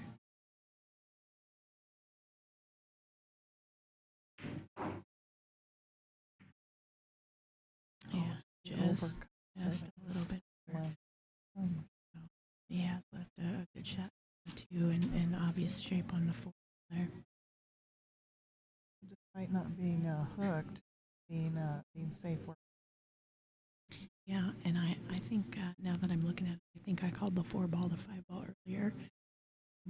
There was a couple years ago a lot of confusion about the color of the 4 and the 5 ball. Well, there's still that confusion. There are still, obviously both sets are out there. Certainly. So 4 ball being purple or Well, whatever. in this case, Play the back 5 and forth. ball is still orange in this case, where it used to be the pink and the 4 was the purple. I remember I had a heated discussion with one of my friends from Arizona, Susan Mello, and we were up in the stands watching. She's like, blah, blah, blah, blah, the 4 ball. And I'm like, that's the 5 ball. And we're just like kind of going back and forth. So we made a small, like $1 wager. Is that the 4 ball or is that the 5 ball? But he was right. And I'm not, I was going to say, whoever won that bet, they bragged for a long time between either one of you two. And Susan Mello is our third party at this tournament here, and we kind of just left her sitting over by herself at the table. I think Ada may have joined her for a bit, but well, I think Bean is definitely going to take this opportunity of Marguerite's miss on that 2 ball and try to run with it, get that 1 game lead back. the bonus for them, for the players on this table in particular, they're not playing with the shot clock, Right. which is, it takes away some of the stress and challenges of dealing with the shot clock. So, Right. I think here she's got this great angle on the 5 ball. I know it could have went a little bit either way. She's got this great angle on the 5 ball. Not quite straight in, but straight enough to where she's just got to draw it back. Almost to where it's at right now, and she's going to have a great shot on the 6 up on the up table. 7 balls in front of the corner pocket, so you may opt to draw it back just a little bit more than where she's at now. Have a little bit of a straighter shot on the 6, but definitely not straight in. you should kind of put her shoulder into that when she. Too bad we don't have the replay. She could put her shoulder into that. Get that draw in Get there. that little extra draw there, yeah. Here she's got just the great angle to come right down to the middle of the table, like we talked about before, middle of the table. You can have just a smidge of an angle on that 7, and basically it'll be the same shot as she's shooting on the 6 here. Oh, she chose to use that 2nd rail. I like that option, but now I think she might be a little more straight on the 7 than she would have liked. Now she'll have to draw back instead of being able to play a little follow.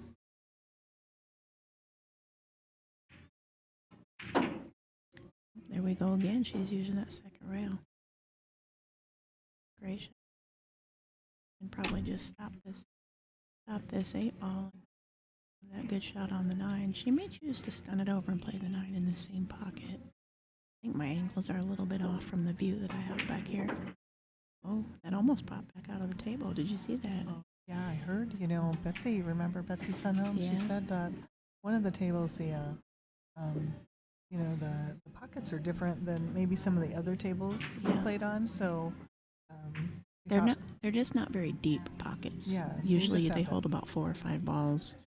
I want to call it buckets. I don't mean the size of the actual pocket. I think these are 4, 4.5, 4.25. So I don't want to call it the size of the pocket, but the actual Container. depth, the yeah, depth of the pocket. pocket. They don't quite hold as many balls as a typical table.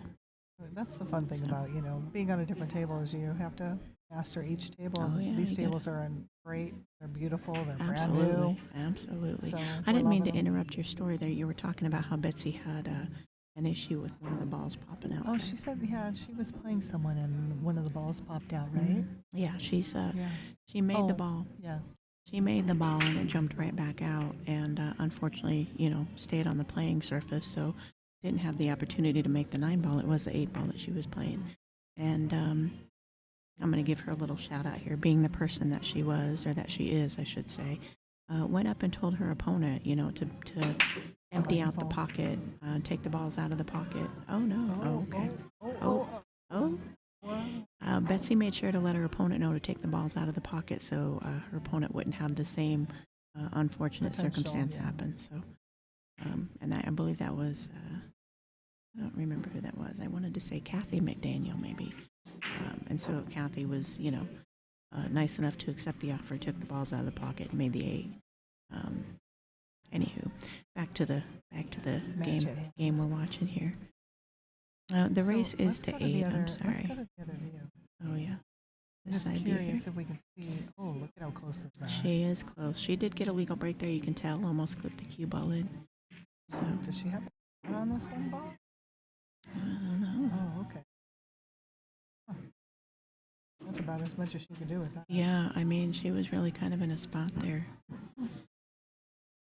I think Bean's just going to go for the cut on this ball because she's got to get the cue ball back up table. So hitting it, I don't want to say hitting it hard, isn't going to be a problem, but she can let that cue ball go right back up table. If she makes it, shot on the 2. If she misses it, potential safety. Might Just as have long gotten as you it. don't. Oh my, Yeah, that's that the was only downfall. There was nothing in that way for the Yeah. path. that didn't even really cross my mind. I thought for sure there was one or the other 2 of the things that I said. I don't. Sometimes distance is safety, right? Yeah, right. Exactly. Distance is a safety. I don't know who this comment here is. Ika Pipa.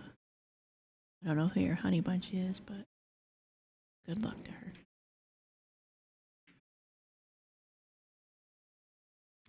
Good. She did. She's got just a great angle to come out, play the 3 in the same corner as the 2. Or this is a wide open table. I think we're going to come back to a tie score here at 5.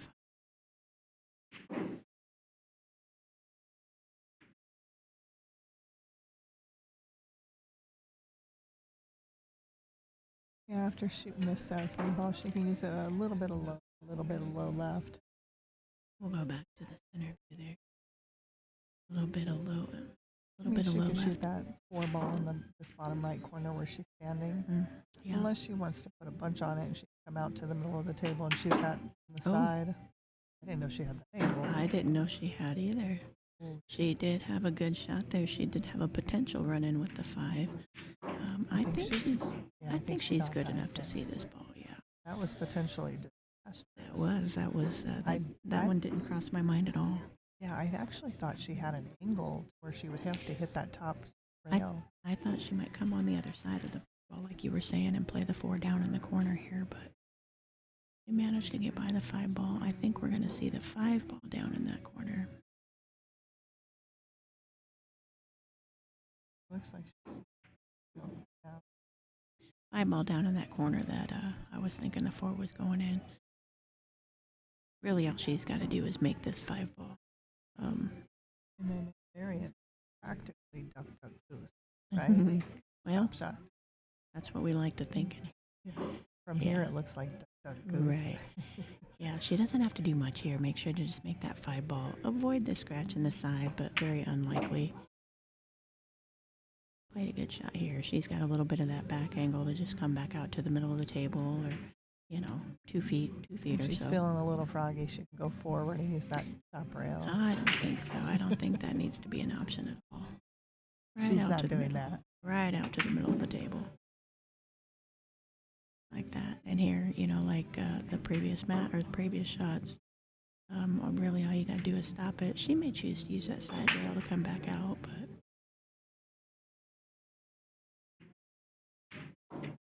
really all you got to do is stop the ball. She drew it back a couple inches. Good shot here on the side, or I'm sorry, on the 9 in the corner here. We're going to go to the side view.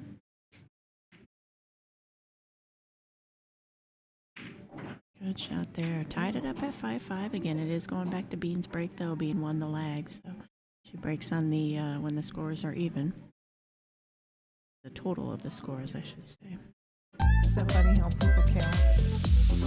There's so many different ways you can do it. There's so many different ways. Some people understand it, some people don't. Some people it confuses. Whoever wins the lag is even total score. I agree. That's how I do it too.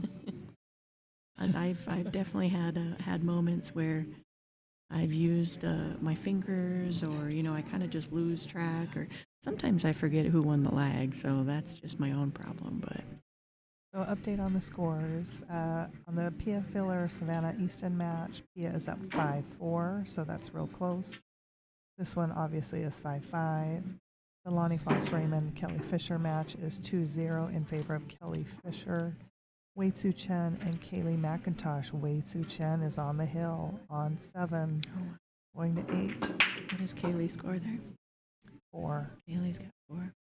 Kaylee just had a great match win against Christina Tkach there in the previous round. So she's probably on a little bit of a high there because Christina is your current 10-ball Reigning world champion.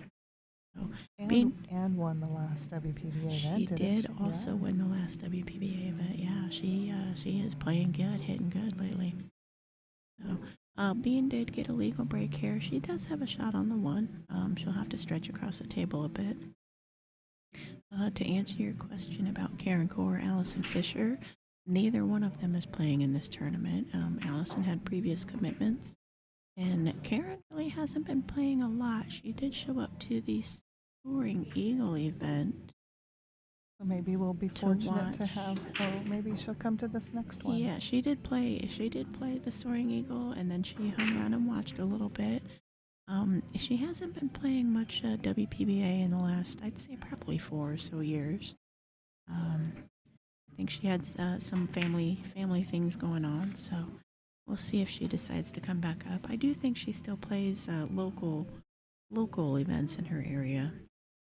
Yeah, I see her name with Brianna Miller. That Yeah. tour is I it the think it's the JP JP New? New, yeah. Oh, that was nice. I like that shot. I really don't have it in my bag, but I like seeing it hitting with a little bit of force and then following forward at just a couple of inches. I actually turned away, so I turned away to look at the comments. I really didn't see the shot. I remember Glenn Bond from Arizona. Mm-hmm. He had a couple of videos that he made. I have one of his videos. But that was one of his specialties. Oh, really? Yeah, A he little was really, yeah. Stun follow. I do have one of Glenn Bond's videos. This might have been back when DVDs were first invented. It's old school like photocopy cover, and he had a little instructional booklet as well. So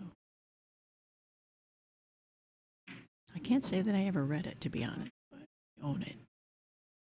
Good shot by Bean there. She did a little follow up on that Yeah, it's 4 a on the good shot, side. but I don't much of an angle. I think she's got a little bit here. We just went to the side view there, and it opens up the table a little bit. If you could see what we see, we have 2 different monitors here, and on the bottom one it looks like it's a little more straight in, but on the top monitor it looks like she's got a little bit of inside angle. So I think maybe that's why we're struggling to call some shots when they're close to straight. You notice the top monitor is a little curved. It too. is, yeah. So is that affecting our view? I think so, Or just our a little bit. perception of what's happening? on the Just a table? little bit. Looks like she's just putting a little bottom right on here. So I think she's just going to stun it. Oh, no, Yeah, she she's definitely using drew a it little bit back. of low right, Mhm. and that pulls that angle or opens that angle up a little bit Yeah. more. I thought she might just stun it over with that, but she did choose to use the draw, the force draw.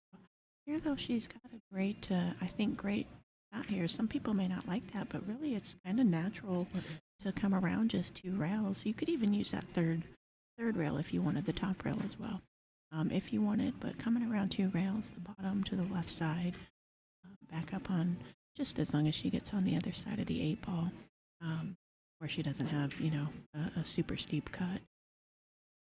She'll come back up to close to where her hand is at right now, to be honest.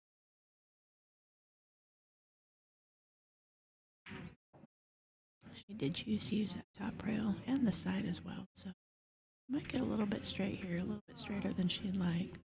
A little straighter and the rail. So, Yeah, but you know what? She can put that 8-ball into the side. It's Sure. no problem. I don't Sure. think. I think she wants to leave herself just a little bit inside angle on that 8-ball, so she'll roll it up.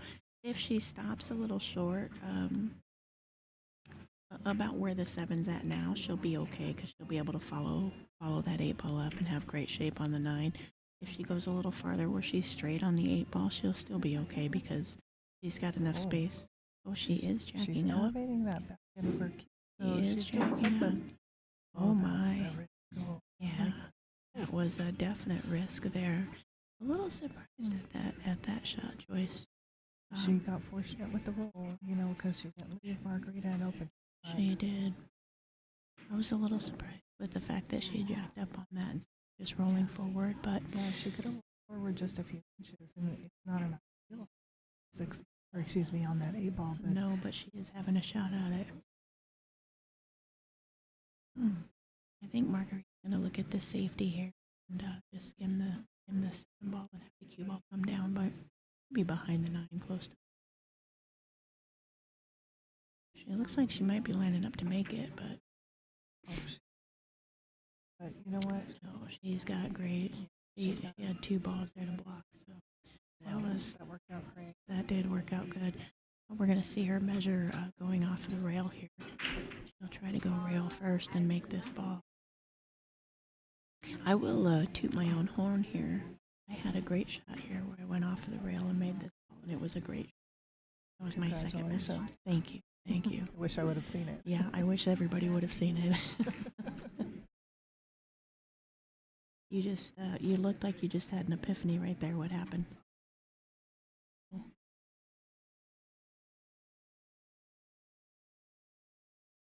We're trying to keep her down a little bit. I hope you guys can still hear. But we're in front of the table where they're playing. We might go silent. I think the noise is coming from the booth next.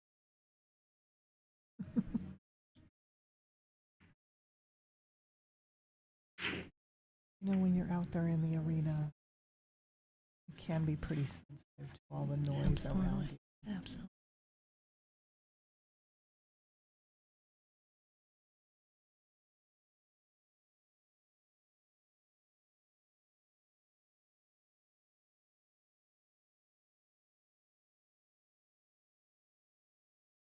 He's going to try to rail first here.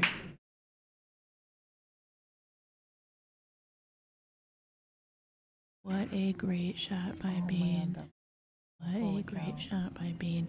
And this is the kind of shape that she was trying to get on the first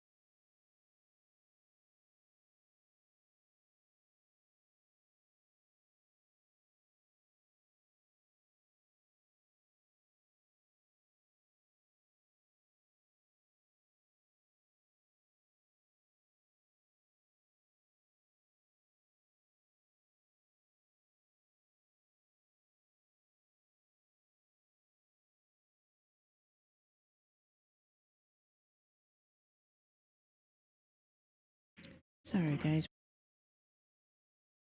We muted there for a second.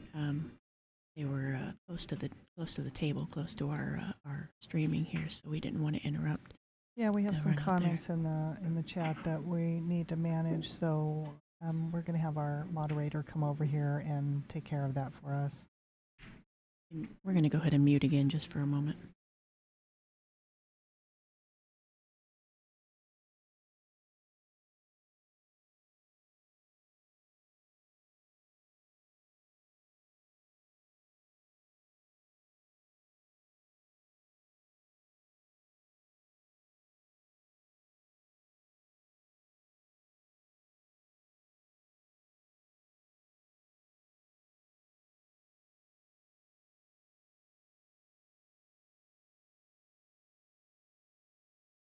Okay, we're back. So here we are. Kind of Bean back. just won that last match or last rack, and so Margarita's taking a little break here. Let's check the scores around the room. Score here, obviously, like you just seen, is Bean is up 6-5 against Marguerite. It has been definitely a close match. Oh, I didn't know we could do that on this screen here. We've been reading them to you. I'm new to this commentary booth. I've commentated, I guess, in our WPBA booth, where I'm a little more familiar with the buttons and computers and whatnot. But this one here is my first time over here. So had we known we could have given you the scores the whole time, Susan would not have had to tell you. And you can see them on our screen here. These are live scores from the matches around the room. So Wu Chen and Kaylee are still playing. Wu Chen's on the hill at 7-4. Nothing wrong with that. I know. Kaylee's fighting her way back. I know. Kelly Fisher's up 3-0 on Lonnie. For the record, Kaylee's actually at the table as well. She did just shoot. It does look like she may have just missed the 5 ball, so this might be the end of the match here for Kaylee and Wei Wei. And then the Savannah Easton and Pia Filler, they're at 5-5. Tight It's matches. just funny. You look at Savannah Easton's Fargo, Yeah. 624, and a year ago, Oh my she was Lord. under 500. Yeah. I remember she was the under 500 player for Las Vegas. Well, she was the under 500 player at the time of selection, but 2 weeks into that well changed. But good for her. She's what is she, I know, 14, she's and beasting it up. she is. And I don't know her well. I don't know her family well, but we've definitely had conversations. Not only is she a great pool player, she plays the guitar. She plays the piano. She plays ice hockey. Wow, this is fun. She's there's a fun kid, right? There's a number of things, and she's such a sweet young lady. I'll call her young lady, 14. Right. So many things that she's done and that she's already accomplished in her young age. And I think she's got a brother who is also a pilot. Wow. Yeah, the Eastons are just great people, great family. So here we are back. Marguerite came back. It is her break. 6-5 down, race to 8. You really haven't seen many mistakes, No, there was I mean- the couple of missed balls. Yeah. Trying to get a little better shape, I guess, than what they could have settled for, I guess, maybe, if you will, and a couple of sneaked out safeties. Mm-hmm. But between the two of them, they're But really missed balls? Have they missed any balls? no. I guess maybe not missed. The popping out of the 7 with Bean, trying to get a little better okay, shape. she did miss the you ball. know. Okay. Yeah. She missed. Maybe there's another one in Marguerite there. missing that 2 ball in the side a couple racks ago, but Okay. really that's been it. You can see here she's already pocketed 2 balls. Good And break. made 2 balls Very- past the hedge. Very wide open shot on the 1. Very wide open table. The last 6, 7, 8, 9 are down towards the So bottom here- half of the table. What do you do here? Do you kind of stun this 1 ball over and shoot the 3 in the side, or do you use a little bit of top left and bring it out to shoot the 3 in the corner? I like the top left to play the 3 ball in the same corner as the 1 because she does have some angle. Haley McIntosh from Florida. Both they're announcing here that Kaylee just got eliminated by Wei Wei. So I like the top left here to come back out and play the 3 ball in the same corner. I think she's just got enough angle. She did have to go get her extension, it looked like, on her cue. So stretching across the table a bit. Yeah, I think she just had plenty of angle to do that. This way here too, you can play that 4-ball in the side pocket. We'll switch to the view here and see if it's any better. She can just pretty much roll up, and looks like she's going to try to roll up and out. Yeah, a lot of these top players, they seem to like to put a stroke on the shot and, Sure. Go forward. back Instead of babying instead it or of holding it, softing. yeah. I like babying stuff, so. It took me a bit to baby that. I do like that shot better than babying it because she did. It was a firm stroke, and she definitely. Unfortunately, she kind of got past it a little, so now. Just a little. She can still drag this around. I'm going to go back to the other view here. She can still drag this around 2-3 rails and come back to the middle of the table, or she can choose to put some inside on it and come back to the middle of the table. I think this is just more of what you're comfortable with. She hit that shot great with the inside, just basic, 1 rail. I call it basic, although inside is probably my worst English that I try to use. Yeah. Touchy shots like that, I always Do you end up find it overcutting any them. better or worse with the low deflection shaft? I do think with the low deflection, I do think I find that I hit them a little better than I used to. But keep in mind, my previous wooden shaft was about the size of my pinky, so it was almost a snooker shaft. So I really got a lot of action on the cue ball. That's interesting that both you and Susan Mello use a smaller diameter. you or know, did use when- a smaller diameter shaft. Now that I've been using this 12.5 Q-Tech carbon fiber, it makes me wonder what I was ever doing for the last 20 years. I say 20 years, it may be more than that, but we don't want to tell all the secrets. Looks like she's going to come around and play the 8-ball, the 9-ball in the same corner pocket as the 8-ball, and tie the score up again. When the snooker uses a smaller diameter shaft too, Yeah, right? absolutely. So if they're shooting snooker ball, a smaller ball, smaller pocket, and they're hitting it with such accuracy, how could it be wrong? Well, I mean, I don't know how to answer that because I'm not sure that it was right or wrong for me, but it certainly didn't do me any favors. So here we are, tied again at 6-6, going back and forth.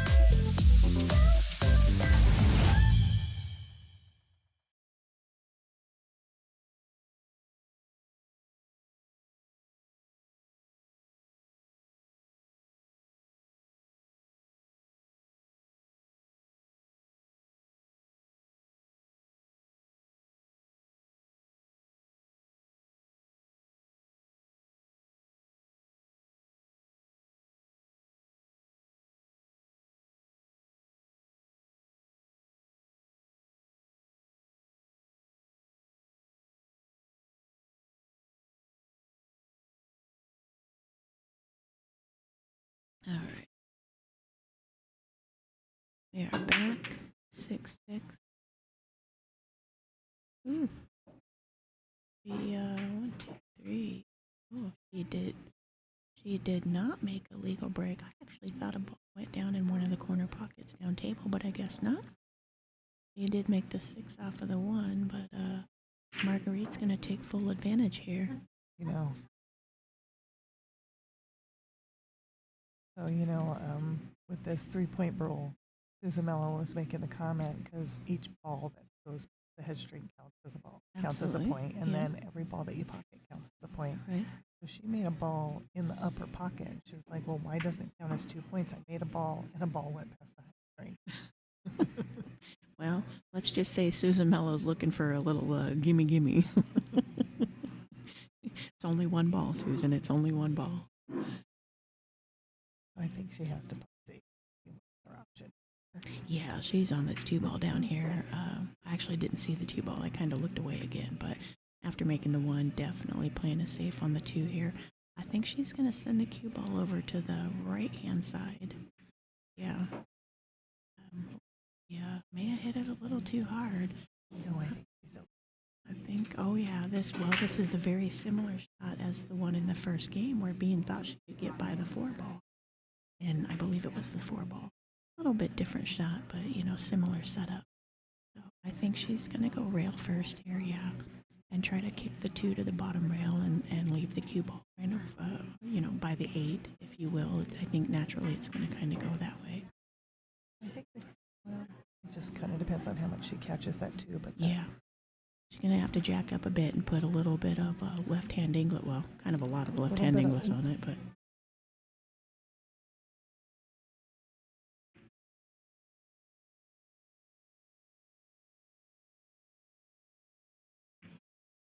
yeah, good shot there.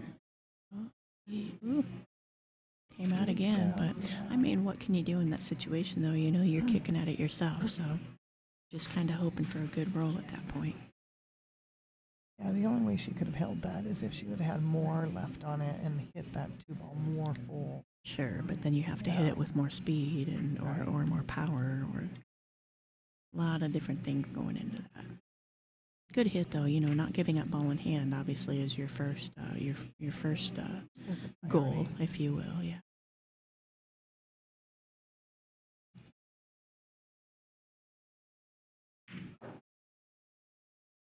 Good thing that 5-ball there is in the way there. Otherwise, we might see her line up for another combo. Oh, what a shot! Hit that with authority. Came a little far, but I think she's all right here. We'll switch the view here. She's definitely going to use that 9-ball to stop the cue ball or slow the cue ball down. She's got the 4-ball up by the side pocket there. She'll use that 9-ball to send the cue ball over towards that side rail.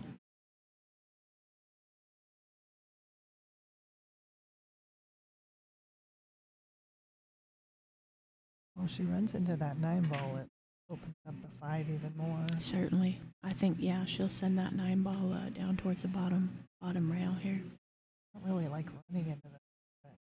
Well, It just like helps that. her cause. Yeah.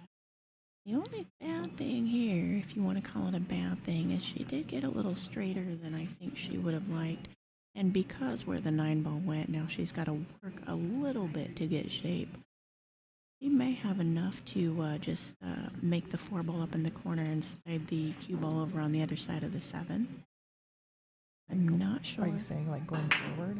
Is that what you mean? No, I'm more just saying just to stun it over. Yeah, I think that's what she just looked at there. I think she was looking at the list. No, I think she was looking to see the cue ball, the line of the cue ball over there. Yeah, putting a little bit of bottom left on here. I think we're just going to stun that cue ball. Oh my. I definitely did not.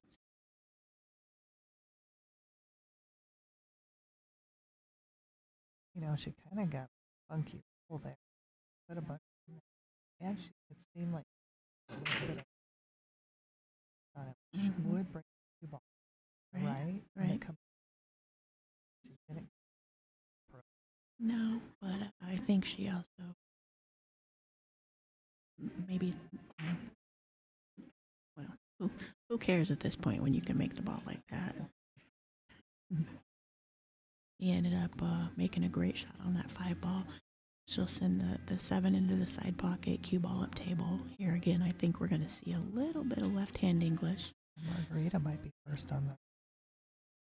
It's very take the lead here. Very again. possible right here.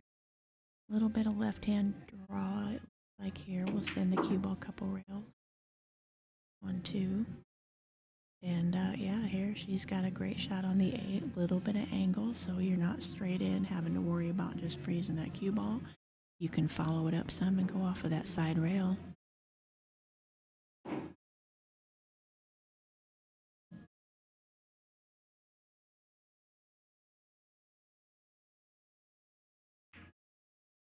Just like that.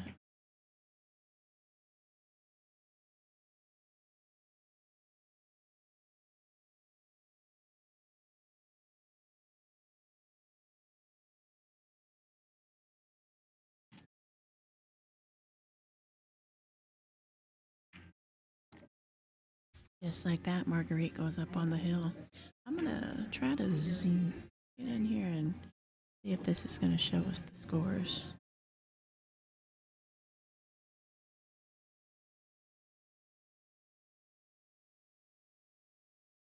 That was a nice out. We're kind of studying this setup and trying to see if we can find the live scores.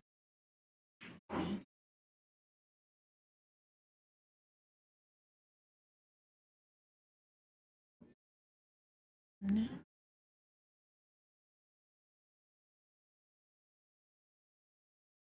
There. We got the. I'm gonna have to apologize to. I'm not really sure what button I hit before I found the live scores. So good luck. Yeah. Hopefully we get back to the cameras here on this match. Hopefully you still have the stream, you still have the mic, and you still have some good video. Cause, Yeah, when it's 7-6, yeah. that would be optimal to have the. Whew, that was close. Pretty sure. Well, hopefully you guys can all still see the couple final games here. So breaking for the match. Let's see if she makes a ball legal break and breaks and runs out. That's good break. Ball pocketed. Ball's Legal. past the rail. Excellent. She does have a shot on the 2 ball down there. It's down by the 9.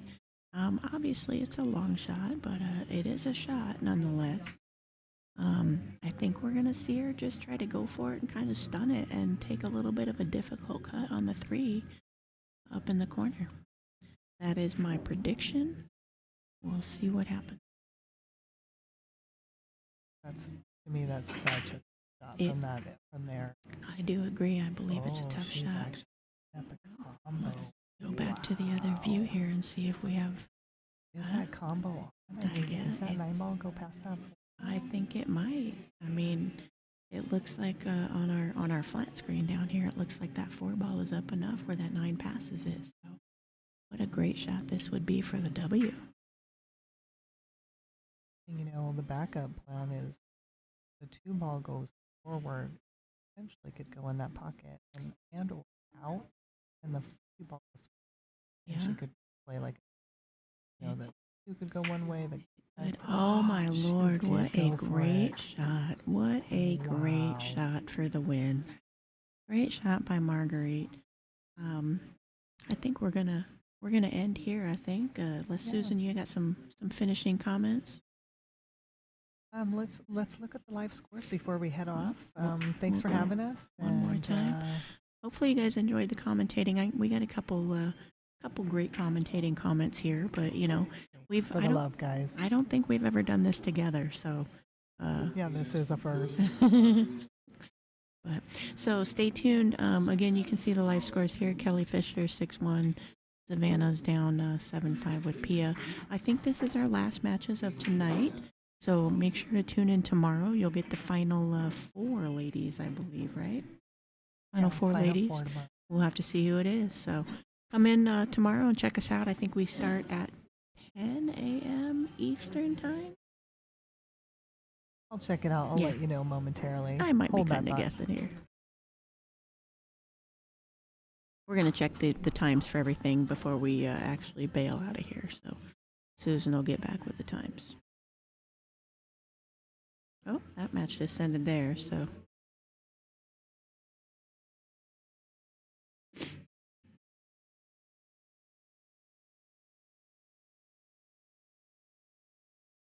So Margarita Fefilova, her semifinal match starts at noon, and we're just waiting for the winner. I wonder if we can go to the brackets on this screen at all. Is that an option? It might be an option, but it might be above my pay grade. So Margarita Fefilova is waiting for the winner of Savannah and Pia, and Pia just won that. So I think so, yeah. Mhm. So Pia and Margarita for the semifinals Okay. tomorrow at noon. I think we've seen that match a couple of times in the Yeah. last few events. I'm sure they'll be matching up plenty more, right? And then Right. Savannah's heading to the backside now. So let's see what time Savannah plays. So Savannah is waiting for the winner of Kelly Fisher and Lonnie Fox. Oh, okay. And that match goes off. Oh, it does go off tonight, 9 Really? p.m. There a 9 is another p.m. match tonight. Okay, well then keep tuning in tonight. I didn't know that. I thought we were done for the night. So Yeah, and Wu Chen and Bean are playing tonight. tonight. Okay, perfect. Well, you know, So- maybe you'll hear us again. Maybe we'll take a break. Who Yeah. knows? So those are our 6 left. Wu Chen, Bean Hung, Savannah Easton, and the winner of Kelly Fisher and Lonnie Fox. Excellent. Well, be And, sure to stay tuned in. Have a good night, folks. Good Bye-bye. night.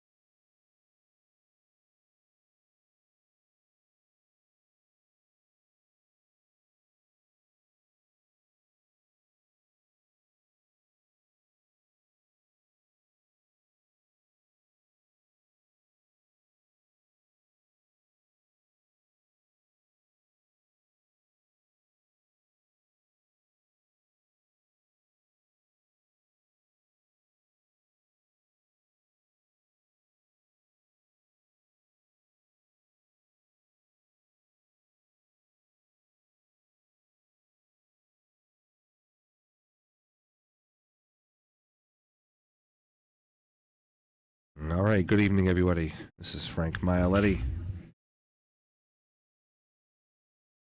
doing the final match here of the night. Wu Chen versus Mswa Bean Hung. Be a good matchup, 750 Fargo and Wu Chen versus 730 Fargo and Ming Swa.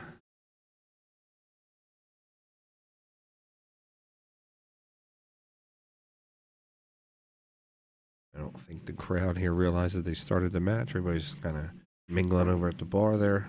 So they're going to be coming into the frame any second here, getting themselves back up for an epic battle here between these two great players.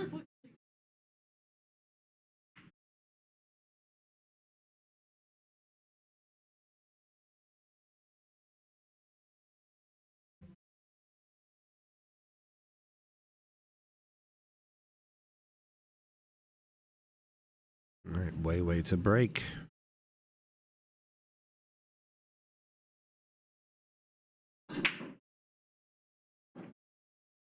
And Wei scratches on the break. That is going to give ball in hand to Bean. Just something you do not want to do.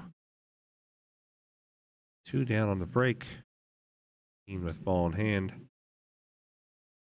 A couple of the WPBA ladies are over there taking some pictures, doing some promo stuff with the crowd. So we'll see if we can get us special guest here in the chat booth.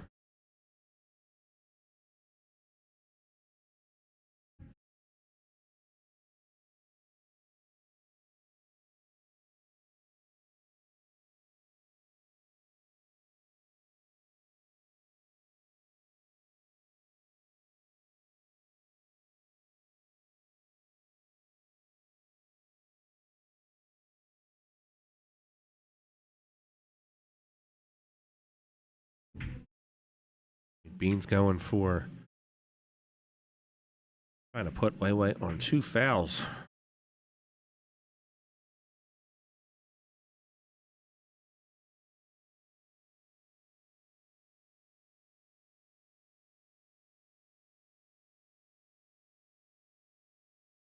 think Wei's going to hit right side rail and try to come in full contact.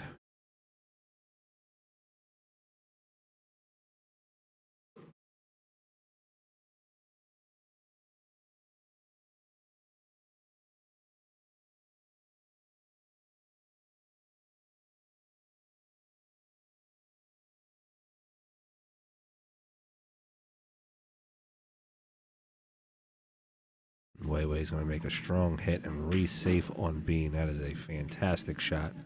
See if we can get that on the replay.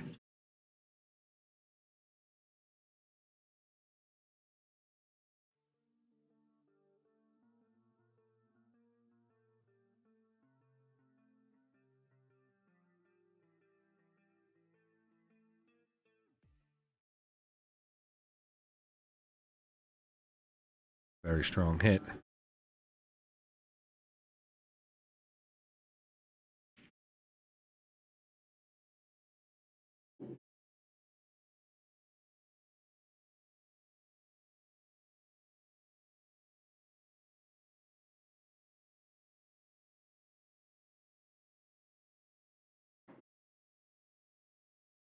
Bean kicks across and makes the hit.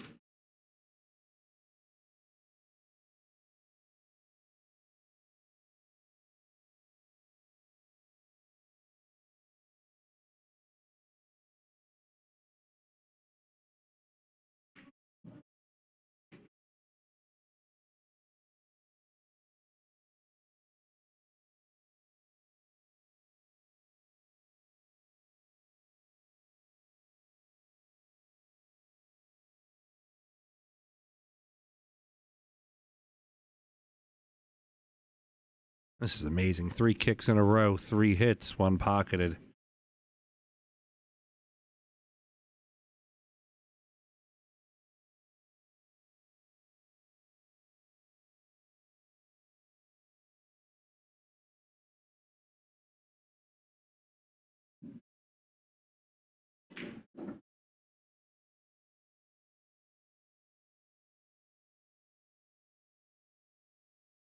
Georgia, how you doing there, buddy?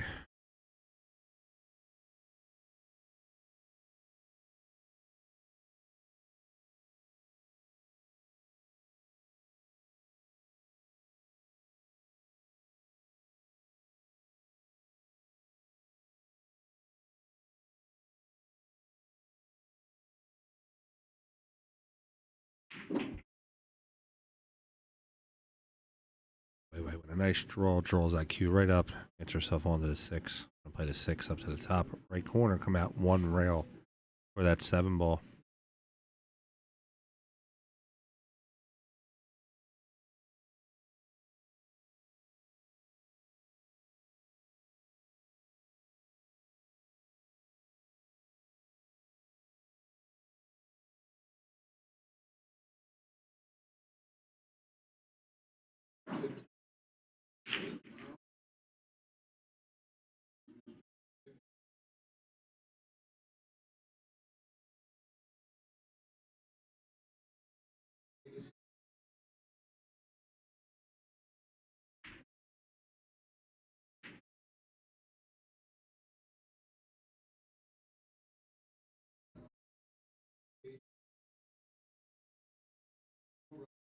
Anna Easton.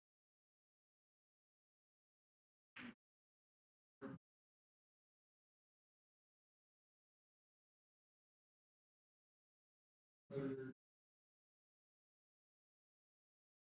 Tips. Quick fire, Kelly Fisher. Last 2 matches of the evening. All right, we got 1-0 on the score.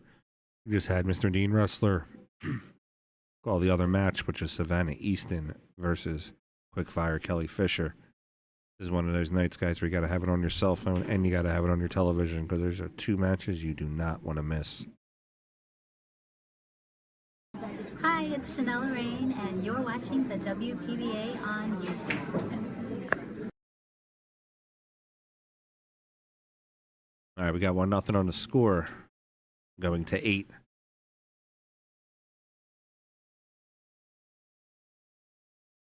Thank you there, Shooters. I appreciate it. WPBA invited me to come up here and sit in with them doing some commentating, some side stream action. Really appreciate it. Lonnie Fox Raymond, the voice of the WPBA, does a fantastic job. It was a real honor for me to be able to come up here. Back 2. Jeez, God, being hung hits him so hard. He's about 5'1", and 110 pounds of just pure howitzer. That's the way to do it, Coneth. Let's green 2 match action. I like it. All right. Bean go for just the 1 in the corner, or does she try to do a little bit of a carom? See if she can carom that 1 in.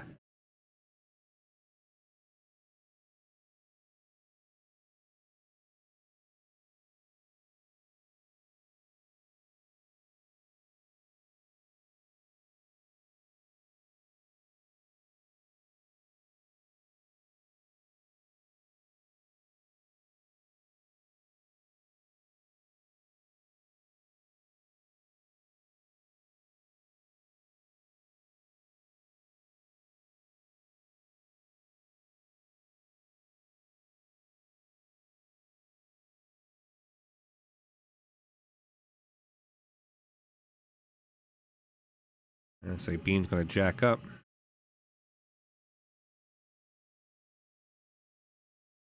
And go full into this ball. Looking to play safe. Ooh. Gonna leave Wu Chen. A shot right in the left side pocket.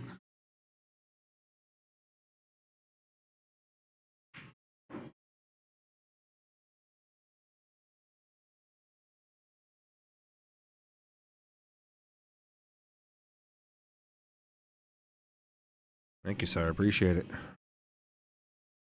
Love to get some of these ladies on there sometime. I've had Bean Hung on the stream before on my stream. He was actually until 2 weeks from now when we run the 2024 PA State Women's Championship. Bean Hung currently right now is the reigning Pennsylvania State Women's Champion. All right, Wei Wei's going to play this one in to the left side pocket. Come out 2 rails. She clips the 8. It's going to roll down. It's going to give her a chance at the 2. Going to have the 2 clean into the side pocket. She'll be able to roll up for the 3.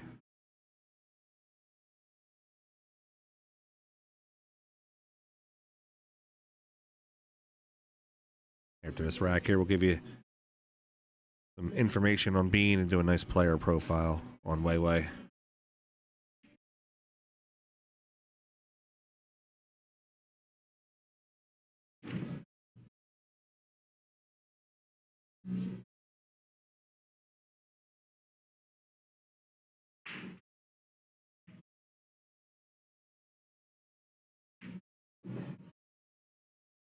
A great way to move the 4. She's going to play this 3 into the top right pocket. Guys, whether you're male, female, good player, average, or just beginner, these 2 players here are the players to watch if you're going to want to learn some amazing mechanics, fundamentals, and everything about the game. Big fan of these 2 players.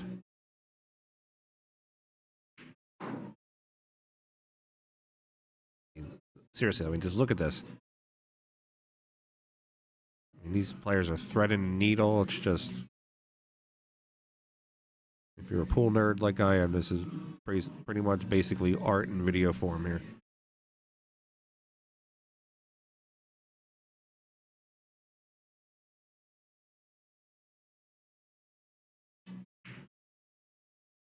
All right, Weiwei out to the 5. 5 goes into the top right corner.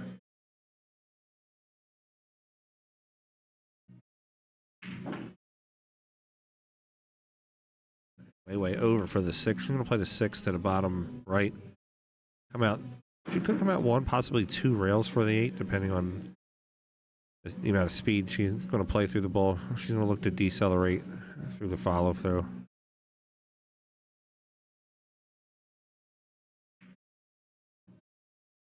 All right, so Weiwei comes out 2 rails, gets herself onto the 8. Play the 8 in the top right corner. Come down 1 rail for the 9. Might catch a second rail. She's feeling that she wants to pull the cue ball down a little bit.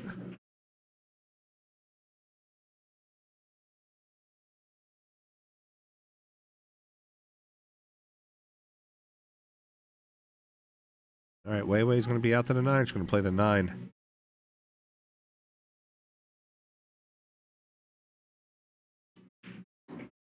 She makes the 9 in the bottom left corner. She's going to take a 2-0 lead. Speaking of Weiwei, let's do a player profile on Weiwei. Wu Chen. Current rank is WPBA Elite Pro, number 7. Currently ranked. Sponsored by Predator Cues and Jam Up Apparel. CPBA Billiard Cloth. Brunswick Billiards. Playing with a Predator Black, Predator Gold Rush, and Predator Air Jump. He was the number 1 rated player in Taiwan. 2024 RACS WPBA first place, number 2 in the Dr. Pool Championship. He's an internationally ranked player. And second in the Joy Hayball Tournament of Champions. Second in 2023 Puerto Rico Open.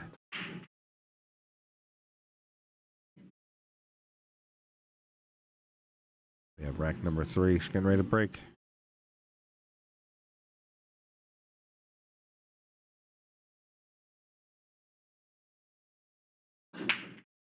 She messed me up there. I thought the camera froze for a second.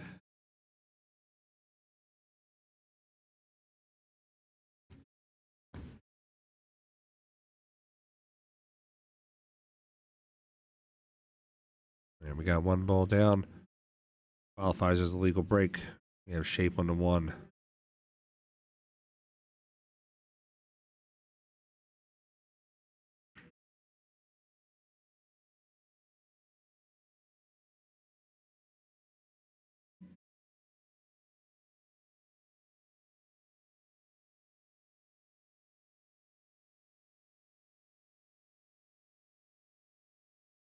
Right. Wait, with a slight elevation on the 1.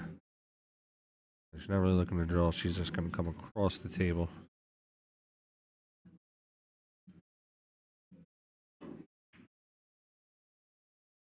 No bump on the 8. Gets herself clear. She got the 2 into the side pocket.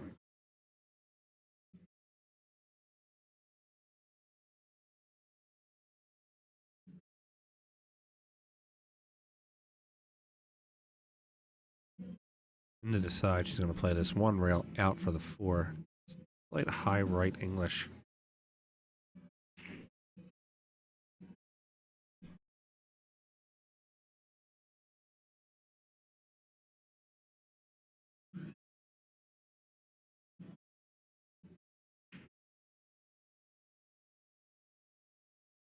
Wei kind of rolled her eyes a little bit at that 5. I think 98.9% of the pool world is okay with that leave. I think she wanted to be one different spot from where she wanted to be. 5 to the corner.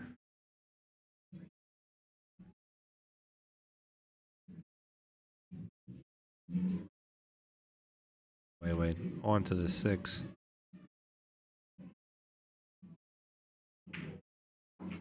I love watching the Asian players play, just their stroke mechanics and just the way that they go through the ball. It's just like a learning process.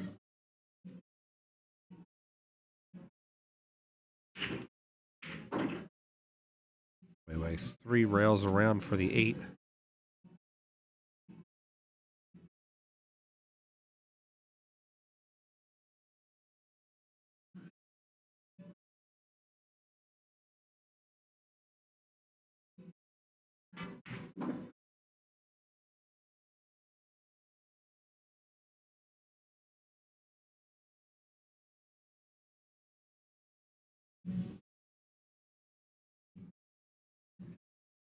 All right, Wei for the 9, played in the bottom left corner. She's looking to take that 3-0 lead.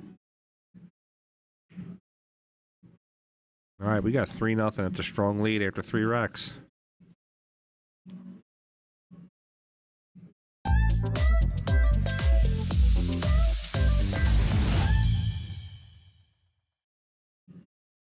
Picture there was number 9 ranked April Larson, one of the great stars you'll see here on the WPBA.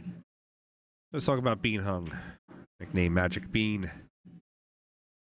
From Brisbane, Australia. Birthplace was in Taipei. Her highest rankings, number 12 in the WPBA. She's currently ranked 23.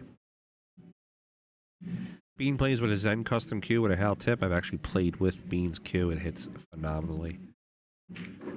A BK Rush break cue, Air Rush jump cue, and she got a 3 seconds case. 2024, she was the Fairfield Invitational champion. She's also the Oceania Women's 10-ball champion.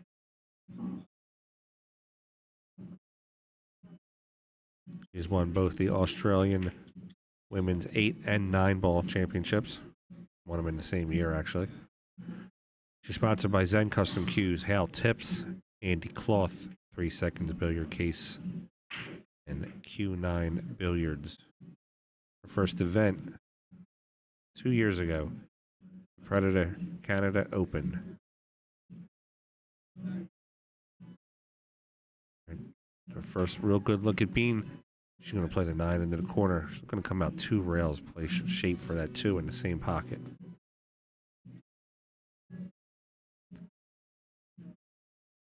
I actually picked, prior to this event, I picked Wei versus Margaret for the finals. But this could easily, I mean, with everybody that's left, this could easily be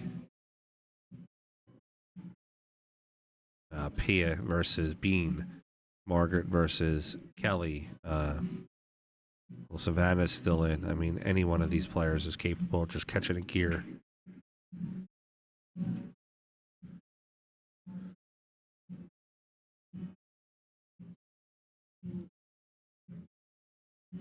You want to watch that Kelly Savannah match? That's the mainstream match over there. Lonnie Fox Raymond is commentating that with Miss Kaylee McIntosh. You got to give it up for Lonnie. She's been doing a phenomenal job creating this stream for the WPBA. Turning it into what it is.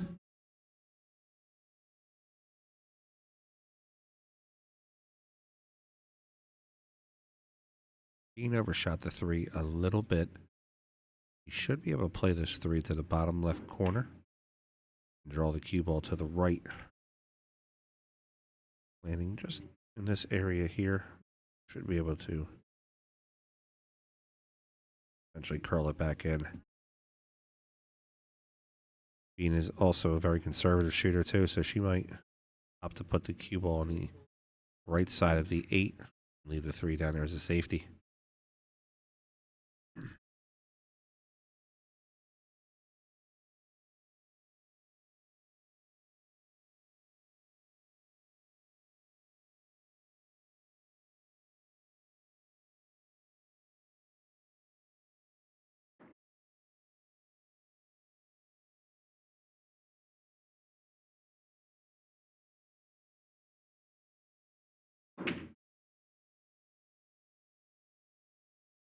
Bean just misses the 3 a little bit. That could hurt. Especially where the 3 is landing. If you're going to miss against Weiwei, you want her to run like 30 balls before she wins Iraq, not 4 or 5.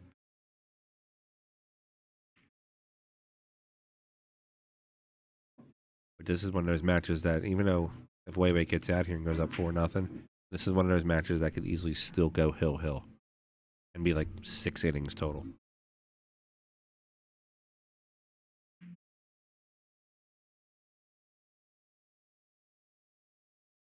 This is an elimination round too, so whoever loses this match will be out of the tournament.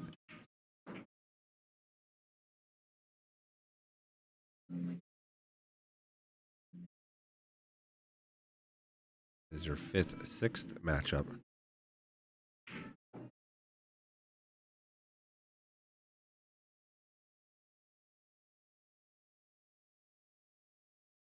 All right, we got Weiwei out to a 4-0 lead. I'm Christina Tkach, the #1 in the world, and you're watching WPBA on YouTube.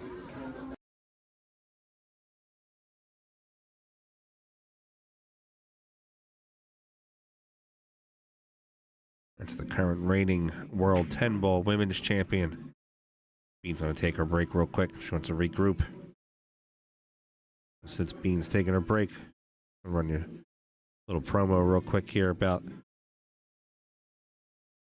WPBA's apparel sponsor.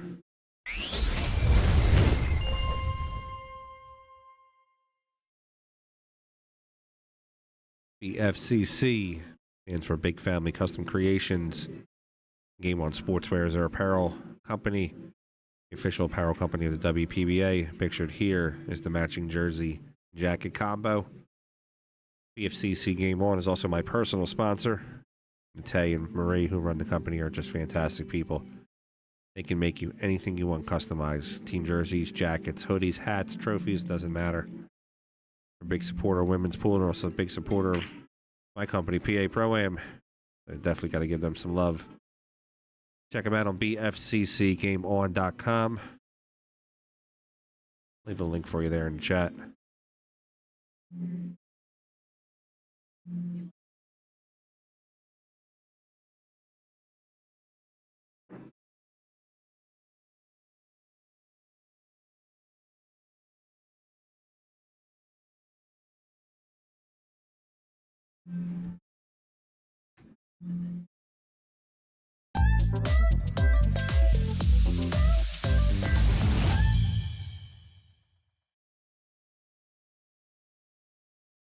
All right, both ladies are still on a break.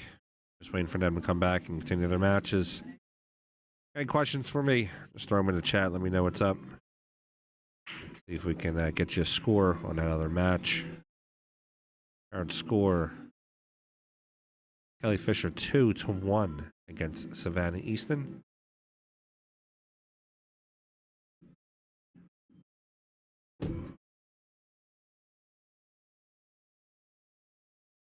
See if we can do a little zoom in. Oh, never mind. Bean's back. We don't have to worry about it.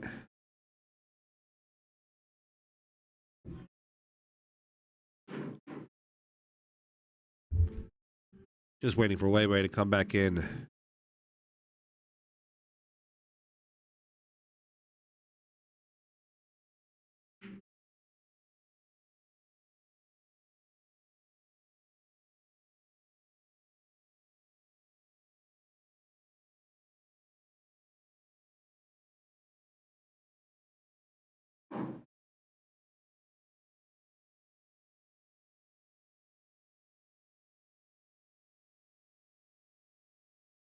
If we can zoom in a little across the room for you until the So Wei comes back. Kelly Fisher out onto that 5 ball.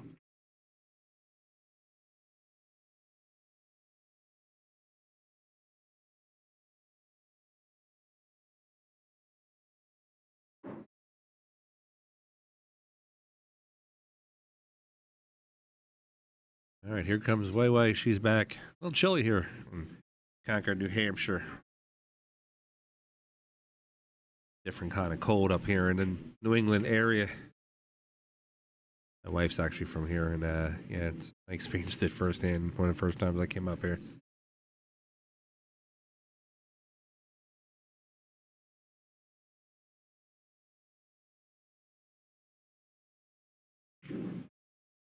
All right, Saturday night at 170 on the stream. You can have a couple hundred on the main stream. If you're watching on Billiards TV, if you could do me a favor, please, just take out your cell phone real quick. Shoot over to WPBA Billiards. That like, subscribe, and share button. It really helps these ladies out on tour. Helps them grow their social media numbers, so when sponsors want to get involved, they see how popular WPBA is. Remember, it is the longest standing professional billiard store in the world.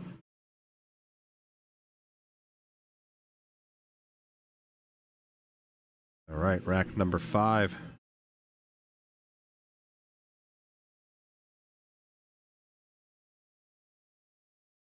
Way up 4-0, her break. Makes the wing ball. She's going to have shape on the 1 in the side pocket. Looking at the side here. I was like, sure, she could play shape on the 1. She could play the 1 to the corner. Have the cue come out too. But I don't think she's going to play. I think she's just going to play straight safe on it. Sometimes it's tough to call a match like Wei or Bean. They can hit the shot from anywhere, so something that we don't see.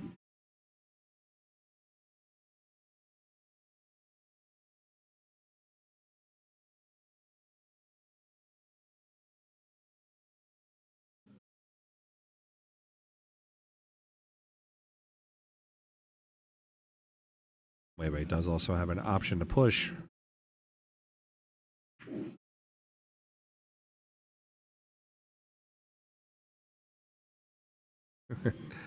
I have it all.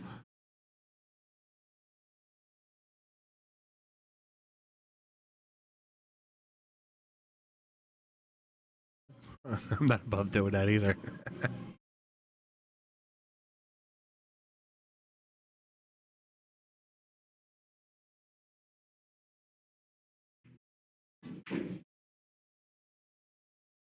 Look at this. Look at this. All right, here's a good chance for Bean to get herself onto the board and get her break too.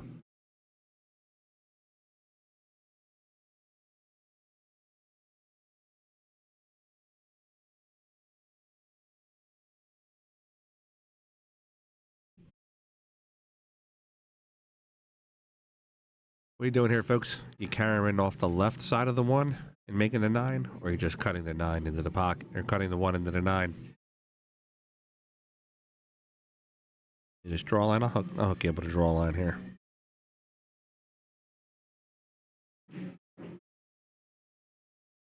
I'll leave it for you too. See if I make it accurate.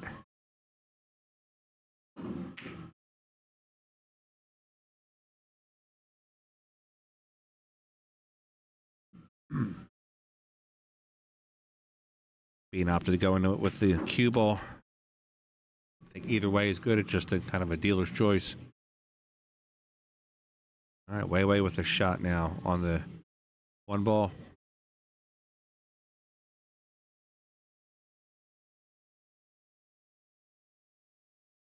Let's see if Wei opts for the carom now.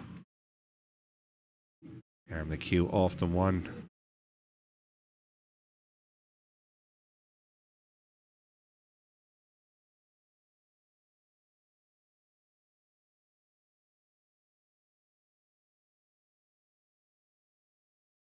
Might be trying to put the cue behind a 9.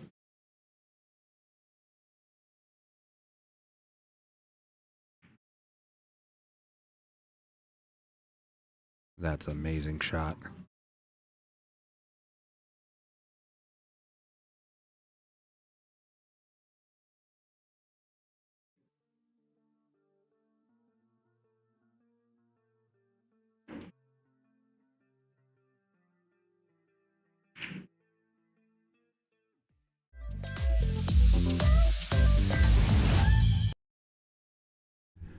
Wei put Bean in jail on that shot. Bean's gonna have to kick one rail.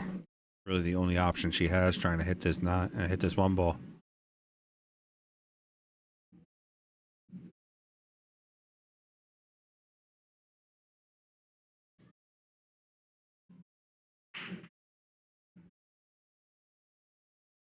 Simone, I must not know you too well, but you definitely know my stream. I like it.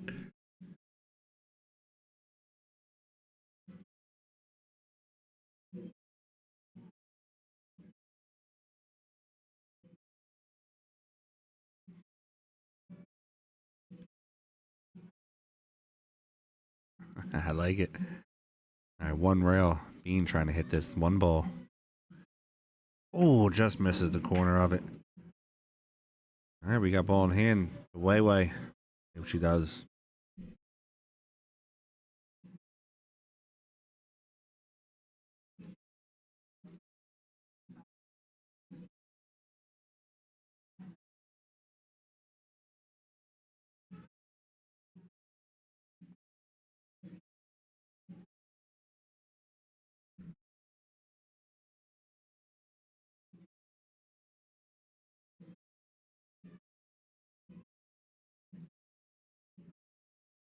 Two six is obviously the trouble shot.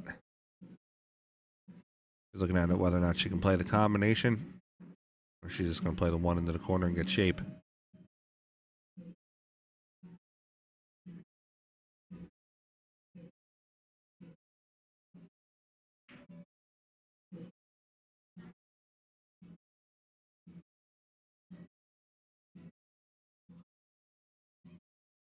Yeah, I like to run a technical stream. I like to have it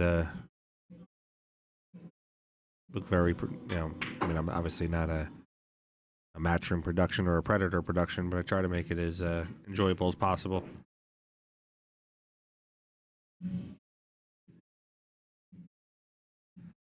Wei can do no wrong right now. Everything she's touching here turns to gold.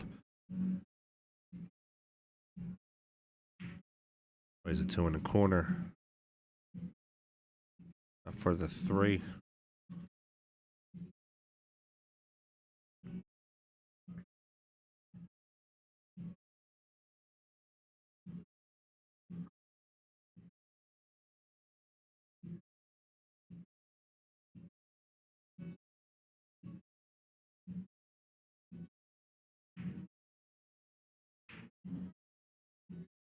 Wei plays the three to the corner. She's going to play the four, same pocket.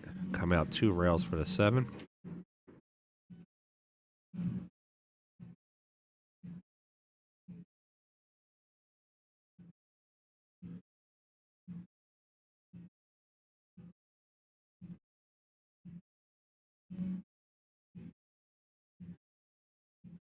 Wei finally missed. I think she was shooting at like a 980 at this point. Bean has a good chance to get herself onto the seven and get out for the first time. Get herself on the board.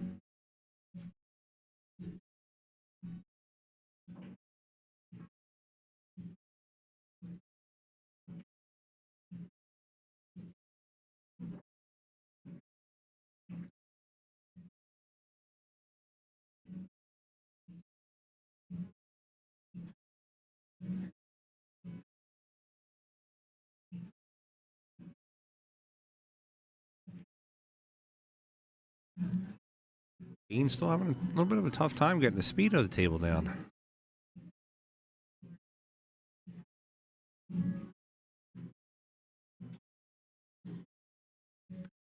Yeah, Simone, I'm actually just a guest here, though. Lonnie does a fantastic job. And I think one of the reasons why she wanted me to come is because her and I bounce a lot of ideas off each other. And, Lonnie's one of the only female streamers in the country for pool. He misses again. That might get safe though. But I know Lonnie's been looking into some of this technology. Her and I have been talking about it. I really think she's gonna up this stream to just superstar levels soon. If you actually want to help Lonnie, up in the top left corner there, there's a little donation QR code. Anything you donate to the WPBA goes automatically right back into the stream, helping making it a great production.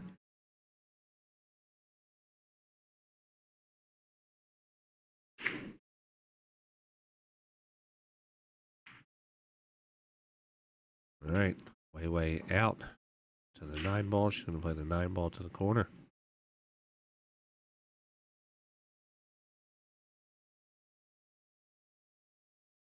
All right, we got 5 for Way. Don't count out the magic bean.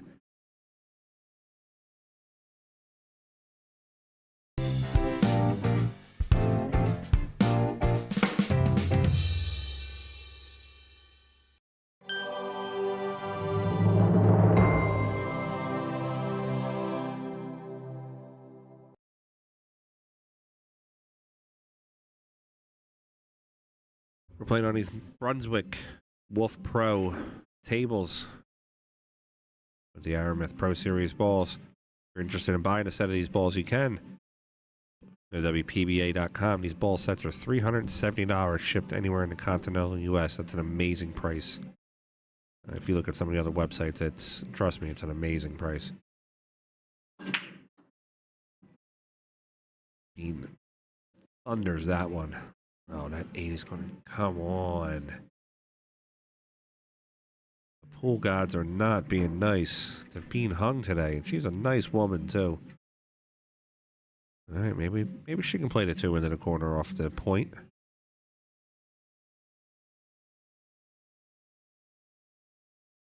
It's actually a good idea. Excuse me, a good idea there, Simone. You want to go ahead and donate right onto the WPBA website. YouTuber makes enough money. Let's put it into the ladies' hands.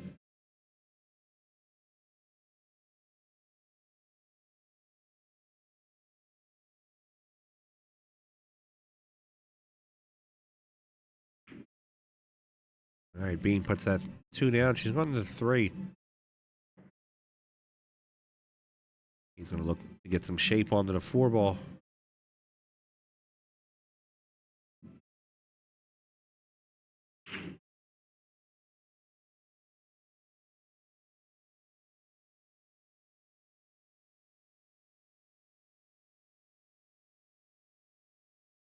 Being out to the 4.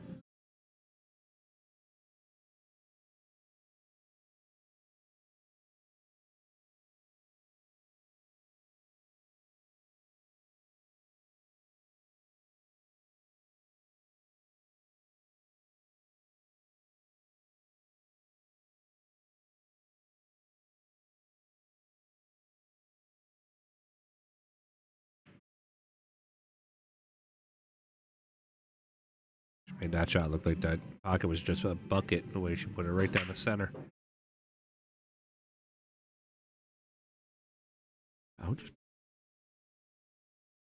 Ellie Fisher's on the other side of the room, probably 30 feet from me. And I have a pair of headphones on. I just heard her crack the rack, and it like hurt my ears.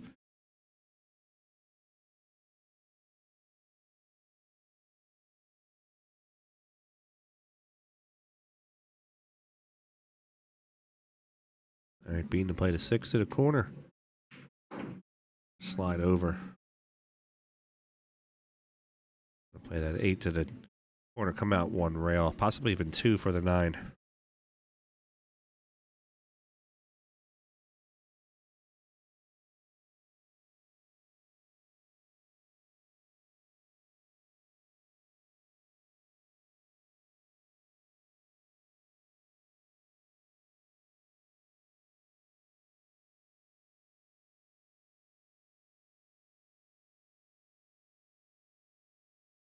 All right, we got 5-1. Beans on the board.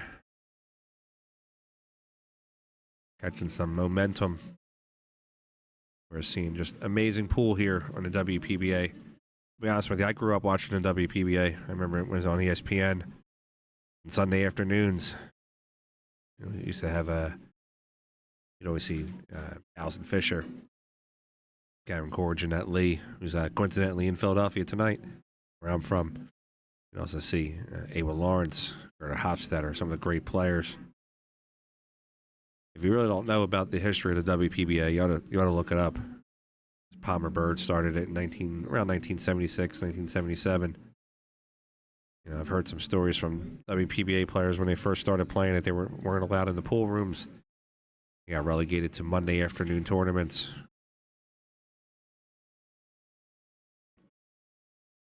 And now look where it's at now. Some of the best players in the world are coming through the WPBA.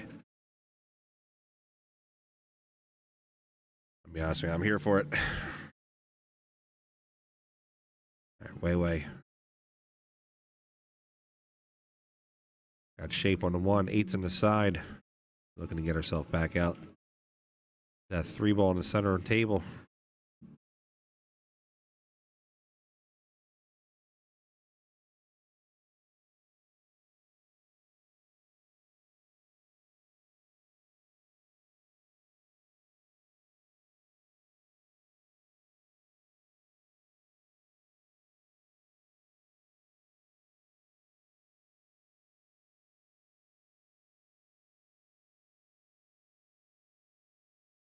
Yeah, I think Jeanette was, you know, the player that transcended the game. You know, you had Michael Jordan. If you saw the documentary on her, it was a great documentary.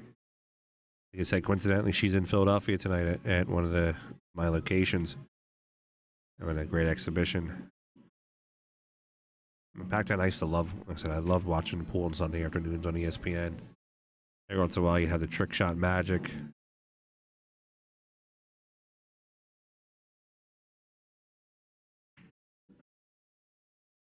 And way out to the 4. So smooth.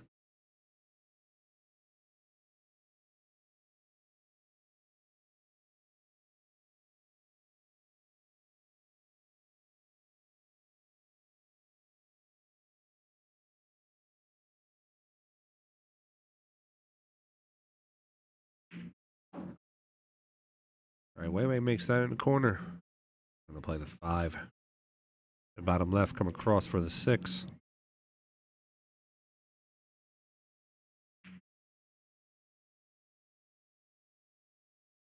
Tomorrow's championship day for this event, so you have to make sure that you're up and watching. Coverage is going to start at 12 p.m. The main table is going to be the hot seat match. It'll be Margaret Steyer versus Pia Filler. And then on the bonus side stream table here, you're going to get the winner of this match versus the winner of Savannah Easton and Kelly Fisher. So make sure you're up for that one.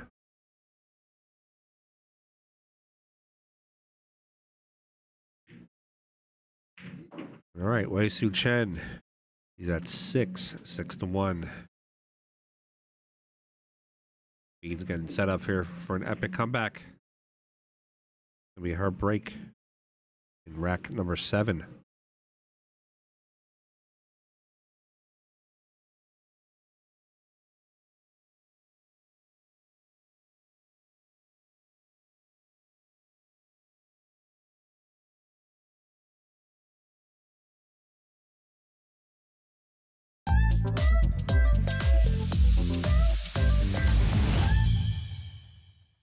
Quick fire Kelly Fisher, one of the many stars you'll see here on the WPBA YouTube channel.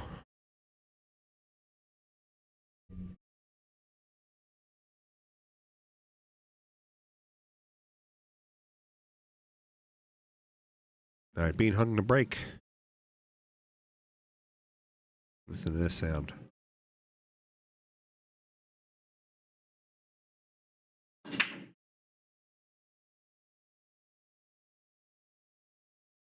Absolute sledge. She's in a bad spot, though. Let's see what Bean's going to do. She's going to kick one rail at it. She's going to try to just thin it, come up the table.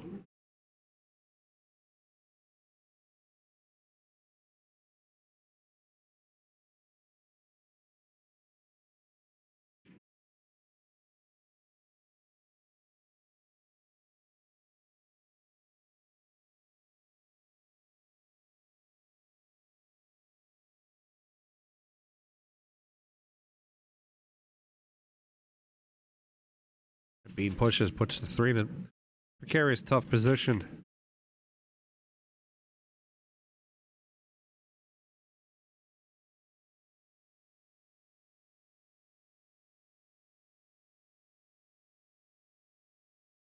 We're looking for Wei Wei to play safe. I don't think she's going to go for this.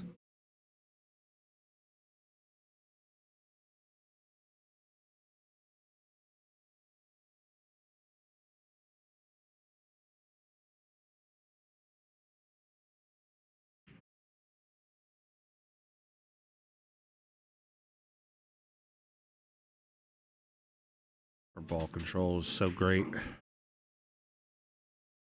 This is sort of like a contrasting style too. It's the technicality of Wei Wei and Bean's. Bean's a shot maker. I mean, I've seen her just make great shots, get shape.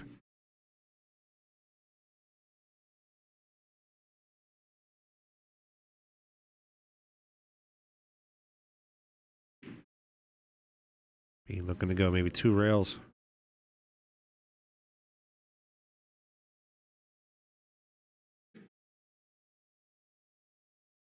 Actually, that's a terrible spot to hit. Yes, I have to race it myself. All right, Bean. I'm gonna do here, here, and over. Not gonna hit that 4 though. She's gotta get close to it, but she's not gonna hit it.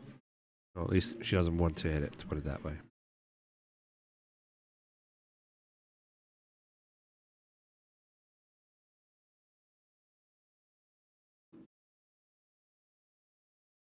Bean catches it. Gets shape. A bad shape is what it is.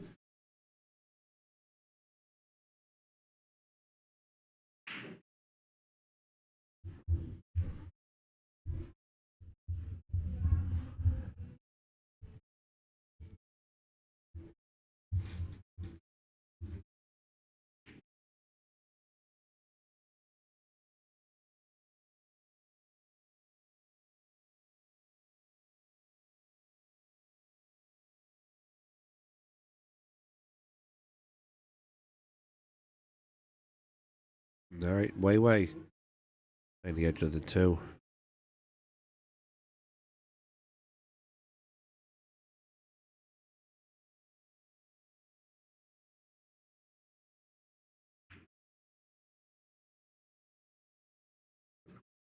Just overshoots the shape. I believe being shot on the 2 ball. We'll hit a 2 to the corner.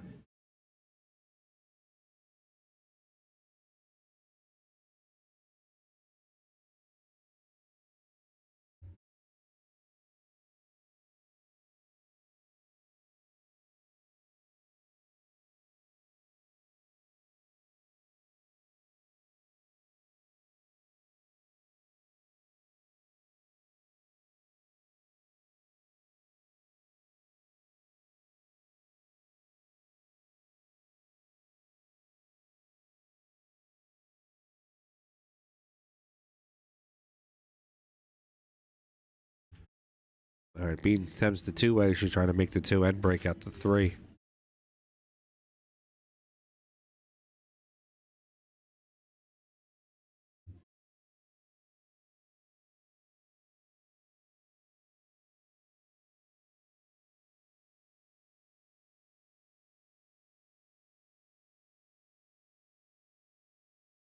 All right. That was Wei Wei's chance at the table.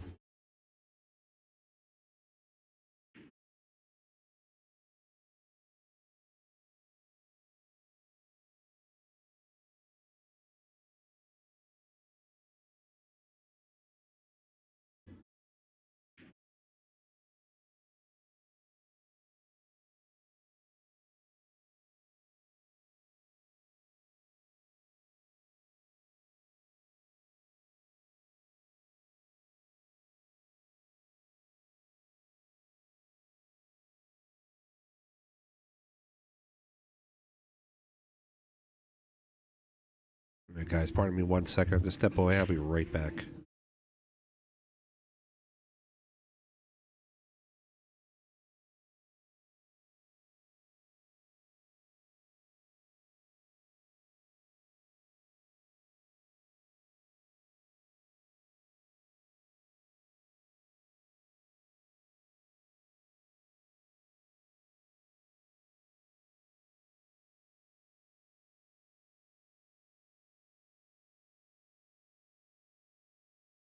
All right, I'm back. What I miss?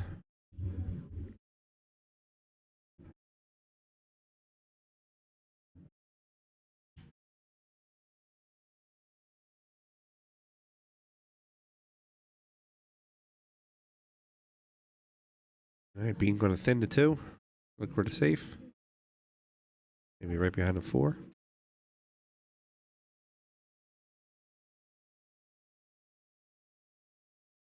Marries up to it pretty close.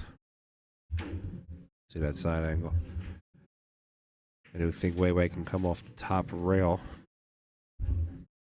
Make a solid hit on this too.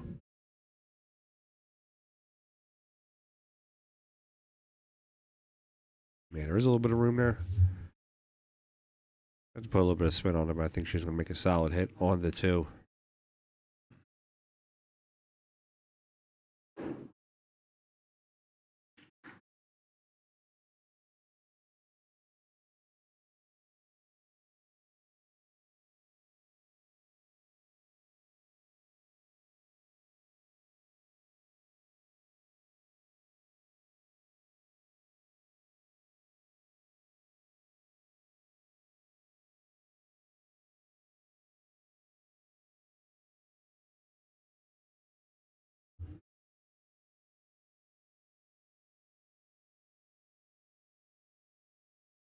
And Wei Wei goes into it. There's a chance Bean could use. She can play this 2 into the side pocket, come down to the bottom rail, and come back up and break open at 5-3.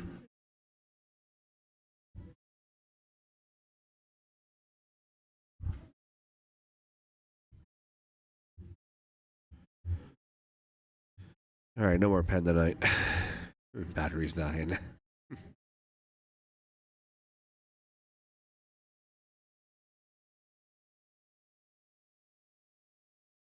Let's give you a score update on that other match if you're not doing a dual screen.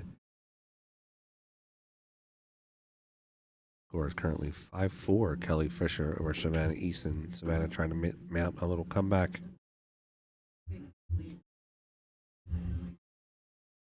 Oof. Hugh gets on the other side of the 6.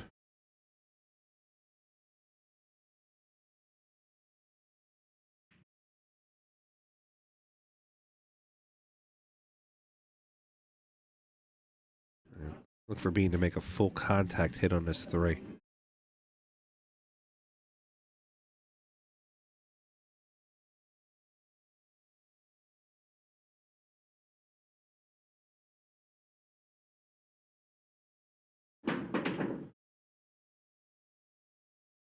Bean hits it square. I think the 3's going to move out for a shot for Wei Wei. Sits behind the 4. Let's see if that's a good combo. It's not wired, but it's a pretty good combo for her to be able to shoot at. I'd say she's over 50% to make it.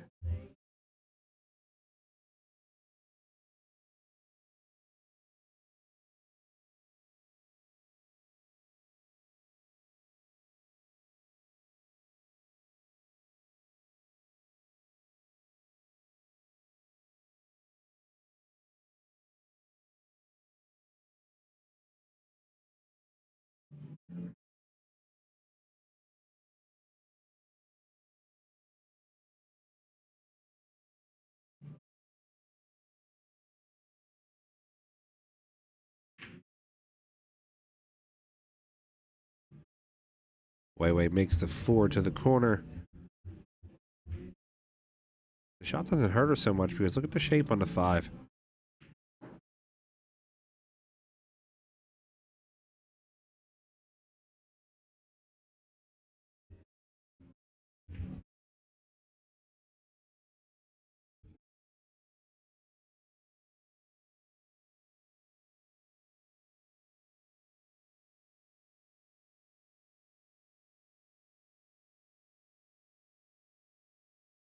She opts for the safe.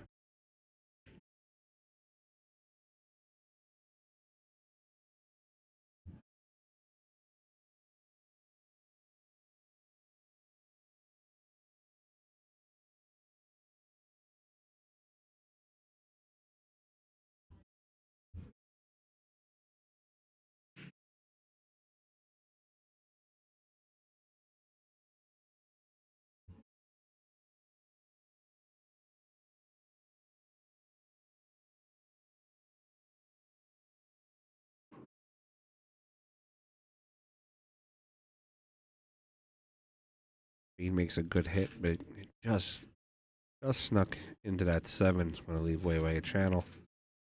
Make that 3. Come after the 5.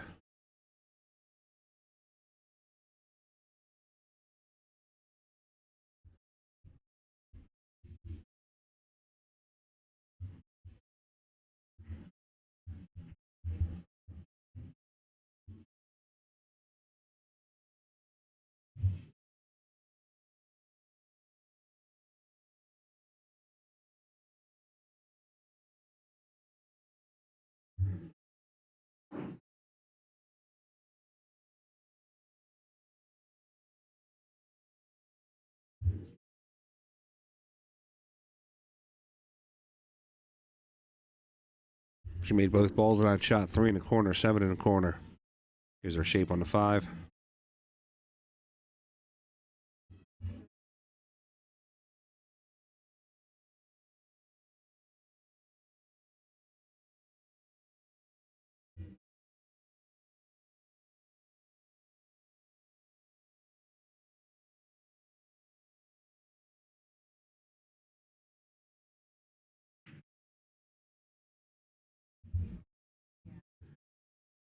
Cue out the 6 ball.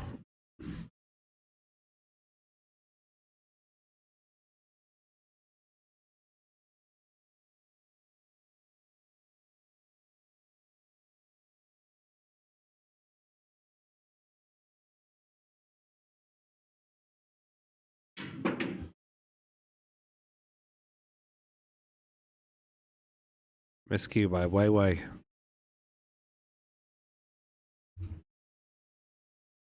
Got it lined up too. It's going to give Bean a chance. Bean's laughing. Shake her head a little bit. She's going to shoot that 6-9 combo, I think. She's got to fire at it.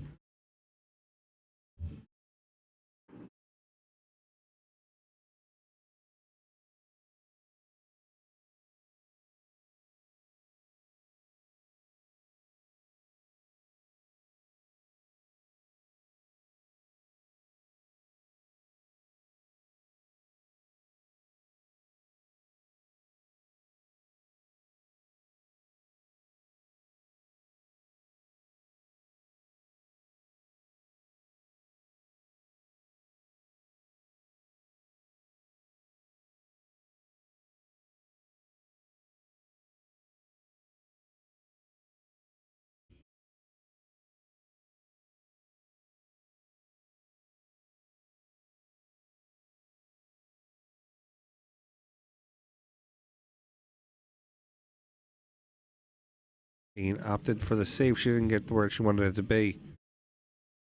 Going to give Wei Wei a chance.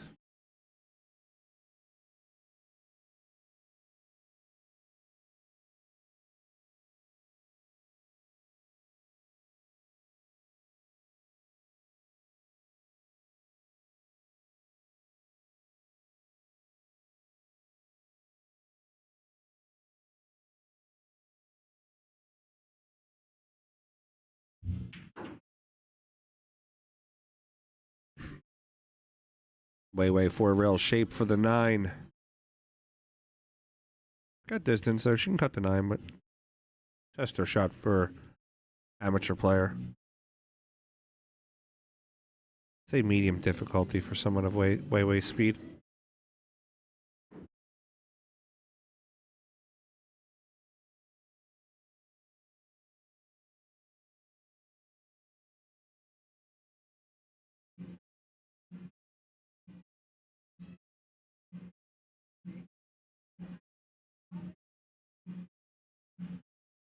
All right, Wu Chen.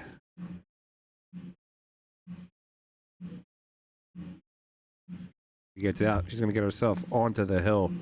Right now, with a score of 7-1. I have to agree with that one there, Snooker.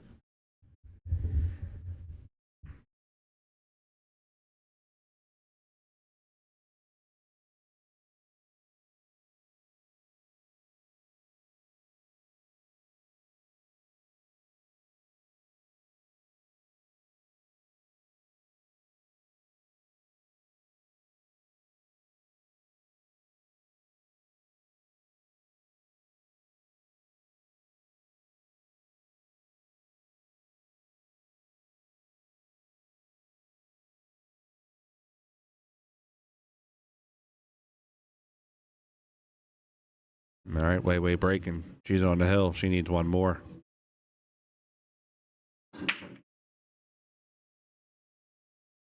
Oh, almost had a golden.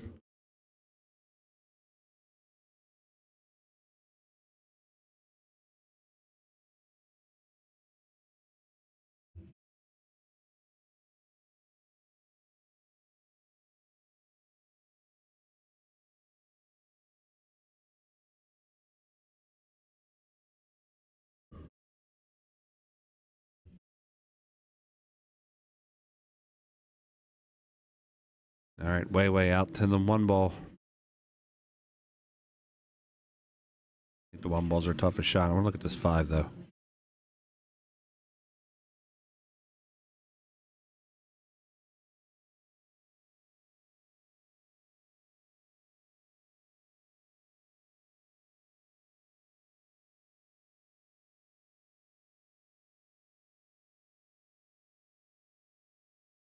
All right, way out to the 2. Could we see a 3-9 combo?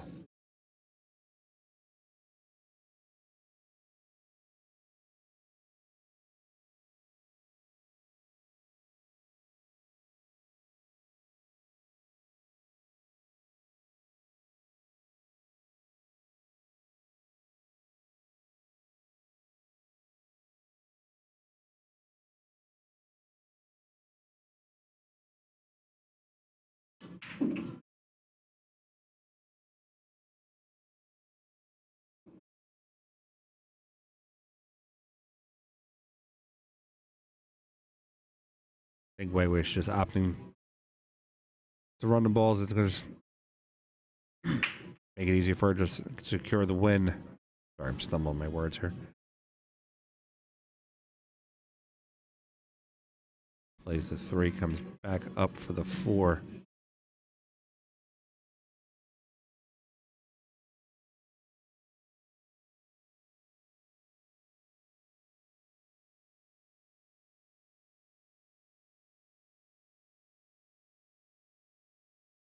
Looks like Weiwei's going to play the 4 to the corner.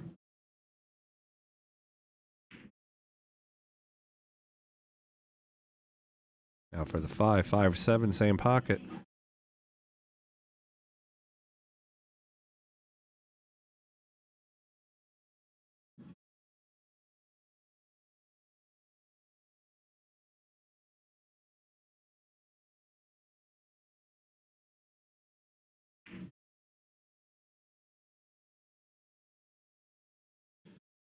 All right, I think it's safe to say that Weiwei's going to win this match. She's going to play the 7 to the corner.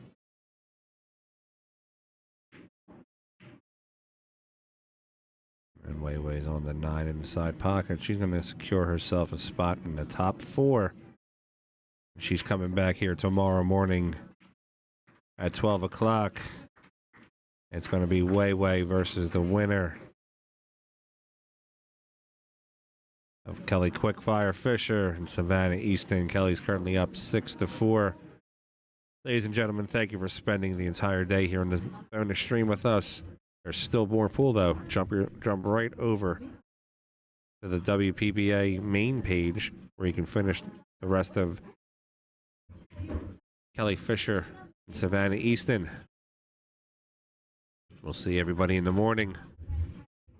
I want to thank the WPBA for allowing me to be a part of this adventure, especially Lonnie Fox Raymond.